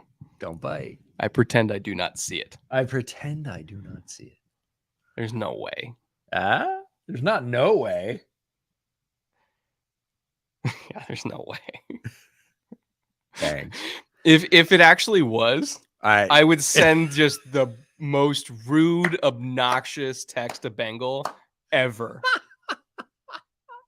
Oh, shout out Bengal if you're watching. We've had some good conversations certainly over the last week about a bunch of different things. Plaxico. to the Giants. Oh, throwback references. Nicely done. What a shot in the dark. Okay, the pick's been in for like 3 minutes. Come on, guys. Dude. Do it to scare him. Jags got a 5th round and a 7th round. Okay. Yeah, for a 1-pick swap. Eli Apple. This is just fun trolling of bad Giants picks at this point. Bumble 50123 for $5. Thank you, Bumble. Any chance the Commanders don't have the third worst down, the worst third down defense again while everyone targets forwards on the slant for easy yards? There's a chance. It's not the greatest It's not one. a great chance, especially if they trade Chase Young. Bowmel. It's like the greatest hits of Stone chat Forsythe, Christian Hackenberg, troll. That's right. Deshaun Kaiser. Oh my god. Rap says Trice. Jason Sehorn. Good Lord. Mm. All right. Come on, Giants. Announce the pick. Yeah, hurry it up. My God. Hurry it up. They're stuck on Ed Werder. I'm still thinking Deontay Banks or Joey Porter. It's more logical, Well, certainly a higher value. but just in terms of where I have them stacked, right? But I wouldn't say no to Brian Branch. I just think Deontay It's Banks and Joey Porter are so high. It's Ben McAdoo. Mac Benadoo? Oh my goodness. All right. It said the Giants pick is in for like ever. And it is. And it is. Drum roll, please. I won't pound on the table because that makes nasty reverberations in the mics. Come on. Wow. They could not pull this out any longer. It's not physically possible. You know what it is? Deontay Banks. There we go. They're trying to starve us. They're going to make this the longest first round ever. I've never seen the 24th pick after a 1-pick swap take so damn long to do. Yeah, kind of unreal. Love the player. Deontay Banks, corner out of Maryland. A ton of aggression. We called him a handcuff to Devin Witherspoon. Our draft handcuffs episode was, if you don't get this guy, you look at this guy for similar skills. Deontay Banks was a guy we had not very much further down in terms of rankings, but a very similar game. Feisty, great man corner. Loves to press, play hip to hip. Will get some flags, but he is amazingly clean penalty-wise for how tightly and how physically he plays. Yeah. If you are going to be a corner in the NFL, you've got to be able to play press man. Mm-hmm. Like in the NFL, I don't care who you are. I don't care what your system is. You got to be able to play a little bit of press man. And Deontay Banks fits that to a T. Bills moved up to 25. I heard the Bills moved up in chat, but the answer is to get who? Bills just traded up. So now, shout out to the Rockpile guys.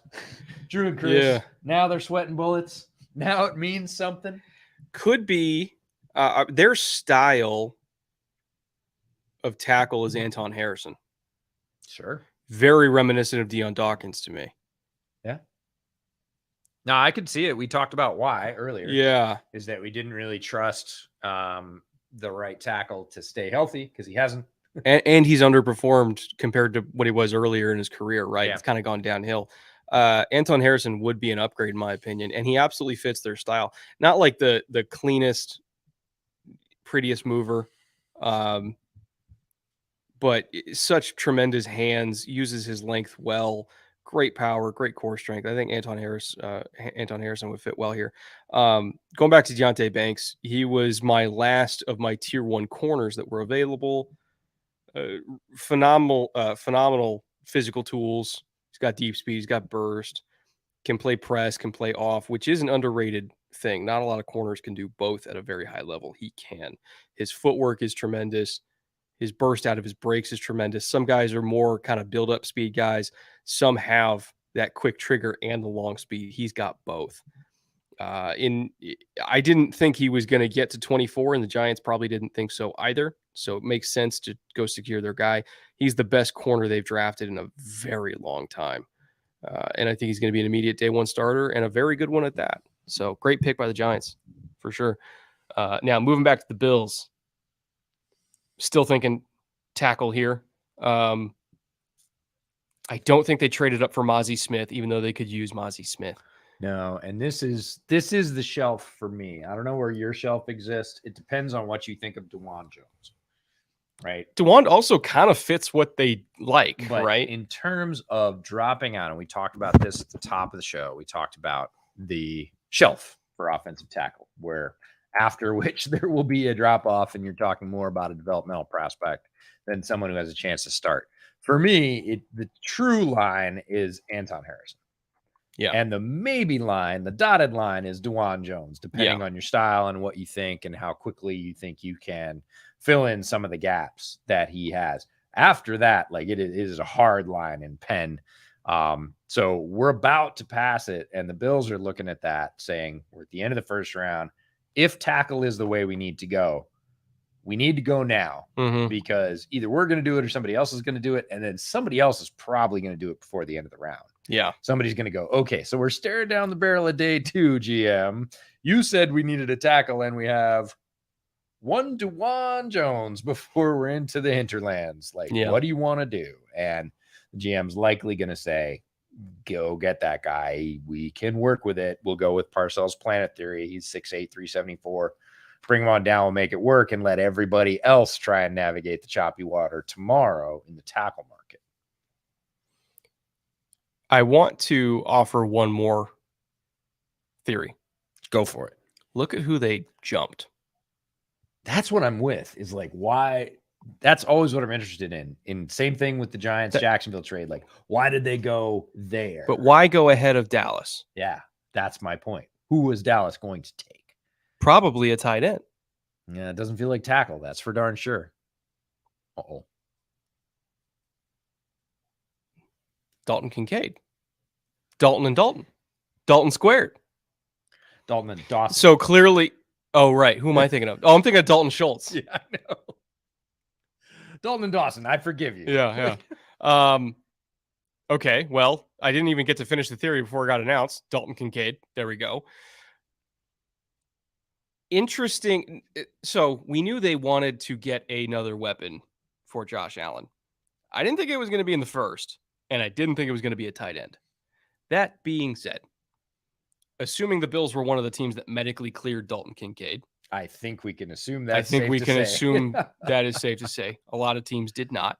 But if they are one of the ones that did, Dalton Kincaid is one of the best pure receiving talents at any position in this class. Agreed. So, again, did not expect tight end. I expected weapon. You got one. He counts as a weapon. He could be better than Knox, and I like Knox a lot. Well, he is better than Knox if he's healthy. Yes. In terms of receiving, in terms of being fully featured, no, I'd give Knox the edge in terms of balance of all the things that a tight end needs to do, because I too like Dawson Knox and think he's good. Dalton Kincaid is clearly better, as you stated, as a weapon. So Dalton Kincaid, one of my offensive gems this year on Bootleg. The reason I put him on there and the statement I closed with was, you want an offensive weapon, get Dalton Kincaid. Because that's what he is. He is a weapon to open up defenses. And I hope he stays healthy.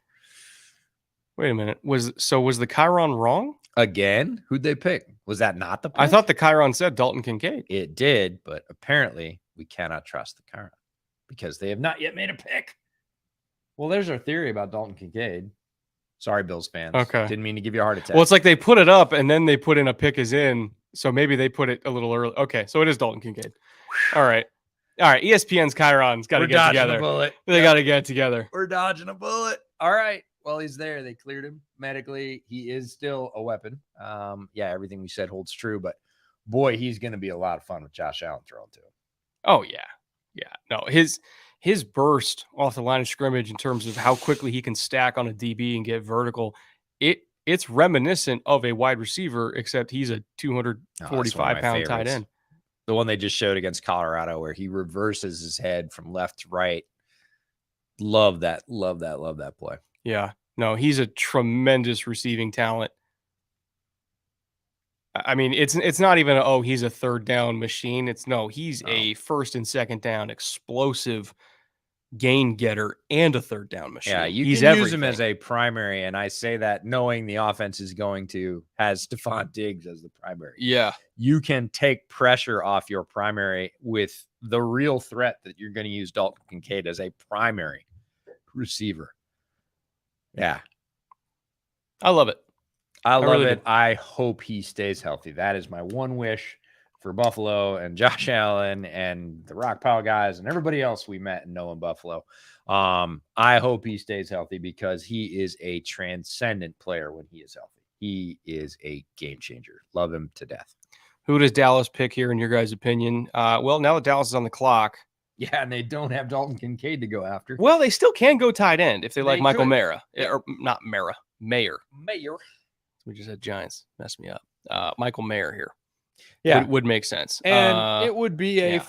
I don't even want to say replacement. Like, I think it would be another one in a, recently fine line of tight ends going through Dallas. Yeah. He would join a very nice tight end tradition going on in Dallas right now. So, and they obviously have a hole. They could do it. Bills thought they were going to do it, or they wouldn't have traded up ahead of them to try and get it. But, they're showing him. They're saying positions of need, and obviously he would be next. There was a lot of buzz that they were going to be in on Jahmyr Gibbs. Obviously, he's somehow long gone. Yeah, long gone. Is I the would thing. say, I mean, Nolan Smith would just be another we had talked Micah. about. Yeah, we had talked about him. Was it Nolan? We talked about stacking defensive line. Well, threat on Miles your- Murphy is the one that I on your mock chose draft. for That's them right. because That's right. Miles could be a young DeMarcus, right? Yeah. And he's available, but I didn't think Nolan would be available, and I have Nolan graded higher. So I guess it depends on, do they just want another lighter speed rusher flamethrower type, which it's Dan Quinn. He'll figure out how to use all of them. It just depends on how their board is stacked. Who knows? But I still think, again, Michael Mayer is an option here. I think none of the offensive linemen that are left, I think, would be an option. Yeah, you could go interior because that's where the value is left in offensive line, but it feels like they have greater needs or greater values that they could get in other positions with who's left. Who's your most surprising player on the board, left on the board right now at this point? Joey Porter Jr. Yeah, probably. Which right now It's between him and Nolan Smith for me. At corner. I guess Nolan. I'm more thinking to like I'm just archetypes saying, that they would take, right? Yeah. Because they have Stephon Gilmore, who is old. Trayvon Diggs, who's great. Jordan Lewis at nickel. But I would like for them to get a plan after Stephon Gilmore, and Joey Porter, I think, could be that. Yeah. I'm not a big Nahshon Wright guy. I'm not a big Kelvin Joseph guy. And Joey Porter, I never thought he'd be here. So that would make sense too. Yeah. We are getting to the point where we're far enough into the draft that your GMs are going to start to look at boards and go, I never thought we were going to get a chance at X. And it happens every year because boards are stacked differently. And if someone's really high on your board and someone else has got him in the third round, he is still going to be there. And you're going to be surprised and they're going to be like, yeah, that's fine. Go ahead, take him. We weren't going to take him till the third round anyways. Would it be wildly too early? And I'm a big fan of Biotish at center, but he's only got 1 year left on his deal, if I recall correctly. Would it be wildly too early for JMS? No, I think it's actually right on time. And when I said interior offensive line value, he was first in mind, but pick either guard. Yeah. Right. And I would not be surprised by that in the slightest and the Cowboys, we need to say, have been smart in the draft for the past 2 or 3 years. And that would be one of those moves that I think Cowboys fans might hate initially. They'd be looking for flash in a particular way, but you get JMS, he plugs in, he plays 7 or 8 years, anchors the middle of the line. Nobody hates it. Yeah.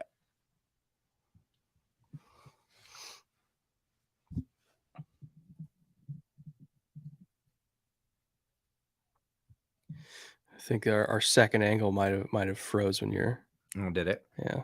Yeah, there it is. Wait. So it's like, there we go. So it's like the security cam footage in the movie. I was like, why is one frozen and the other isn't? But anyway, it's like the security cam footage in the movie where they just play it on a loop and then they empty the vault. We were just emptying the vault. We went out to get pizza. You'll never know. Oh, don't say pizza right now, I'm man. sorry. I'm dying. I know. We should have ordered it like pick 16. We Yeah. should have known better.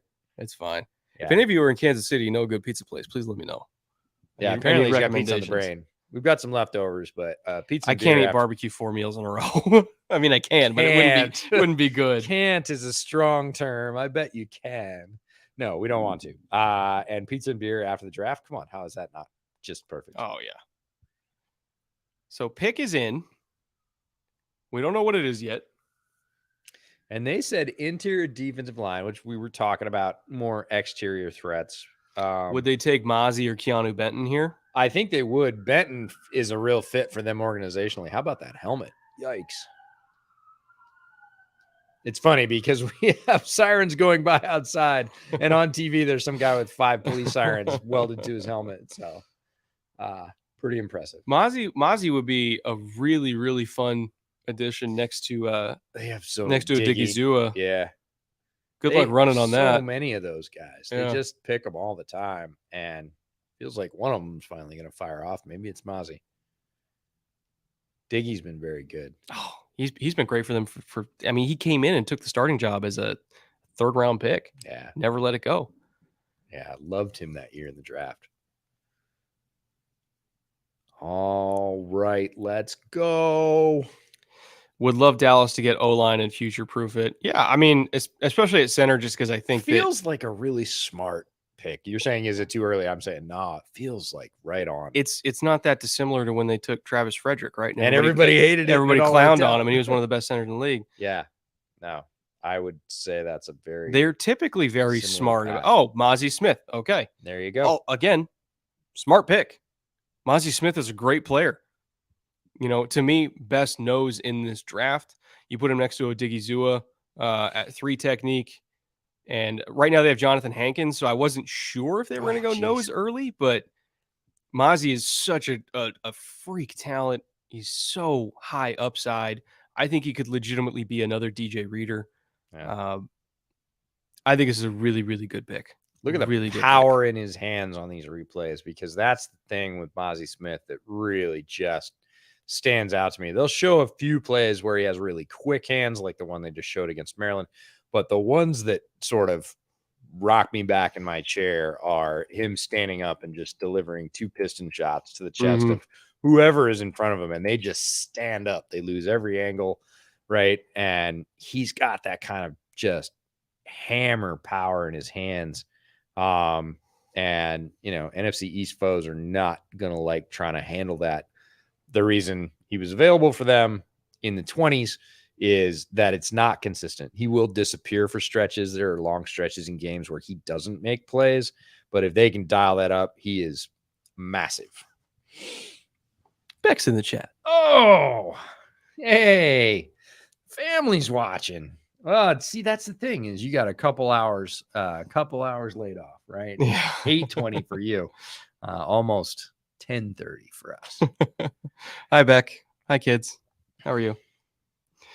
Andrew Crane for $10. It kind of shocks me how many Bills fans are hating on the Kincaid pick. I'm biased and from Utah, but it felt like a great pick. Where do you two have Clark Phillips mocked? I'll do Kincaid first. I thought it was a great pick. I can understand why people don't like it. I absolutely can understand from a risk factor why people don't like it. And look, Dawson Knox is a hero in Western New York. They love him there. So Yeah. they're like, wait, we got one of those. Why do we need one? Because But- the only thing better is having 2 of them. That's correct. And they don't yet know who Dalton Kincaid is. Most of them, a lot of them probably don't follow this coverage. We're singing the praises of him. We think I had him as TE1 in this draft. So if you're getting a top rated player in the 20s and picking, from the very top of the assortment in what is a very good year. It's not a year that is down for tight end. Yeah. Right. This is a stacked tight end class, and he is the best of them, in my opinion. So, yeah, I like the pick. I understand why people might not like it. I think they will like it over time, again, as long as he stays healthy. And look, any fan base is going to clown on a pick if it's high and the guy doesn't stay healthy. I don't care what position. I don't care what year. I don't care what team. If somebody comes in, gets injured, and never lives up to their potential, it doesn't matter who they are. They're going to hate it. But if Dalton Kincaid stays healthy, stays on the field, he is going to make a difference for the Bills, and you're going to notice it. You're probably going to enjoy it as a fan. So give it some time, give it a little room to breathe. Clark Phillips, really anytime mid-2 and on. I was going to say he'll probably go tomorrow. Late 3 at the latest, I think. Yeah, if he doesn't go tomorrow, we'll Something's know that wrong. people are concerned. Really more about testing, because his speed on tape was not that bad. He's incredibly physical, has some of the best quality interceptions in this class, is an extremely smart defensive back, played for a very tough Utah squad.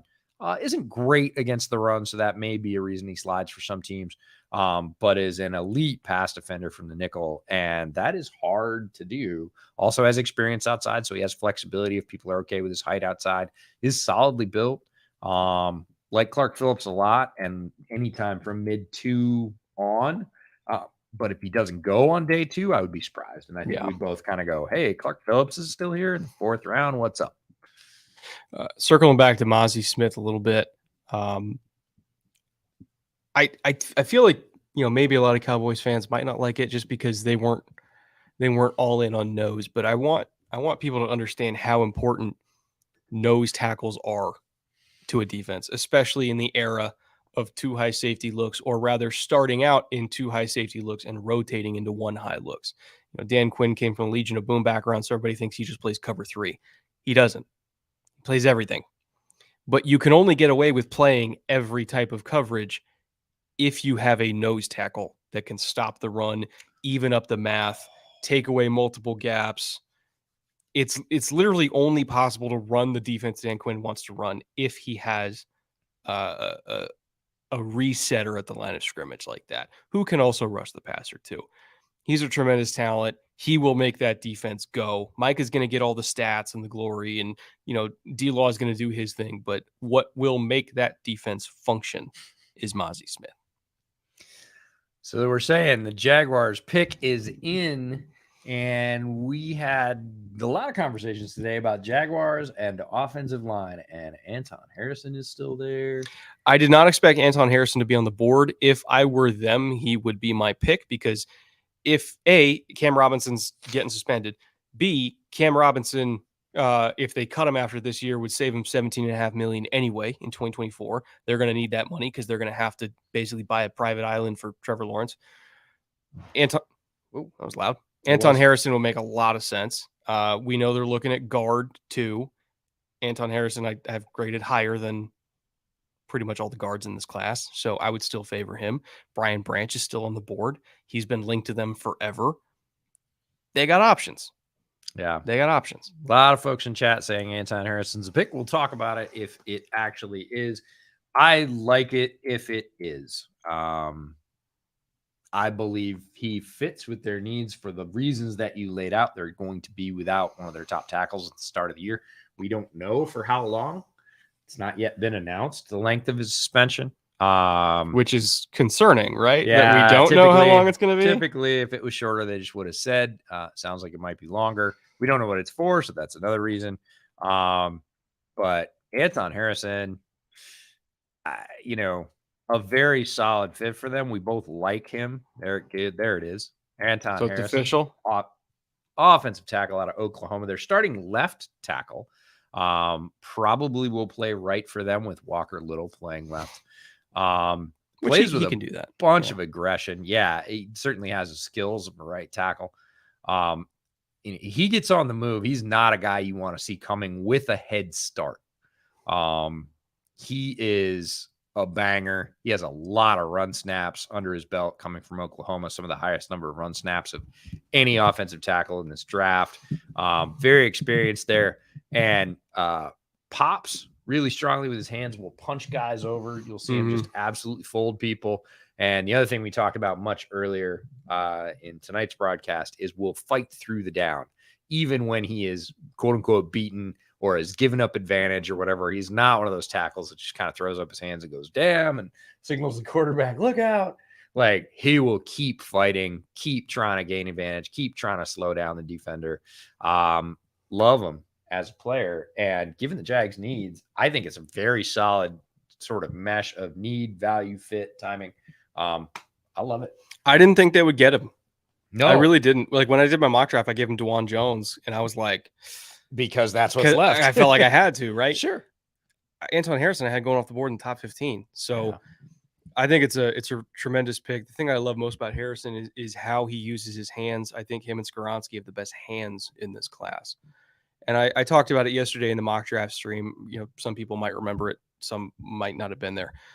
You watch him against Felix Anudike-Uzomah, who is, again, another top 50 pick at edge. And how dominant he was against him, specifically because of his hand usage. Felix threw everything at him and the kitchen sink. And he just, if Felix stabbed, he would club it down and do a trap and then fall on him. Sometimes he would fake a stab into Felix's hand, and then he'd pull it back because he wanted to blind him and bait out something. And then he would counter. Felix got into his chest, and you just see him refit, re-anchor. He is so well developed with his hands. He looks like a 5-year vet out there. And I think he truly, Cam Robinson suspension or not, he might have gone in there and beat him out anyway. I really do think that highly of Anton Harrison. He's really, really hard to beat in pass pro. Yeah, I like it a lot because it doesn't feel like a reach. Yeah. Right. No, This it's feels not. like It's a he's value. available. We need him. It's not, oh my God, we need somebody and this is all that's left. It's wow, we need somebody. He's still available. Let's get him. He's Yeah. a solid fit. Good move for a team that's on the rise. Jacksonville obviously had a much better year. The transition of Doug Peterson as head coach. Looking to continue that momentum. They had a lot of things that worked. They had a lot of success. And this to me feels like a move that's going to allow them to continue that success as opposed to maybe being one of those teams that peaks a little bit and then hits another valley and then is sort of up and down. This feels like we're going to continue to climb. Bengals are on the clock. Now, The good news is they can't pick Emmanuel Forbes. the good news is they can't pick Emmanuel Forbes. We knew they were going to if he was there. He's not. So, somebody took that bullet.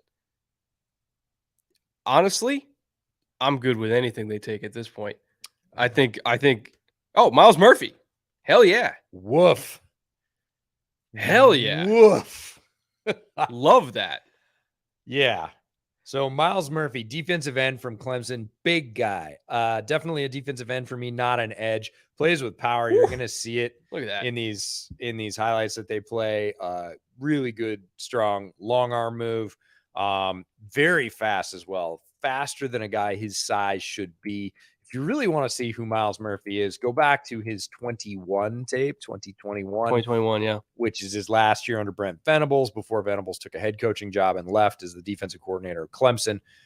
Both he and Brian Brzee and other Clemson defenders had better years under Venables. There was definitely a regression this year, but he's one of those I watched early, and I watched his 2022 tape, and I was like, why is everybody getting like super excited? I see some flashes, I see some athleticism, but not really any kind of consistency of impact. Everybody was like, go to 21, go back a year. You go to 21, you're half a game in, and you're like, I get it, top 15. Yep. I understand the buzz. Yeah. Like, there he is. You don't find guys like that have that many skills. He's not just a physical specimen. He's that big. He can use power. When you try and counter power, he'll drop the long arm and just sprint by you, massacre the quarterback because he's that size and can, just leap off his feet. They're showing that, forcing fumbles. Murphy, very, very talented player, and I got it once I went to his 2021 tape. You add him into a room with Trey Hendrickson, Sam Hubbard, Joseph Osai, who's shown some flashes. Yeah. That edge rotation is something serious, right? And I love his speed to power. I thought he was further along than Van Ness. Yes. In terms of how he uses that power. Yes. Van Ness, I think, is more physically talented. But the reason why I had Miles Murphy in my tier 1 and Van Ness in my tier 2 is Murphy just knows he has some change ups. Yeah. He knows how to use it, and he has some change ups that Van Ness doesn't have yet. I really, really love this pick for Cincy. I don't think that this possibly could have gone better for them. It feels like another strong value for Yes. Duke Tobin and his scouting staff, the smallest staff in the NFL that do things very, very differently. But they love the way they do it. They don't see that as a shortcoming. They see it as a benefit, as a positive. That's been proven true over the last couple of seasons. One of the most competitive teams in the most competitive conference. And here it just feels like they let the board fall to them. This feels very much like to go, within their division and Ozzie Newsome. Like, we'll just let good players fall to us. We have, choices. Oh, look, Miles Murphy's there at 28. Let's go. Yeah. No, this is tremendous. Unfortunately for the Saints, Miles Murphy is somebody who I thought fit them really well too. So they're not getting him. Nolan Smith is still on the board. If they want a little bit of a change up in terms of their typical edge, it really seem like their kind of pick. And I think that's what we're seeing. A lot of people in chat and elsewhere asking what's up with Nolan Smith. He's just small. He's small. Teams care about that. I think some people are worried about it. And I also think he's a little bit of a Sam. And by Sam, I mean strong side backer. Sam is the designation for a linebacker that plays on the strong side. Not a lot of teams, moving to nickel as base. The player that got removed for the extra defensive back is the Sam role. So some teams use it in a now what we call heavy set, but not a lot of teams do. And if people really think that's where his skill set falls, it's just going to be less desirable. Now, I tend to think that Nolan Smith is one of the smartest edge rushers in this class. Yeah. And obviously one of the fastest. We saw that at the combine. Plays with great patience and control, doesn't open up that speed a lot, especially when he doesn't need to run himself out of a play. But when he needs to chase down a very fast running back from the backside, we see that he can do it. Like, I feel that he's versatile enough that you can't just look at Roll and go, well, we can't use Nolan Smith. I'm like, if your defense can't use Nolan Smith in a very productive role somewhere with those kind of physical gifts, the pedigree coming from Georgia, the obvious intelligence that he displays on tape, maybe your defense needs a tweak or two. I get the small thing, but he's not that small compared to some of the other edges here. Looking at the Saints depth chart and what they have to offer at corner right now, and this is a position that we thought they could go at. They got Marshawn Lattimore, who's not going anywhere. Bradley Roby's in the nickel, a little bit older now. Paulson Adebo's across from Lattimore, who we liked coming out, but he's not Joey Porter Jr. He is not. And Alontae Taylor, who we liked a lot last year, is not Joey Porter Jr. No. I wouldn't rule out corner here. Again, I wouldn't hate it if they didn't take corner, but I wouldn't rule it out simply because of who's available. Yeah. It is a consideration for me. I think at edge of the type that they like, I don't know if there's any left that I guess Keon White. I think you have to move into the DE realm, which for me. Like Keon White could learn under Cam Jordan because they're similar size, and maybe if there was anywhere that Keon could go and learn under somebody who could help him come along, it would be New Orleans. He is their type. Yeah. I can't really. I mean, receiver I think is a little tapped out at this point. Well, the top ones have certainly been taken. Back to the issue of Nolan Smith's weight. He weighed in at 238 at the combine. 6'2", 238. So not super tall, not super heavy. But Will McDonald, who went quite a few picks earlier, is 6'3", 1 inch taller, and 239, 1 pound heavier. Yeah. Well, some teams care and some teams don't. Exactly. Right? And if you go up to a guy like BJ Ojolari, he's the same height, and he's 10 pounds heavier. He's 248. Like, you're talking about, and Smith clearly quicker and more well-developed, I would say, in terms of his all-around game. So it's not, this isn't death sentence small. Like, there are guys that have gone. I'm not a big fan of what chat's telling me right now. Well, the selection pick is in. Let's see what they say.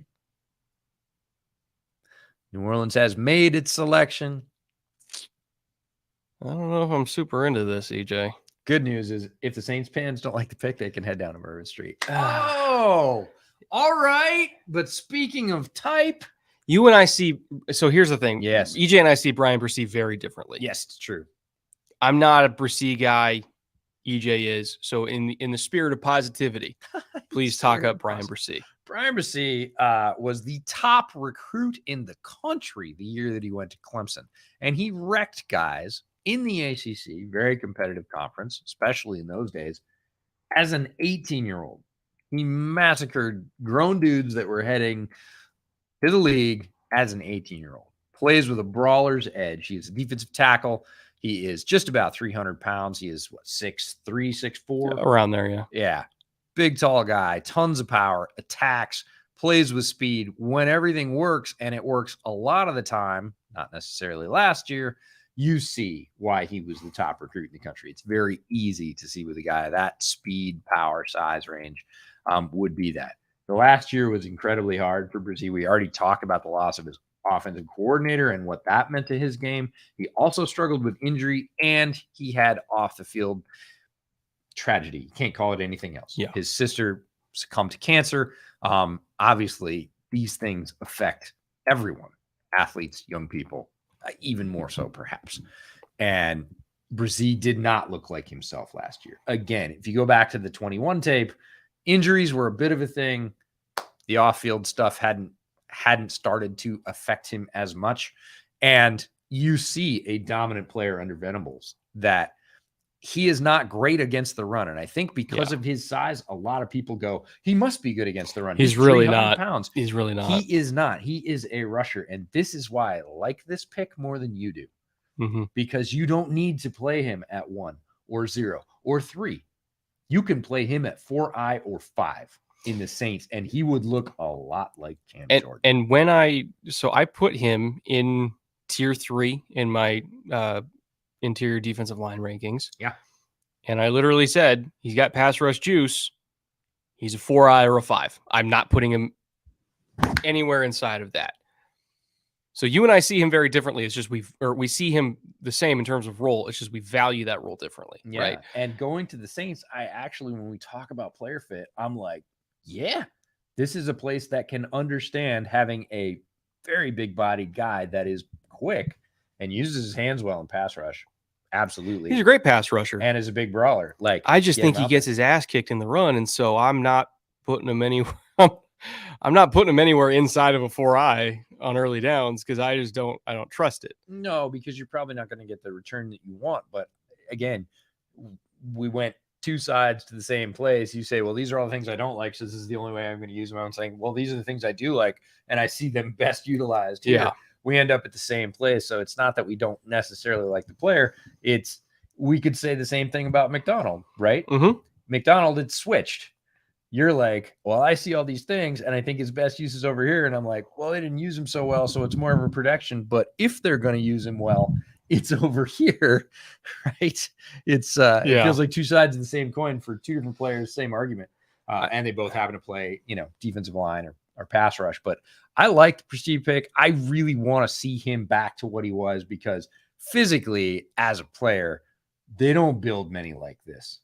You do not see guys with his burst and agility at a very squarely cut 300 pounds. No, he can rush the hell out of the passer. Yeah, he moves like a guy that's 240 and he's 300 pounds. I don't think it's that dissimilar to I mean, Kalijah Kancey is a more extreme version of it. Yeah, but it's not that dissimilar to that. In terms of role, no, I don't think it is.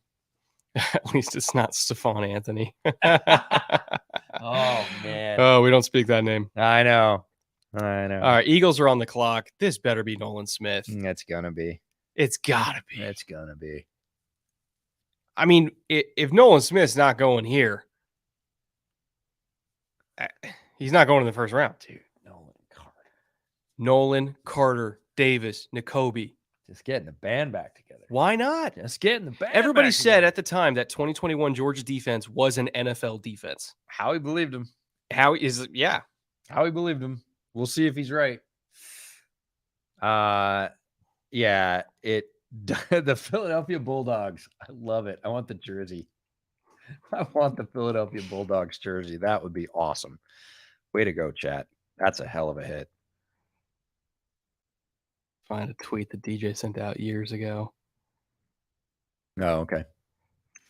Nah, this is. Oh man. If they do this, it's another case of the rich getting richer. And speaking of letting the board come to you, Howie never in his wildest dreams believed that he would sit where he is at 30 and Nolan Smith would drop into his lap. It's absurd. I don't think he believed that really ever. I'll find this. There we go. And I wouldn't be sad with Joey Porter Jr. either. No, because either way, because they need a young quarter to groom. Exactly. Right? They need to put a guy behind the two corners that they brought back who are both very good, but are both on mercenary deals. And you get Porter in the fold, and that's your succession plan is Joey Porter Jr. He gets to stay in the state. Like, come on. It would be fantastic. And I bet his dad would wear the jersey. Joey Porter Jr. was famously asked the other day whether or not, if he was drafted by the Ravens, his dad, a longtime Steeler, would don a Ravens jersey. And Jr. said he would. I don't believe him for a second. I don't think that's true. So I don't think he'd have as much trouble with a Philly jersey. But I found a tweet from Daniel Jeremiah from October 2021. This is what I was looking for. And he said, watching UGA defense on the flight home, draft them, all of them. And that's what the Eagles did. And Howie's on his way. He hasn't done it yet, but Keely Ringo tomorrow, and we got it. We got the last stone for the Infinity Gauntlet. Oh, man. Too funny. If it's not Nolan, I'll be shocked. Well, I mean, honestly, Porter, like Nolan or Porter. Yeah. To me, it's like You know, I could give you a lot of picks I'd be shocked by, but picks I would not be shocked by, Smith or Porter is the top of the list. Boy, they're taking their sweet time putting it up on the Chiron. Good God. Yeah. They're going to string it out. They know you're hungry. I know.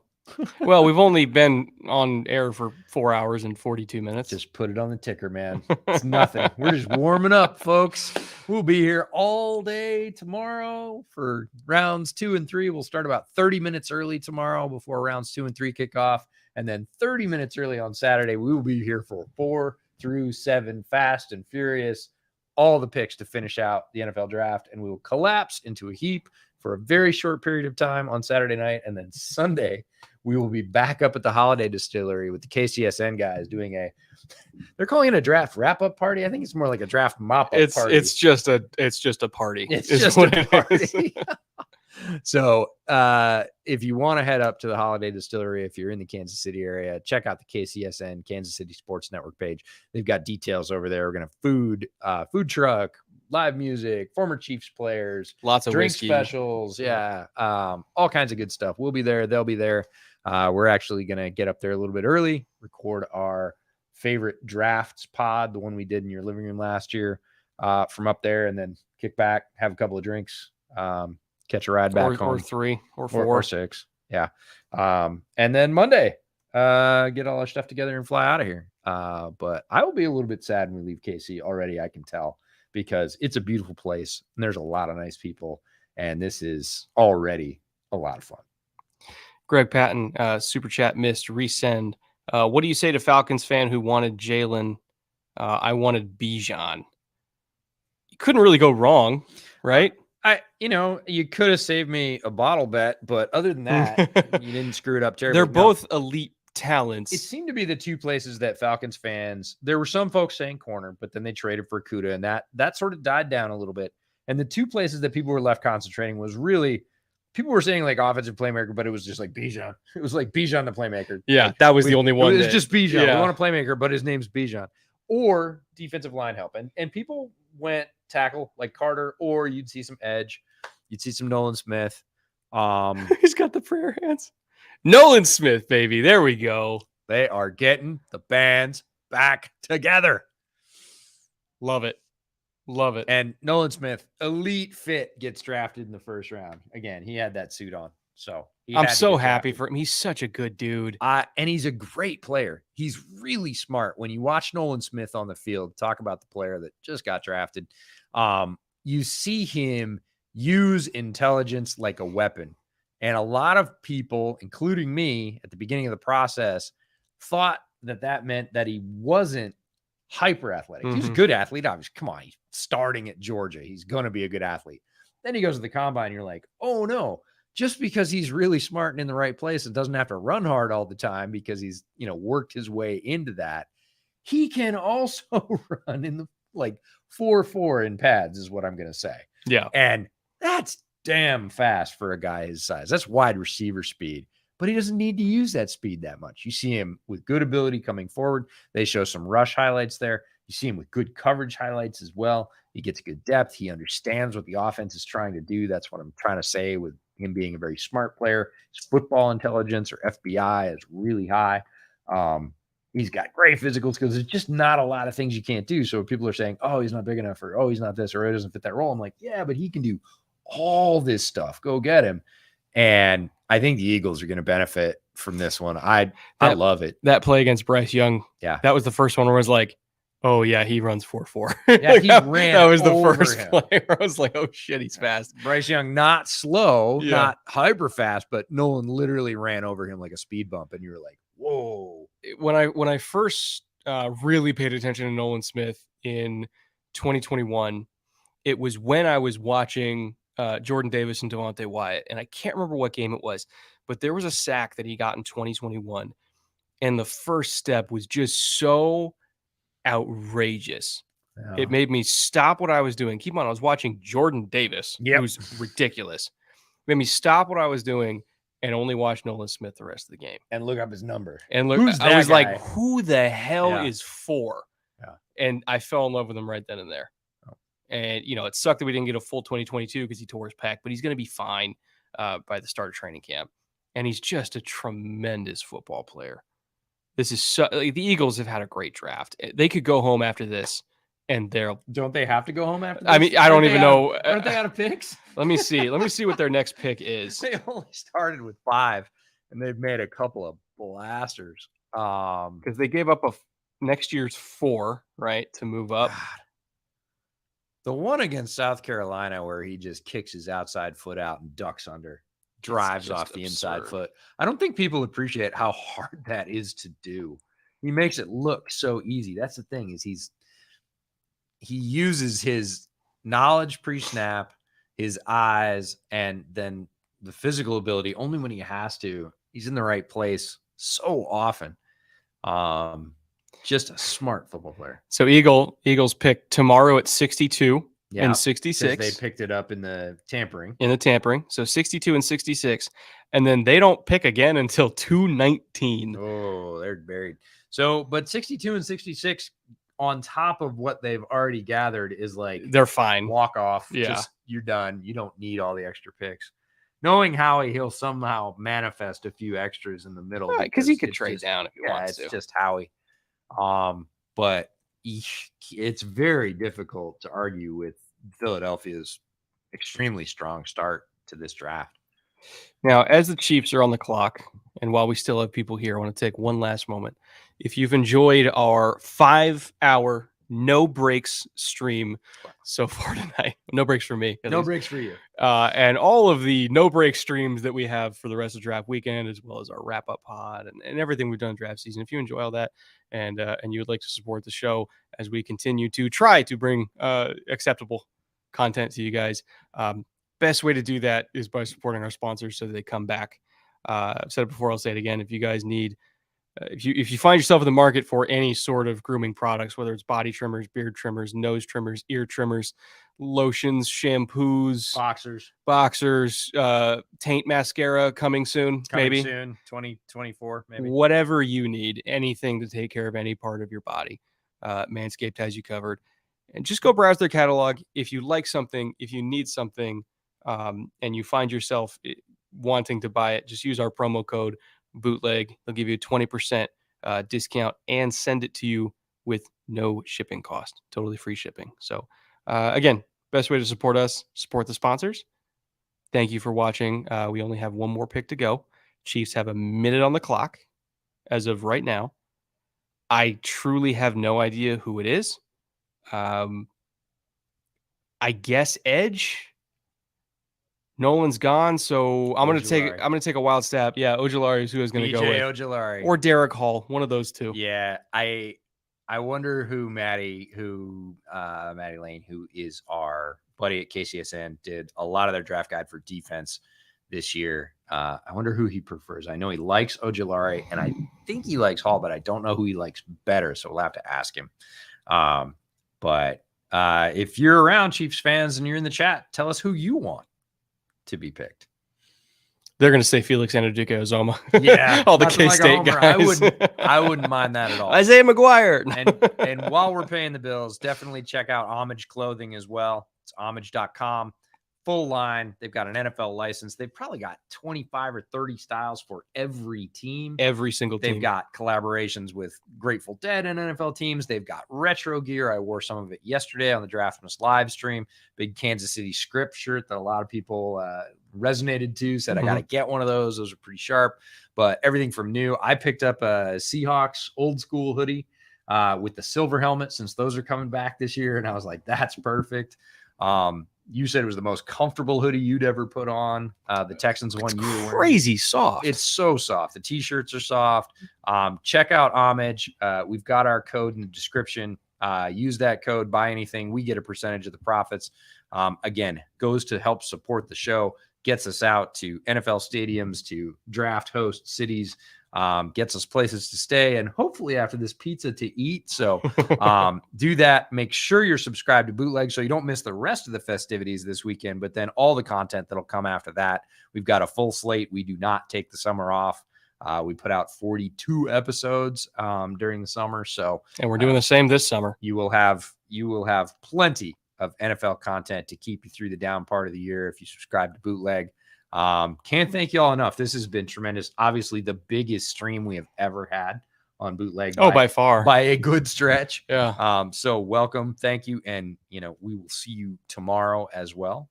We hope you have After we talk about the Chiefs pick. after we talk about the Chiefs pick, but we want to get it in before everybody bolts when the Chiefs pick. Or we bolt to go get pizza. I don't know which is going to happen first.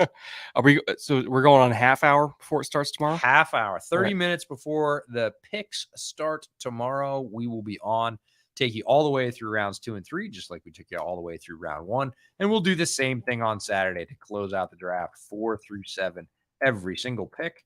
And yeah, we watched the vast majority of those guys. I would say I watched about 350-ish guys this year, and we're going to get about 250 picks. So the chance that we've seen all of them pretty good. There will be a point. There's always a point. It's the draft. We get to our first player that neither of us watched some years earlier than others. Yeah. Usually when the Patriots are picking.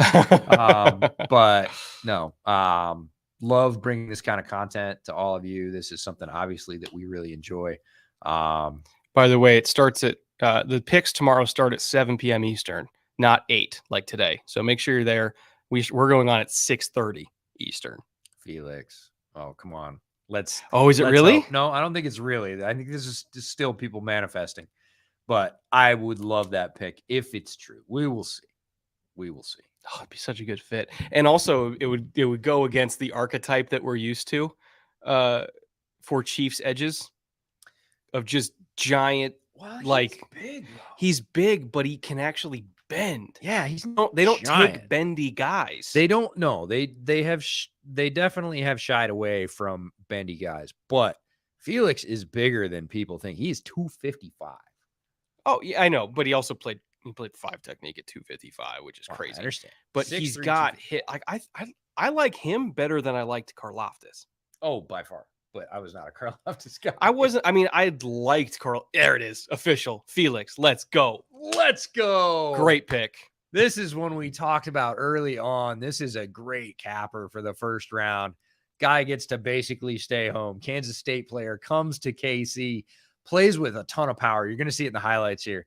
You're going to see some speed, which is the surprising part, but really the basis, the bedrock of his game is power. You will see him clubbing guys with heavy strikes, hands, busting through double teams here against Oklahoma State. And then you see him bend and burst or chop and jump to the outside, clear 3 or 4 yards, and then cut flat to the quarterback. No loss in transition, no big looping arc. Just I've got an edge. Whack, I'm going to go hit him. And he finishes. He is a powerful, powerful finisher. He reminds me a lot of Whitney Merciless, who had a nice career. Yep. Very nice career.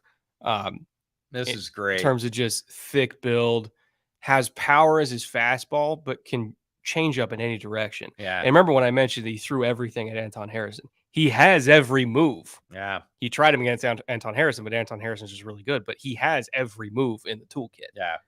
Not a lot of pass rushers have that. I love this. This guy was early season. I identified him as one of the players that I really liked. Couldn't be happier that he gets to stay home, go to a first-class organization. Steve Spagnuolo, the defensive coordinator for the Chiefs, has a very clear plan for him. You can tell. Yeah. If they invest in him in the first round, this is a guy that is, I don't want to say handpicked, but it's handpicked. Yeah. Like this doesn't get by. Spagnuolo's got enough seniority in the league that what he says for his defense goes. He is one of the best at picking fits. You talked about they don't take bendy guys because he doesn't maybe think that he could utilize bendy guys in the best possible way. He takes guys that fit his system. Felix fits his system. I just think typically he likes pocket crushers. Now he's getting a pocket bender. Well, he's getting a pocket crusher that can bend. And Yeah. that's going to be the and one to Felix's game for the Chiefs. They needed more diversity in their pass rush. Obviously, Chris Jones is an all-world player. Yeah. And they needed a rotation. They needed more fireballs that they could bring in and just rotate. And Felix is a great one. Felix is a very, very solid choice. Very excited about that choice to cap off our night. What else would you like to see Howie do on day 2? Get a young corner. There's a bunch of them available. Joey Porter Jr. is available in the second round. I don't know. Water into wine. Is that available? I wouldn't put it past him. I know. There's a lot of corners available on day 2 that they can get. I want them to get at least one. I would also, Lane's kind of getting up there. And this is not Jack Driscoll shade, but maybe taking a flyer on a Blake Freeland and saying, Jeff Stoutland, please fix this. Jeff Stoutland, make this work. That would be fun. I am going to go a different direction. I love the corner idea. And, there are many good ones left because this was a thick class. We only had a few picked in the first round. There is a lot left to choose from. Obviously a need for them after this year when the 1-year contracts expire. This is a team that, they went out and got Penny, and they like Boston Scott, and Trey Sermon and Kennedy Brooks are lurking. They're starting Kenneth Gainwell. Nothing wrong with that. I wouldn't mind a running back pick. Could be later, but I wouldn't mind a running back pick. Charbonnet? Oh, God. Just cuz. It would be so Howie. It would be just like, just take all the best stuff in every category. Go for it. We expected at this point. No, that would be fun. Obviously they've got depth. They got 5 guys there. They'll find rushing production to make up for Miles Sanders leaving town. But it would be interesting for them to go get one up high and say, we value this. It's part of our attack, and we're gonna make sure. Again, we're just gonna stack assets, make sure we don't run out. What should Dallas do on day 2? Well, I really like the Mozzie Smith pick. I still think tight end is an option, and this is a deep tight end class. Oh, Darnell Washington. I don't know if Darnell's going to be there. They might have to make a slight move to go get Darnell if they want him. Goddard, Darnell. No, I'm talking about Dallas. Okay. Yeah. It would be Ferguson and Darnell. Yeah. Which is also great. It's good. It's not safe. Mayer's still on the board. Maybe go make a move for Mayer. Mayer to the Cowboys. It would be like Felix to the Chiefs. It's perfect. Yeah, it's hand perfect. and glove type of pick. Would play for them for a long time. Would, I think, pleasantly surprise Cowboys fans with his diversity of skills. A lot of people have, I think, an incomplete picture of Mayer as a player. And when you really dig in, you're like, ooh, there's a lot of stuff. People there. overthink it. Yeah, there's a lot of stuff there. I would also say they are a sneaky team to trade up for either JMS or Joe Tippmann. Tippmann I can see because that to me is Travis Frederick in a nutshell. And I mean, same school, same relative size. In a nutshell. They would have to trade up for it, probably. Maybe. I would imagine. I would have said that about Nolan Smith, too. I know, yeah. We'll see what happens. What do you think the odds are Josh Downs falls to Carolina? Would you take him at 239 if he did? Oh, hell yeah. At what? Sorry. Round 2, pick 39? 39th overall pick is what it I was like 239. Well, good luck. It would be 208, I think. But hell yeah, I would. Round 2, pick 39 for sure. Absolutely. Downs, one of the most productive receivers in all of college football. Just wrote my blurb for him for the position rankings, which dropped. If you're a Patreon member for Bootleg, make sure to check your inbox. There's a lot there after today. Full offensive rankings dropped today. Josh Downs, great player, would give them another weapon, which I'm excited about the weapons they have that are now going to be better leveraged with Bryce. But yeah, why not add another one? I'm going to speed run the last 3 super chats we have, and then we are going to go eat. Oh, really? Yeah. Okay. Finally. Packers to trade up for Mayer. They have the means. Absolutely. Yes. Would love that for them. Fit very well. And if they're going back to back with Van Ness and Mayer, that's a successful draft already right there. I think Marcus would be very pleased. Yes. Need a rundown of Nelson and Palmer from Nebraska. Ooh. Love Palmer. Trey Palmer is I don't know where he's going to go because it's such a deep receiver class, though. Yeah, and he's got a very narrow skill set. A lot of people compare him and Jalen Hyatt, and it's like, it's what people think Jalen Hyatt actually is. Yeah. When he's not. He's a lot more than that. But Trey Palmer is that guy that, like, oh, yeah, just line up with as much cushion as you want. Yeah. Go ahead. Keep reeling it out. I got you anyways. I'm going to run right by you. Nelson, I was lower on. Yeah. But Palmer's exciting. Palmer. I assume this is a Husker fan asking this. I bet. Right. And we had a question about Vokalek that we missed earlier. It wasn't a super chat. Oh, I like Vokalek. Well, He was at like the bottom of my rankings, but he's just fun. I like him. he is a fun player. I- For teams that need deep speed late, like the Chargers, that just get Trey Palmer on the Chargers and be like, "Hey, Justin, throw him 2 balls a game, 100%. Like, go 100%. for it. You're going to get one of the two, and it's going to be a 60-yarder. So you might only get 60 yards of production a game or a big DPI flag, but either way, we're good. He and Cropper are both in that realm for me. Where it's But Palmer's faster than Cropper. a little bit. On tape, he's fast. Yeah. O'Shawn might go tomorrow too. Their edge from Nebraska. Like that's like maximum where he would go is there. All right. We got 2 more. Curtis Wright for $10. Thank you, Curtis. Seahawks going defense or offensive line tomorrow. Defense. Feel like defense to me. Where is their next pick? Let me look. They have a bunch. Because I can't remember if they got a second from Denver. So their next pick is at 37. They are in prime Joey Porter territory, just if they really want to build the most ridiculous secondary ever. Oh my god. But there's a bunch of edges on the board. B.J. Ojolari's there. Derek Hall's there. Byron Young's there. I felt like Felix is a really good fit for them. Yeah. For their early pick, but he's off the board. Doesn't mean that edge is done for talent at all. There are edges all up and down that they can go after. And I think they probably will. The question was like defense or offensive line. I'm like defense. I really feel like they're going to go get pass rush help. If they go offensive line, it's interior, probably one of the centers. Yeah. Is my guess. All right. Last one here. Or wait. Second to last one. Sorry. What should the Colts go for? We need DBs. I mean, there's a shitload of corners, right? Corey Trice, local kid, Purdue product. Would prove me right. Oh, the never-ending Corey Trice hype train. Corey Trice, you are an Indianapolis Colt. There you go. Greg Patton for $5. This will be the last one of the night. Thank you, Greg. Philly's going to be hiring Kirby Smart if things go sideways. Didn't they already? Isn't that what they're doing? Technically. This is like a tip. Hope to have you on my podcast one day. Shoot me a DM on Twitter. We'll make that happen. All right. And with that, EJ, we hit the 5-hour mark.